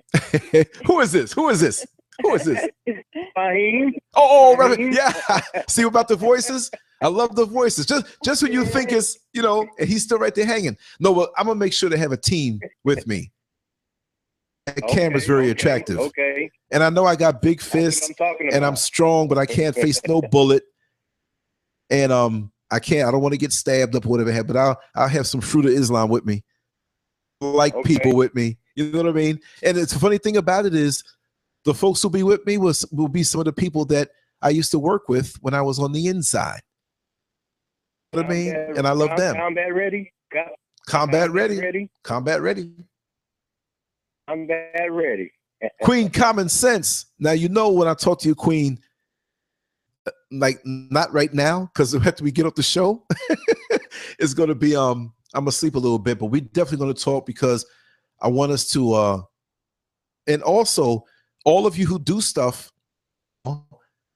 give me what you want. I'm going to make that page for commerce and for the different businesses and stuff.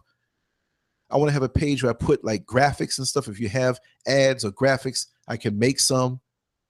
And if it's something that you do, whatever it is, as much as you want to share, I'm going to have a page just like a marketplace. Like, this is what we do. This is the Scurv family business here.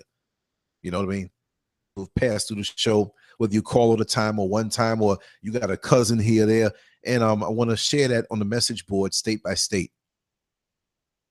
Each other first before we reach out. On there. And I'm willing to help too. I'm willing to help too, Lance. Yeah. I want us to have the in-house networking, because see, we all should be bringing all our experience. Now, I'm not saying like we're not doing it, but all Marcus, and all the people now, of course, they may not say they're not ready to hear this kind of show, right? Because it may be a different circle. I understand that. No, I understand that. Because I could be radical. I could be real radical sometime. I am all the time. I just adjust it. But we're so powerful, right? Just imagine we were on the level of, I won't say trust, but a level of being in each other's world so completely that we all were like the Underground Railroad for each other on all levels. There's no place in this country we couldn't travel. How do you keep doing that? What's that? Oh, the thoughts? You know what? We related. We got to talk, sister.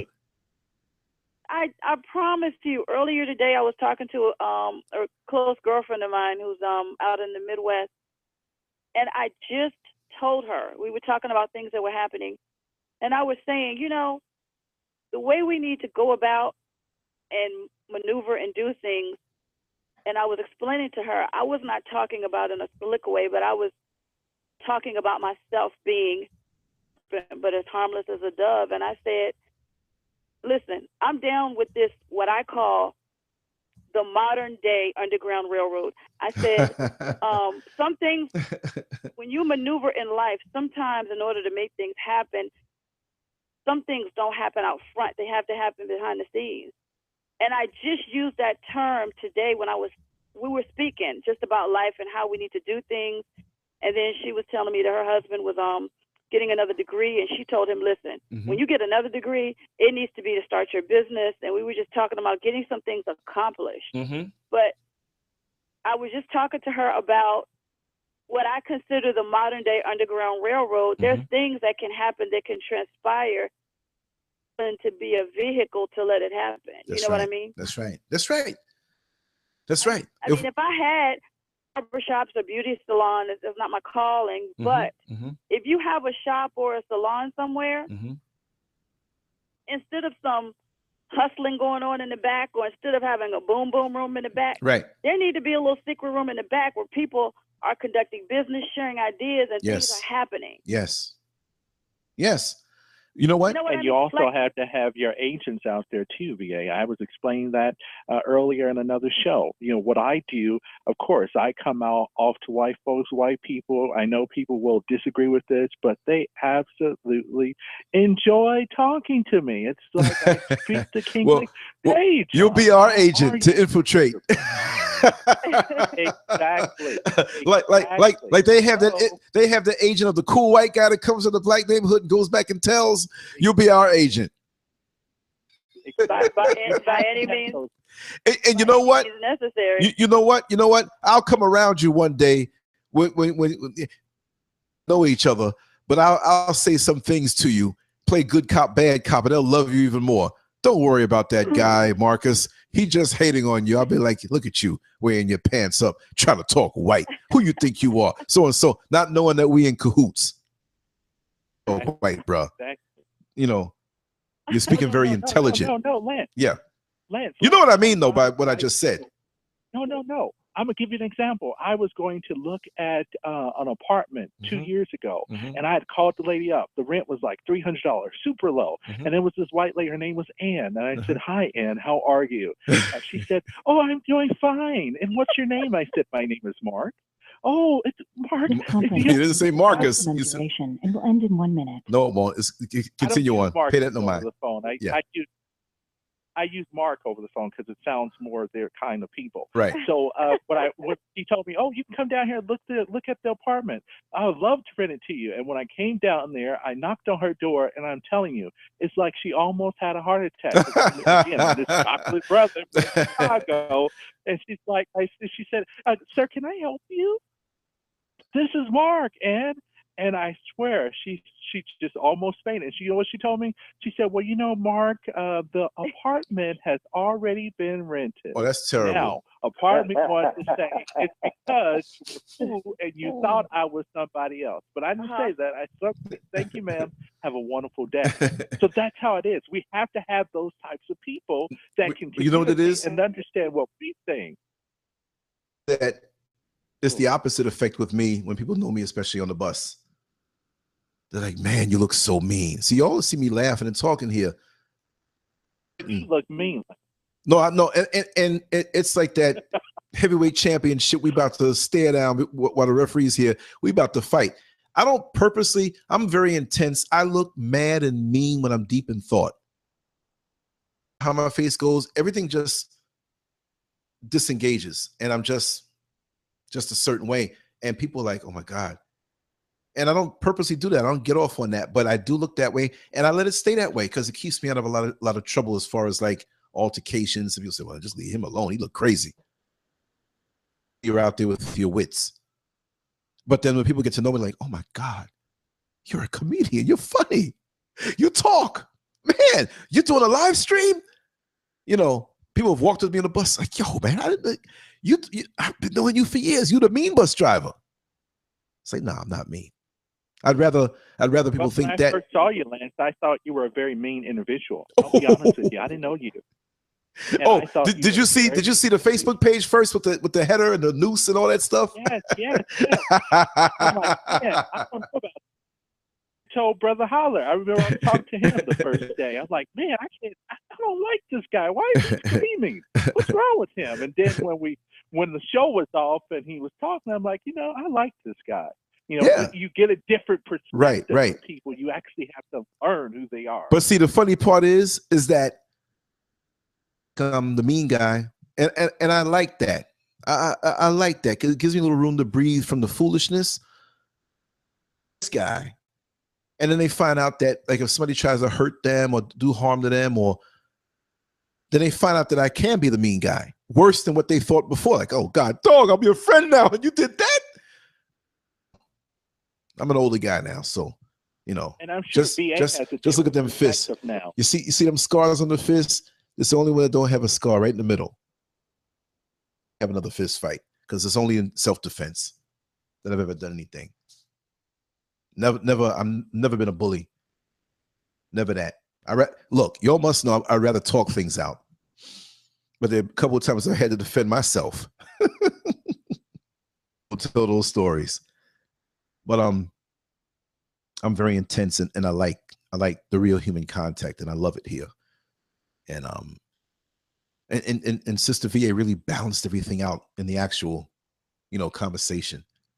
She brought her energy tonight, and I'm glad, you've been listening for a while, but I'm glad you picked the phone up and you called. Wonderful.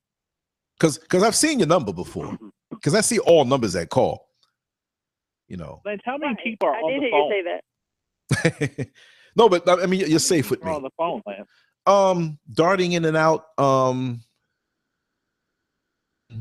the phone, I say a good consistent 90.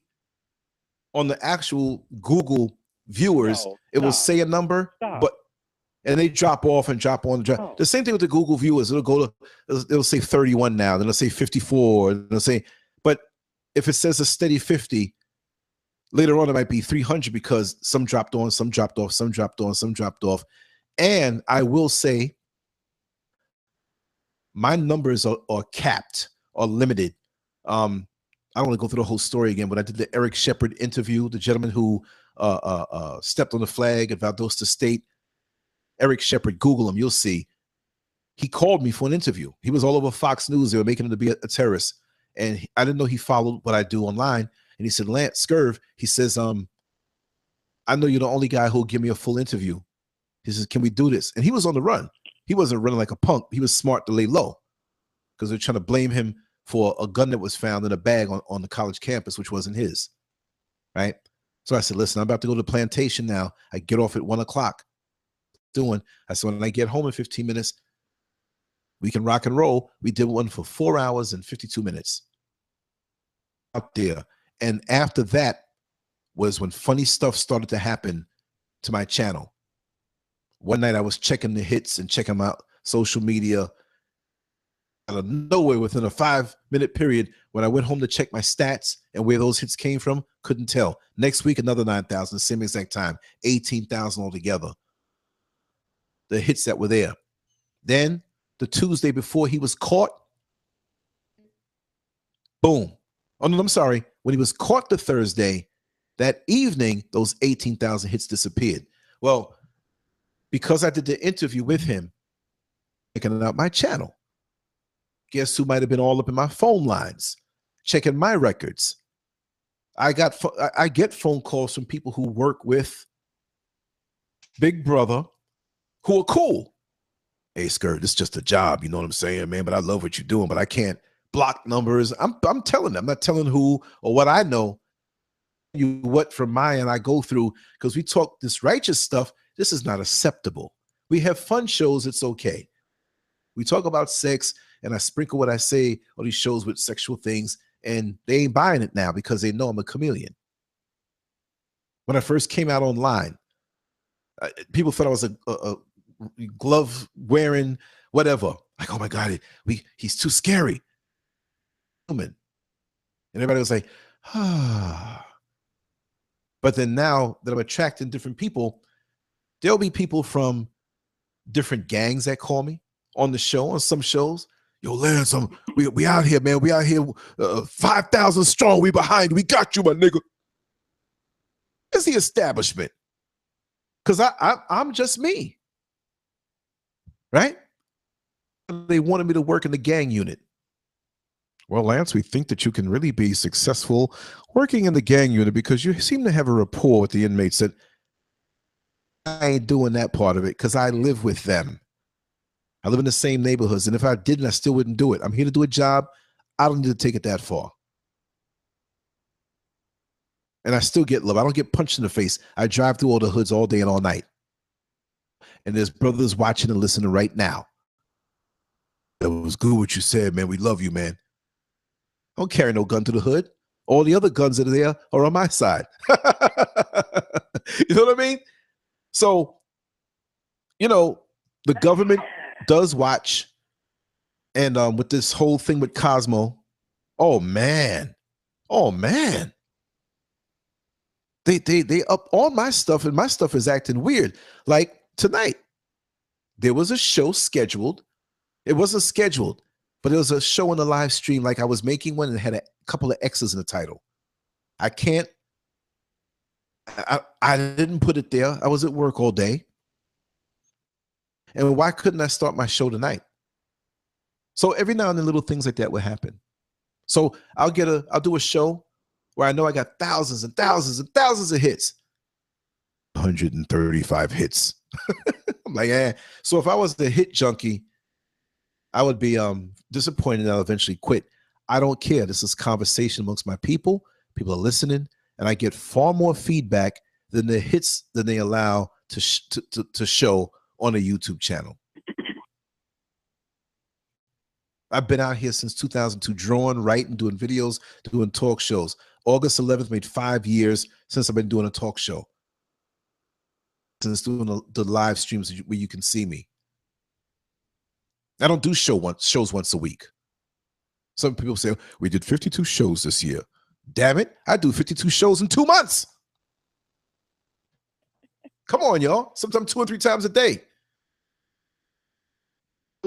Have a built-in toilet on this bench, so I don't have to get up. You just see a vein in my neck. All right, Lance. He's like, you're talking about feces. I got to get out of here. It's breakfast time. No, I'm just messing with you, man. Peace out, brother. I'm just exhausting myself, you know? It's like when I have to get up in an hour, so. Oh, I feel so bad. I'm going to sleep until I wake up. From home, so. Oh, that's right. That's right. That's right. Do a couple hours work and not have to wipe the stuff out the corner of your eye. You're home. Exactly. So it's fine. Man. I enjoy it. I really did. No, I do, man. And I'm glad we have the understanding when I make little jokes. I'm not joking at your speech or whatever. I love it because it's an extension of who we are. Fine. Ability, man. Let me tell you something. All my voicemails, all my answer machines, all my show intros, you can be like, am I calling Lance or is this Marcus's line? What is it? You know? Show. Exactly. Tune in. And if you met me 20 years ago, I'd probably pimp your voice and have a 1-800 number too. There'll be a lot of sales of battery-operated boyfriends out there while they listen to you.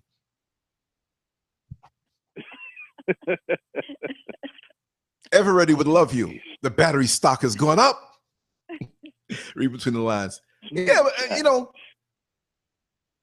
Oh, Omni, you like the art in the chat room? And Tones Tune, thank you so much. Like I said, this is.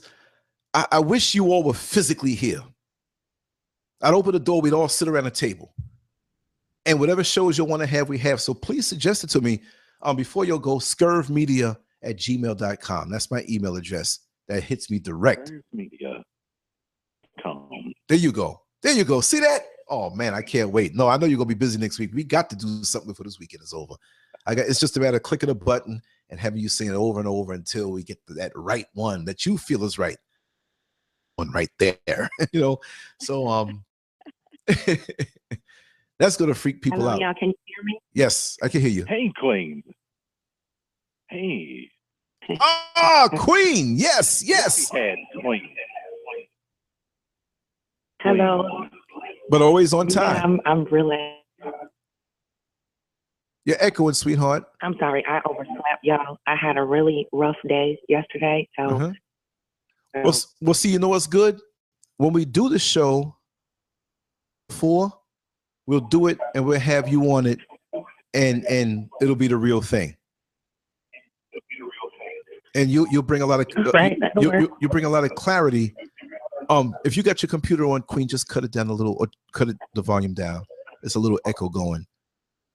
To you, that you brought tears in my eyes with the wonderful things that you shared and you said about me and Mr. Scurv. We listened to the whole thing, And that people have said wonderful things in the chat room and on emails and everything, but you took some time and you put it up on a live stream, and that inspired me and it touched me. No, it made me up my game even more. I said, what am I doing? I got to do better. Support you more. I got to do better. And we all have to do better and hold hands no matter what it is that we do. We're in. If we have that positivity inside of us to say we want to strive for something better, back taking donations or whatever, I got to give donations too. I got to give up the platform too. Right. And I just feel like, I know it's probably been said already, but I know I brought it up different stream you were doing. We have to support each other first. Yes. That's the key to turning this whole thing around. It's fine to, you do your day, whatever, but to Walmart, for example, you get your whatever, and you come out of Walmart, then you go click on whatever you see on YouTube or whatever you do after that. We need to switch that around. We need to go and connect with our own people, our own businesses, own venues first.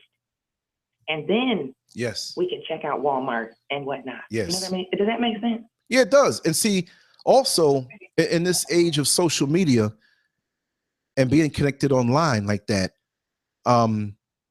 why can't we extend, like, say, for example, with your readings, why can't we extend that to have a mass open whatever where what you're supposed to get in your account, but then we can do it publicly where other people can hear it on a show or something, or sometimes you do some open type thing, whatever. Your stuff good, and what it is that I offer here. Well, it's open to you and it's open to everybody else. That's the only way we're gonna make a difference, and that's what the oppressor counts on. He counts on us not opening up to each other. He counts on us not showing love. You see? Exactly. That's my whole point. And it doesn't hurt, like I said, if you have that extra, Starbucks mocha latte money, how much a Starbucks coffee is? Some of them are like $6 and $8. And if you can buy one of those on the way to work, you can buy one on the way home. You might be walking home from work with your friend, you buy two. That's $16. That's almost $20. If you just, goes up down. You can't pinch off two of those dollars, send one to Queens and one to Lance. Right. Because you got 30 viewers watching now. Right. 30 something, 20 something. If everybody looking, it's Friday, y'all, because I know that check dropped. Okay, I'm just keeping it real. Right. If you drop $1, everybody looking, drop $1. We each would have $30. Go for hustling my promotions and things like that. My goal for myself is to make $40 a day because I have to do something. I have to make some energy happen every day because I'm not, if you will, for a minute. And y'all can call it e-begging.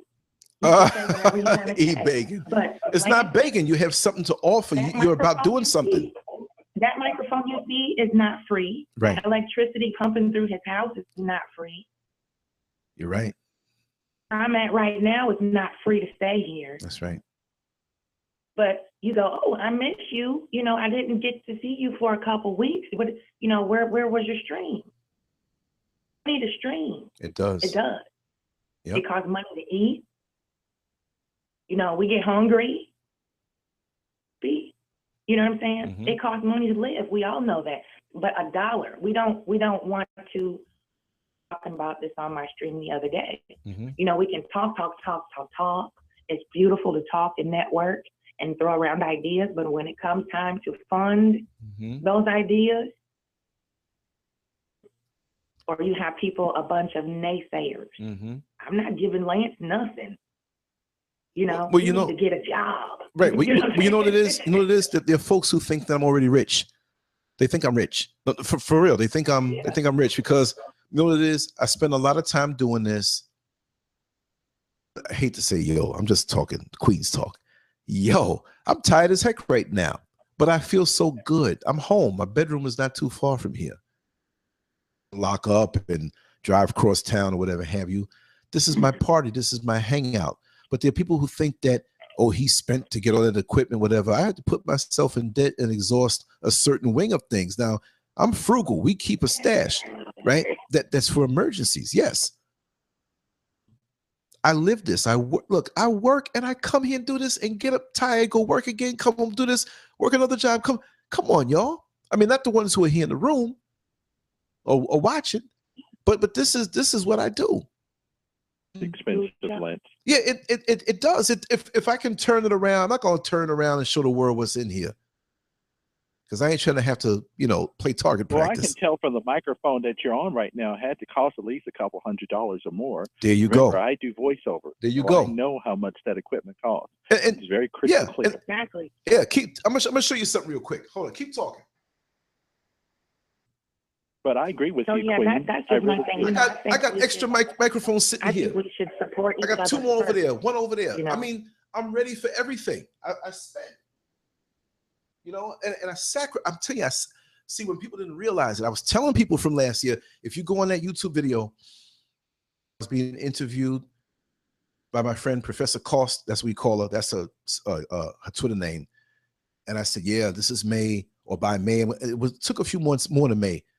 I already had stuff stacked over that I was working and putting down, That Rode microphone is about $400 or more. Yeah, look. Oh wow. There's one over there. There's stuff. There's stuff. I said, you know what? Yeah. Right.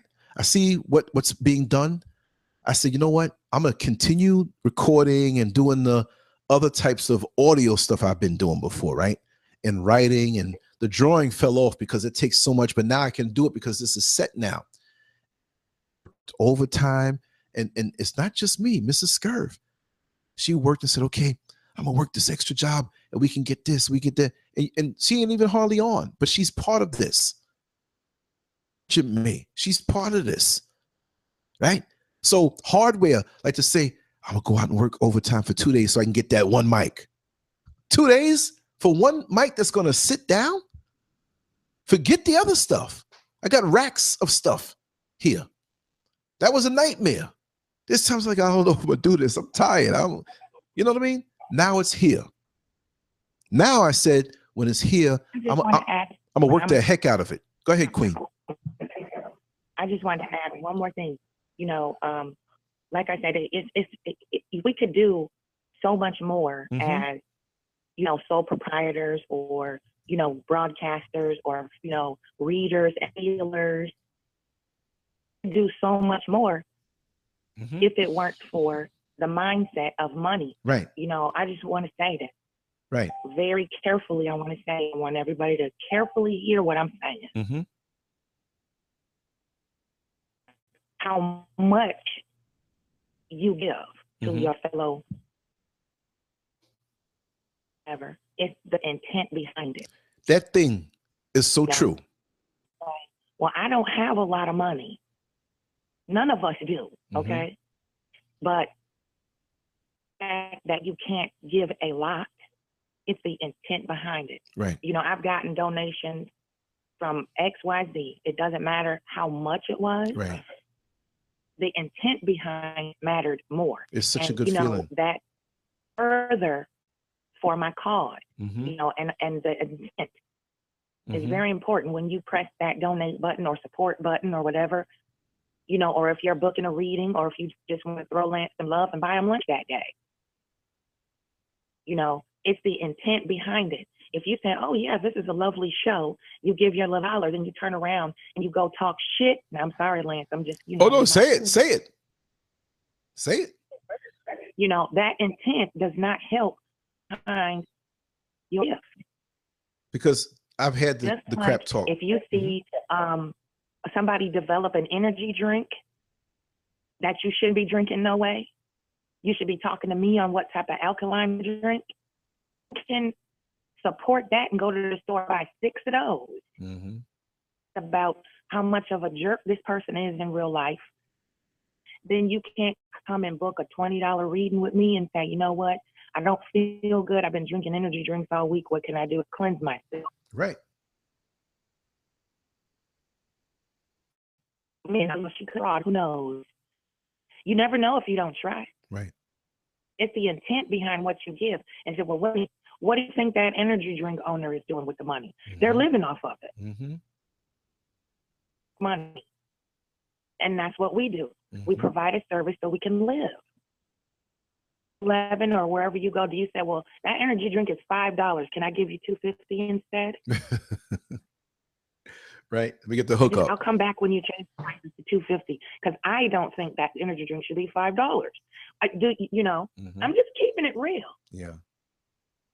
Behind it, mm-hmm. you know, and we don't ask for. I don't ask for much. We need tools to perform our job. Lance just showed you. He has 3 mics, different type of mics, and he knows exactly what he's doing with it. And there's more over there. Do you think that after he bought those mics, he could go out to buy a nice sushi dinner? No, that's expensive. I gave up the sushi. I gave up the fish. And that's going to help me do more. The research I do, the right. tools I use and the research I do, it's not tangible. You can't put that in your pocket right. and take it home. Exactly. It's something to carry with you ongoing. It's an investment in yourself. Exactly. So if I'm on a stream and I talk 2 hours straight, do you know that? Like I just crashed last night. Mm-hmm. I'm tired. I yeah, gotta get up. Isn't that something? And work today. How that will happen? Like say for example, I'll say, you know what, I'm gonna go 5 days straight and do shows. Day and just go to bed and go, oh, I can't do it. I won't say I can't do it, but it's like then as soon as I get the strength back, I come back and do it again. And the time put in, see, not gonna work itself. Then now that's the beginning. After you put the foundation and get it, now you got to work it.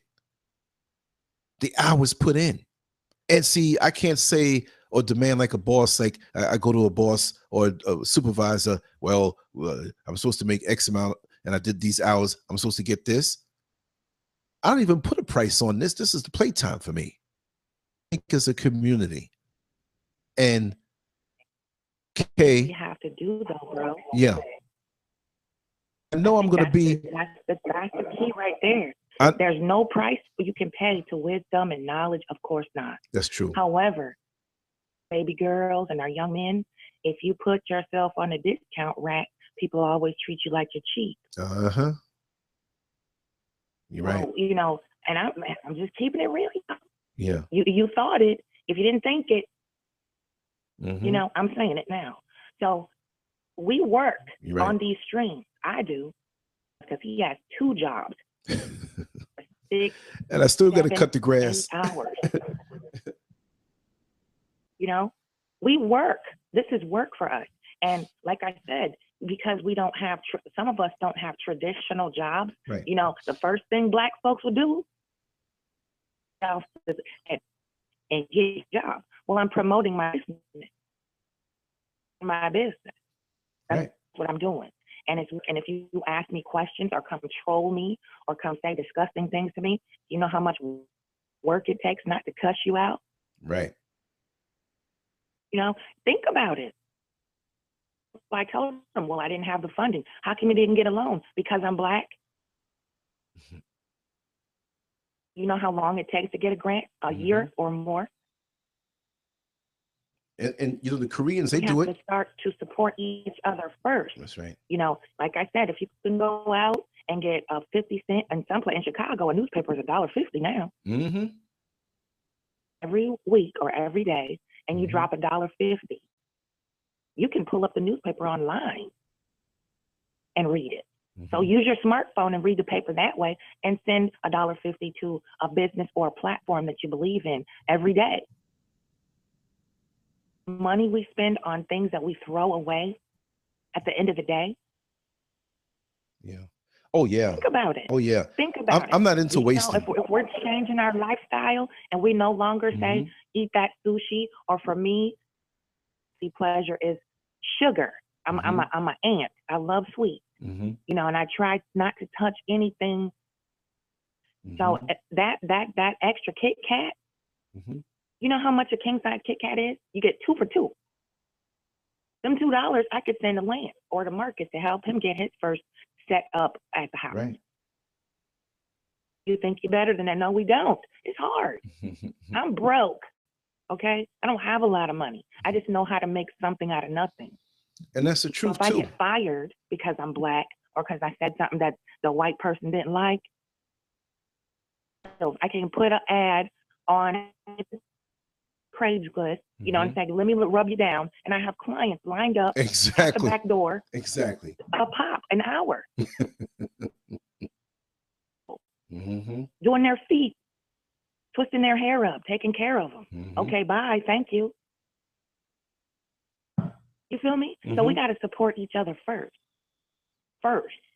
When you wake up in the morning and you say, you know what, I got to take care of this, and then I'm going to send Lance and Queen goal every day. Lance might need that new mixer board or that new monitor or what have you. And there's always something crashing. There's always something unexpected that throws me off that I say, you know what? And I've always taken care of it, you know, but there've been some times where it's not like I have, this takes a lot of money. It really does. And the way where, yeah, great, Marcus. We good, man. Always a pleasure and an honor. You know, or you can say, well, I got to wait with this, or I got to wing this way. Because on this level, I make money, this thing, and I made up my mind to be all the way in. Who else you know you go in one of their bedrooms and they got stripes on the wall like this? This is painted on. You know what I mean? That's the artist in me. But you make the leap, because once I saw the ripple effect that was happening, I said, wow, let me just go all the way. I don't want to let 10 years go by and say, man, what if? And it's not like a what if.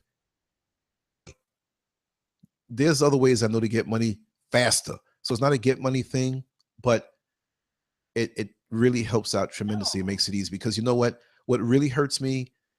I know everybody doesn't have a lot to go out and really say and ask, but what really hurts me, well, I'll tell you a story really quick.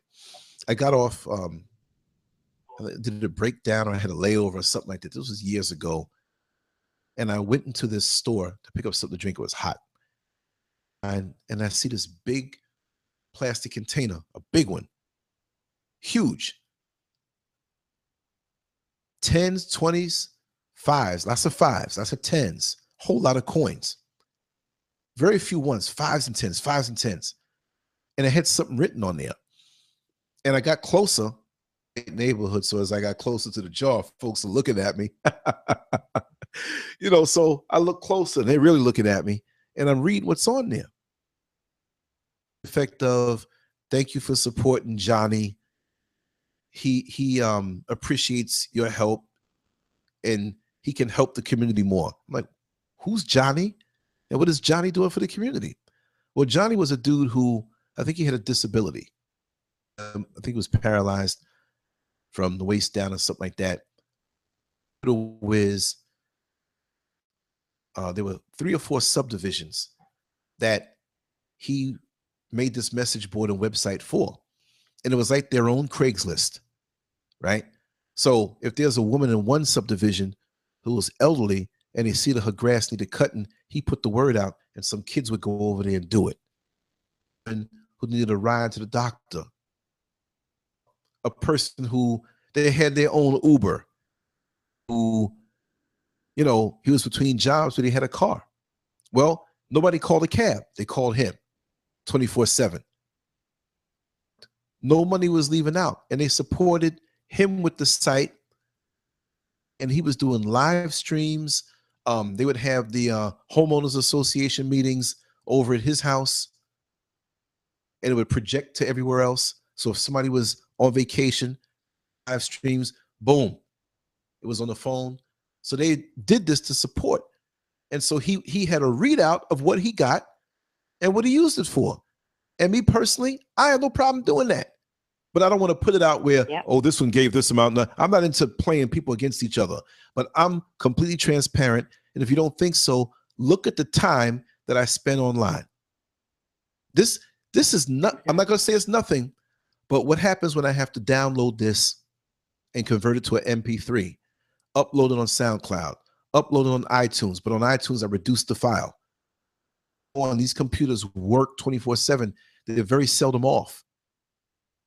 He got 3 or 4 computers in there. I don't even hardly have one. Well, they're working. When you think about how you found what I do or found what Queen does, we put things out there. That's work. So sometimes on a week, all the time on the weekend, it's 7:02 a.m. in the morning. There's no windows in this room, but I know it's getting light. It's light outside.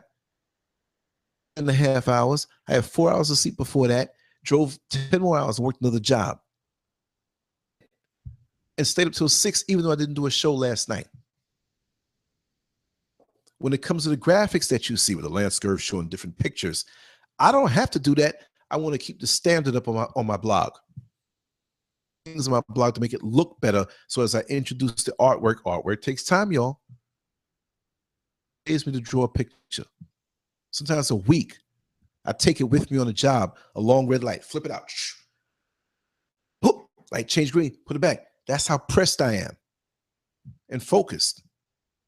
Man up and shit, but I'm this and I'm that. But many don't know what it goes into it. Many saying one thing, that one thing is hard enough. The YouTube thing is tough enough. But write and draw and edit and be a webmaster. Drive a bus where you have to keep your eyes on the road every second. A cat runs out, you don't want to kill it. A car cuts you off, but there's a lady in the back standing up with her kid. So you better jump into the lane where there's nobody and do it smooth so she don't throw her kid to the front. This is what's on me all day. Exactly. With people on it, dozens of people on that vehicle, you know? People, hundreds and hundreds and hundreds of people you see every day.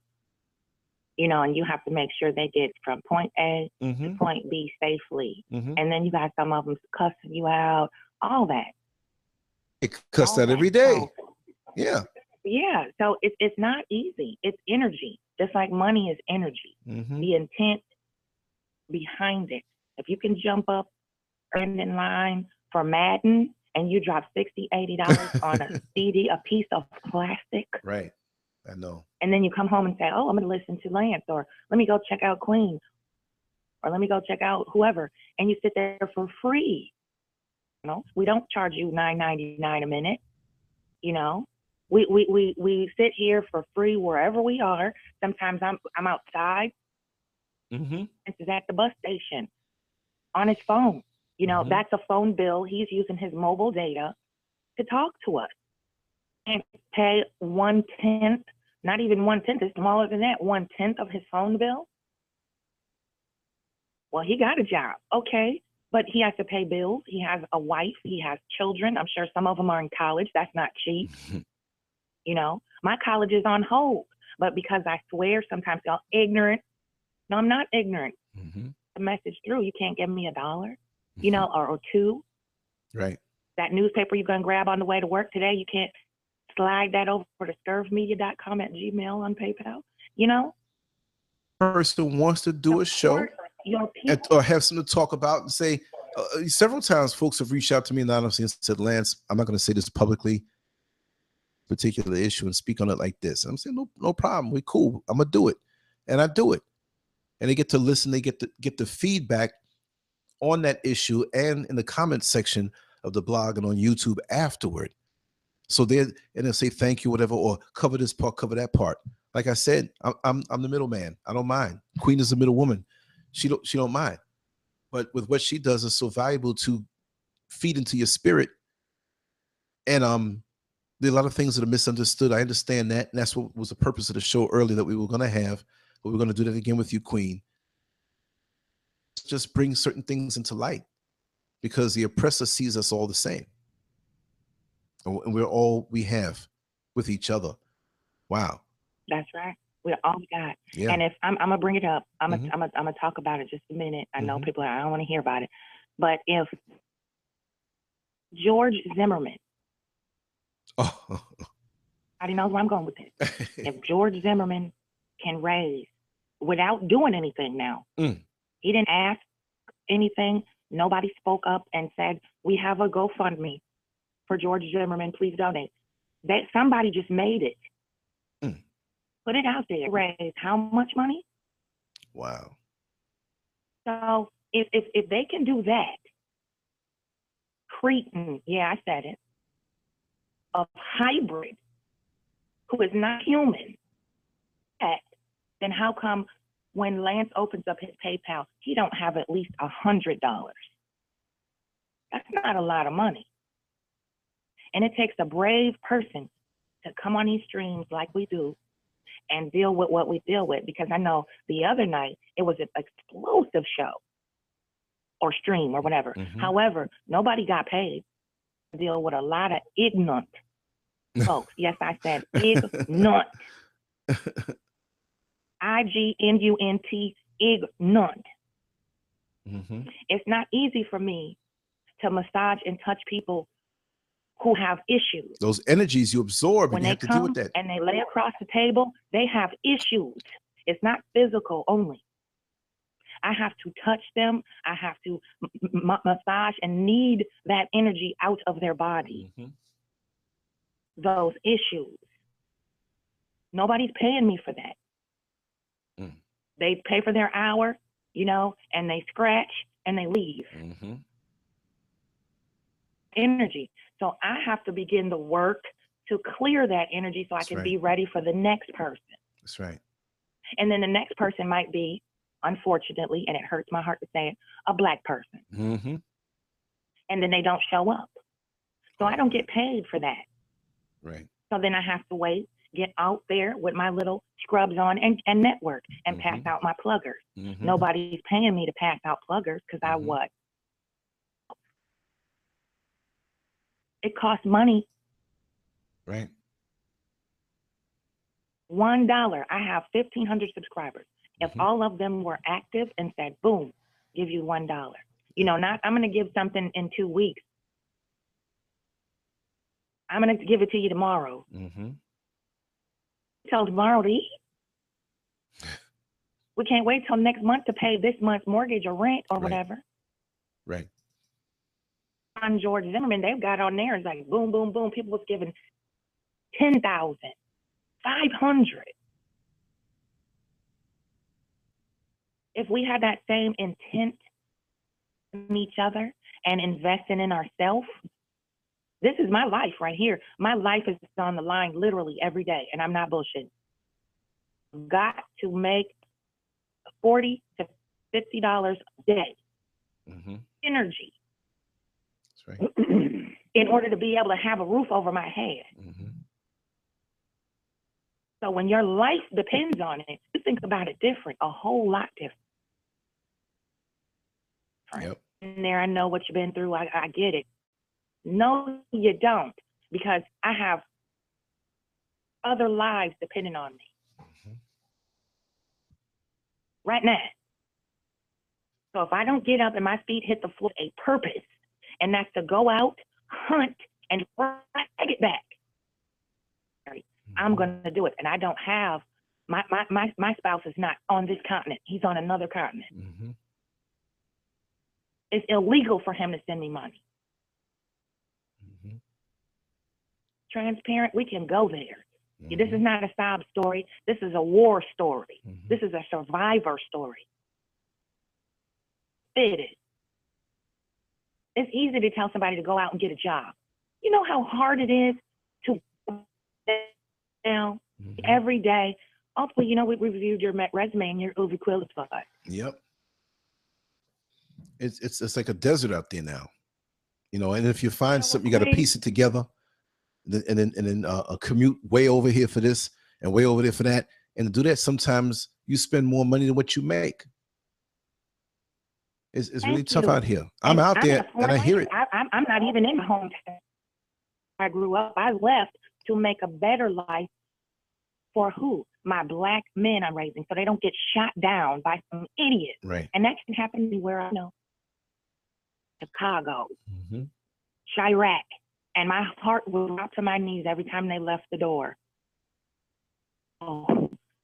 Great Spirit, please protect them. Take this crystal with you. You remember what yeah, okay. I'm teaching them the law now so they know how to deal with the cops. Mm-hmm. Not easy. And then people say, well, we don't have anything of our own. I'm building something of our own now. But you online calling me hair hat. I'm going there. Mm-hmm. Tell it. I'm going there. Calling me black bitches, whores. A healing station for us. Mm-hmm. So we don't have to give them our insurance copays. So we don't have to sign up for Blue Cross Blue Shield because, you know, domestic abuse or somebody was raped or somebody's child was murdered. We don't have to go through all of that red tape. Mm-hmm. You come right to the source. Let me tell you, Queen, this one computer that's running the stream, not the stream, but the actual conference line combined to the equipment. I got it rigged. I can't even explain how to rig it. It's dancing around and acting stupid right now. So it may cut off because this computer hasn't been cut off in like a week. And then my other ones have been cut off, but this one I had to leave it on for a reason. You still with me? Queen? Yep, I'm still here. Okay. I'm not seeing you on the computer as far as like the way it's set up. But you know your call, but it's still running through. So this thing's really running hot.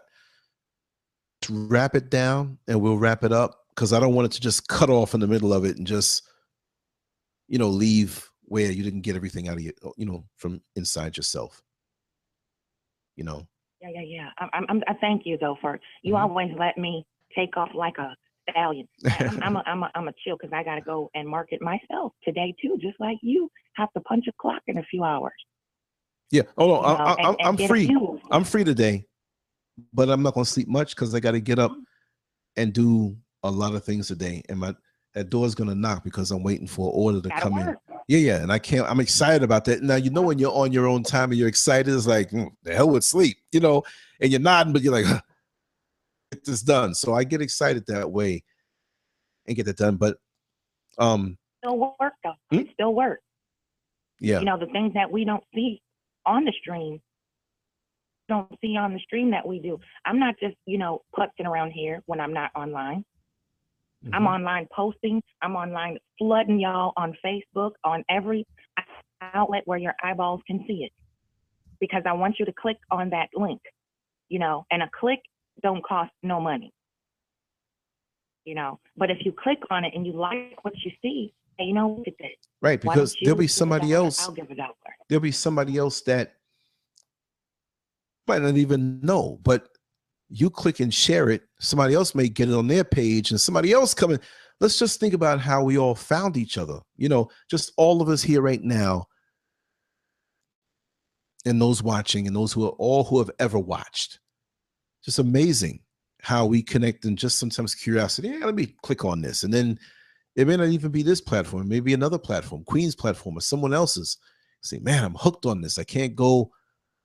When you listen to these shows like, PBS, the platform, and PBS is made possible by viewer donations. You know what I mean? And they'll take a big part of their thing just telling you, and see, them people donate. They donate.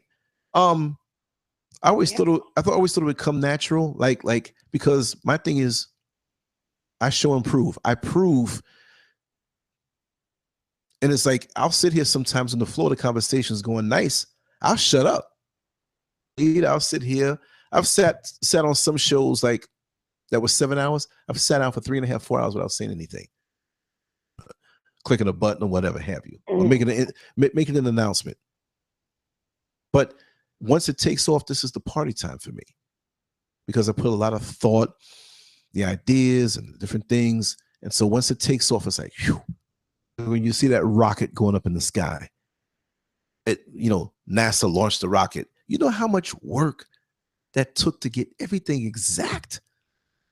And we're watching the rocket launch. to do with it, their anuses can cut a diamond in half because they're like, please don't fail. We put so much work into it. When it goes up, it's like, oh, where did that come from? An anus cutting a diamond. Oh man. I know I'm high as a kite. But Queen, give us a minute or two. Drop it, and we'll wrap it up. And I'm gonna get some sleep because I know as soon as I close my eyes, that door's gonna knock or the bell's gonna go off. Ding dong. I was like, ah, and I'll be up again. True. That's always the way it is. As soon as one eye shut, the other one pops. Exactly. Yeah, I just want to, throw some passion behind the people today. Mm-hmm. Before you start your day, I would like to do a friendly love challenge today. Mm-hmm. It's Friday, y'all. And each other. Okay? It takes 5 minutes to set up a PayPal account. It is online. And it's just the way it sounds, PayPal. Mm-hmm.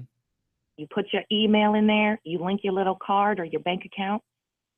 Oh, nobody sees it. All they see is your name, whatever name you want to put in there. You don't have to put your real name in there if you don't want to. Mm-hmm.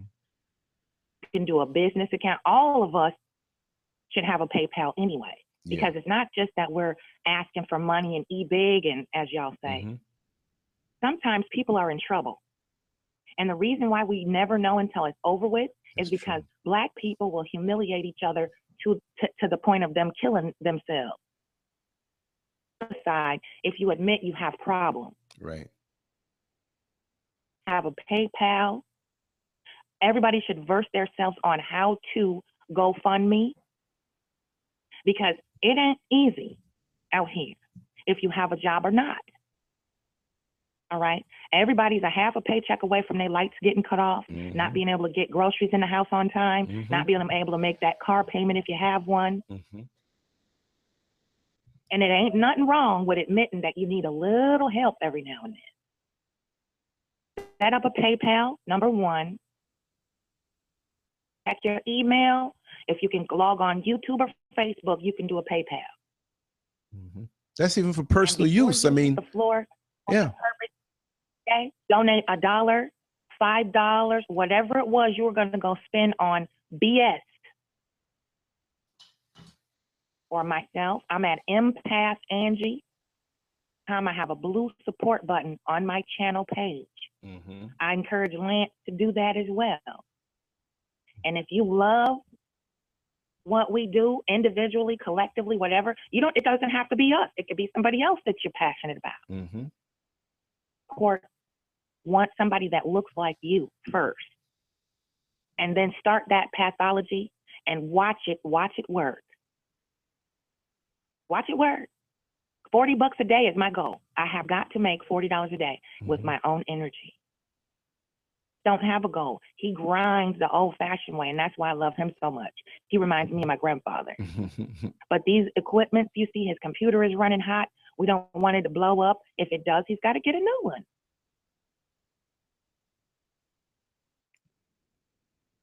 Get that cushion there ready for him. Of him. We watch him. We keep him up all day and night. Let's take care of him. And I mean that with all my heart. Because if I had a goal of $80 a day, go to the land. And I'm not bullshitting. I'm not playing. And take care of each other. What if his car breaks down? What if he gets stranded somewhere riding a bus across town? Miss Scurv is not available. He got to get in a taxi and bring his tail home or back to the station. Because in a bus driver's uniform, they for on the bus and people know me and love me, but they might see the uniform when driving by and not know it's me. You know what I mean? Orlando. Exactly. It's We've crazy. got to take care of each other. Yeah, it's crazy. It's easy. I'm going to repeat it. It's easy to say, get a job. What you doing? You can't get a loan from a bank. You better your credit that jacked up. Everybody credit is jacked up. Okay. So I'm just motivated. I want to put some fire under us. That's all you got to do. Hit that support button on my channel. It's a reasonable goal, $40 a day, right? Because I could just be sitting here going, I don't know what to do. I don't have a job. What am I going to do? I am working my ass off every day to keep my family safe, to make something happen with the energy that I have, that I could be running around town looking for a job. I have other skills. Should I go into and get a job when I can make that money and put it in my pocket and feed my family myself instead of waiting for a paycheck? Whenever I'm doing a massage or a facial or do a head, do some locks. Mm-hmm. If I do that way, I got to wait for a check, and then they take money out of it. If you donate, I can give you a FEIN number right now. Right. Same here. End of the year. We're legit. Hey, light a fire. It's Friday. You can go paid. You can go to Sunbiz and punch in Scurv Media LLC. You know, the money it takes to spend to keep the corporation going and everything. And you know what? You know, I don't understand. Not even that, but of all the people I know that have businesses, that be a tax write-off. I know people that have some pretty good businesses that, you know, they can afford a little more because they want to bring down their income so that they can fall into a different tax bracket. And I could write something out and directly off, and it will save the money, and they'll get that back. You know, I never understood that, because I know if I was on that level, for so many different people that I know are starting out stuff, because I know people that are grinding, and after a while they don't get that encouragement, and a lot of people just give up. They're just, I'm not gonna be bothered with this, because real live things happen. Real stuff happens. Yeah, I mean, the other get day, a hole in the roof. Yeah. You know, and somebody, you know, I need my goal to fix this hole in my roof from the monsoon that just came through Florida is $5,000. Well, let me tell you, we don't want one person to pay all of that. Right. So if everybody gives 5 subscribers, come on now, we can't fix this man's roof. Right. Well, I'll give it next week. Well, the hole does, you know, we can't wait till next week. Well, let me tell you something. You know, Mrs. Scurv was at her job, and she called me. She says, "Oh, I'm not feeling too good." She says, "I'm really not feeling too good." But she takes really great care of herself. She works a lot. I began to think. I said, "Wow, you know, we're both pushing, and right now, if something was to happen to her, not even just a money thing, like a job and the money you bring, but and all of that, I wouldn't be able to, you know." Maybe for a week or two, if I had to just deal in the hospital or something like that, all of that. And you know what I mean? That's why I go hard when I can, as I can. I'm free and clear now. But what if something was to happen to my health? Or I get smacked down by a car and can't? So this is why I do what I do while I can, to prove my character. You know, not that, I said I was going to do one tonight, but I'll do one 2 weeks from now. Whatever.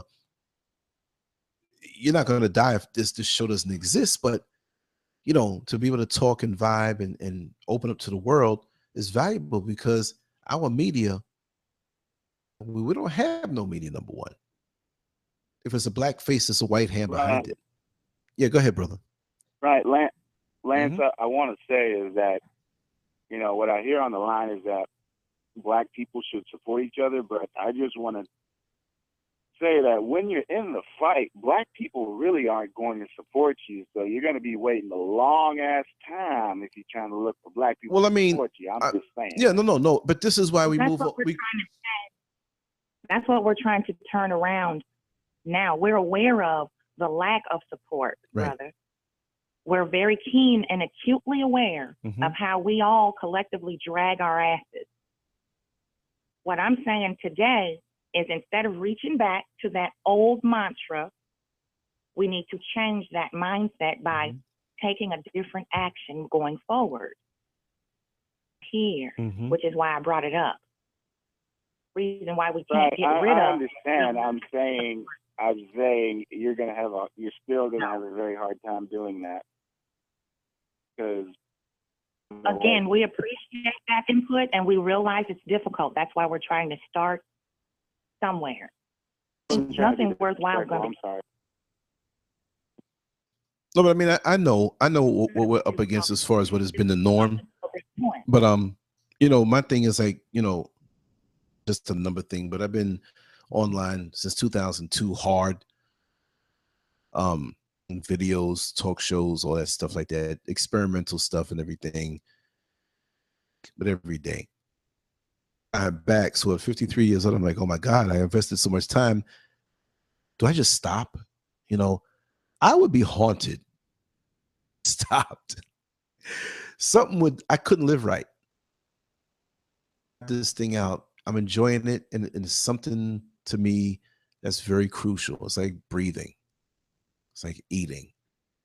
That I hear and who will listen to it. And we vibe together. I can't stop.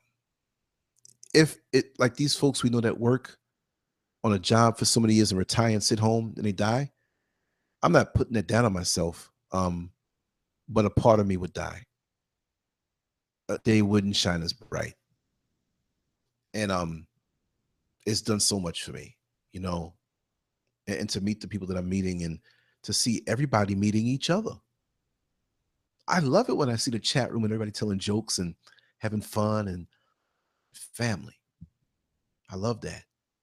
How I know J Math's, way of humor. And the women know his way of humor. So they're not insulted when he says the crazy things that he says. Things I wouldn't dare people to get away with. I get slapped, but I love it. But it's a wonderful thing. I'm going to wrap this down. My voice is kind of going. I know I'm going to probably be up in another hour or two or so.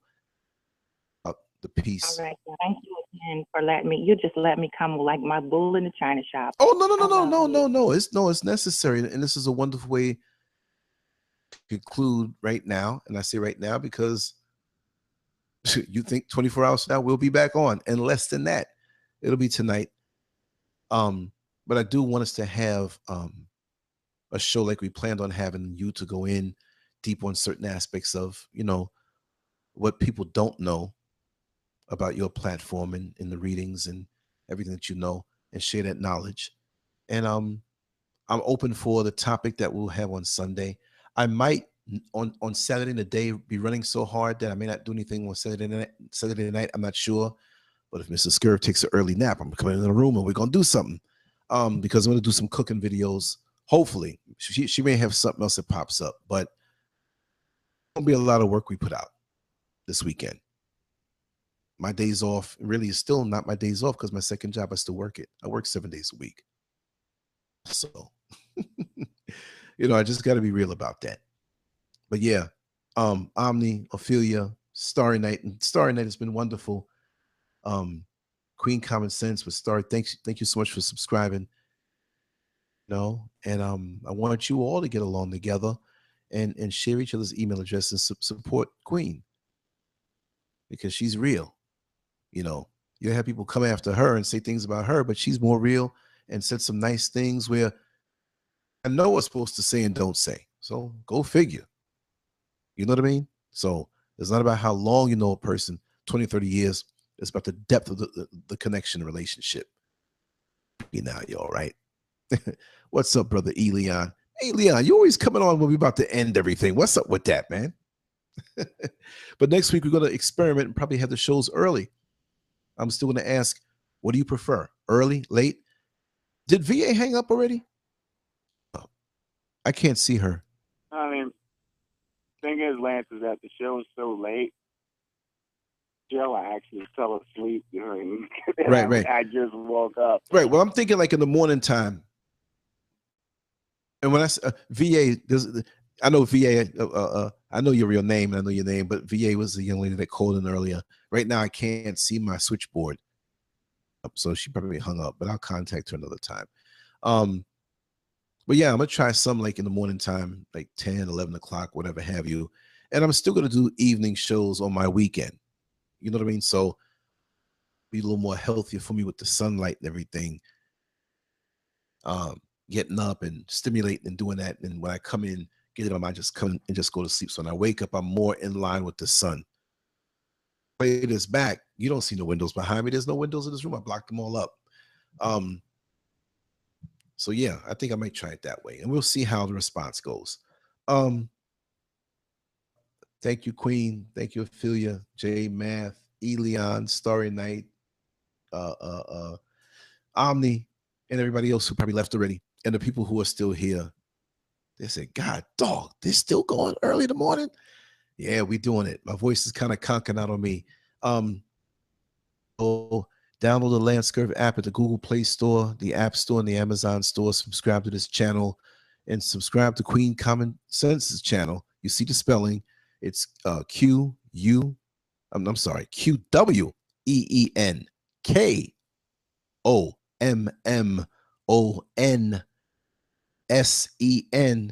Queen Common Sense. The W is a second letter, and common is not a C, but it's a K. Other than that, it's phonetic. Yes, thank you all for your help. Call me anytime, 407-924-8793. I'm always accessible. And you can also text me at 321-310-7623. Yeah, 7623. That's another number of mine. Send $1, send $5, send some love. Buy, you're gonna go purchase something today. Gas. Instead of putting 25, put 20 or 5. Split it up. $1 for 5 platforms that you love. Black. That's true. 5. Not even just us. Us with 3 other ones. And surprise them. Queen, thank you so much. Everybody who's still here. And Brother Fahim, thank you so much. I got to give you a call too. We got to get you on one of them funny shows. And we're going to be doing some stuff this weekend. And tonight we're definitely going to do it. It won't be as late as 1:30. Maybe around midnight or so. Depends on when I come in from that second job. Rock again tomorrow night. But you all have a good morning. I can't even say good night. Wow. And I'm a little beat, y'all, but I love this feeling. I feel like I accomplished something. Yeah. Love you too, sweetheart. And we're going to talk a little later, probably early in the afternoon or whenever I wake up and coherent. And we're going to make some solid plans about how we're going to promote and do and reach out. And I want to do unique things. I want to do things that other folks aren't doing. I'm not in a competition with them, but I see so much. And this is one of my abilities kind of on social media, and keep it juicy and keep it interesting. Brand building your brand, the awareness of who you are. So we need to latch on everything together and in that place. So people can know who you are. When they think certain things, they need to think about you and come at you. And I promise that. All right? Absolutely. Okay. Again, love you. Rest yourself. Thank you. And heal from all this abuse, staying up all day and night. Heal yourself. I love it. I'm gonna walk out in the backyard before I go to sleep, and my feet hit the ground and feel that, and look up at the sun if I can handle it. And I'm just breathe some in, just be quiet, and then come on in and just put my head down and see and just flow from now on. Be a wonderful day. Got to put Bill Withers on. A lovely day. You all have a good morning, and I'll be talking to you. And feel free, I'm going to be up for a couple more minutes more. E2 or whatever I gave you. You got the numbers and stuff like that. And we're going to plan some shows. All right, y'all? Y'all have a good night. You've been a blessing to me. Thank you so much. Welcome to you. Feel free. Every Friday evening, tune in to radio's hottest talk show, bringing you the realest, uncensored conversations with the boldest man on the net, Lancescurv.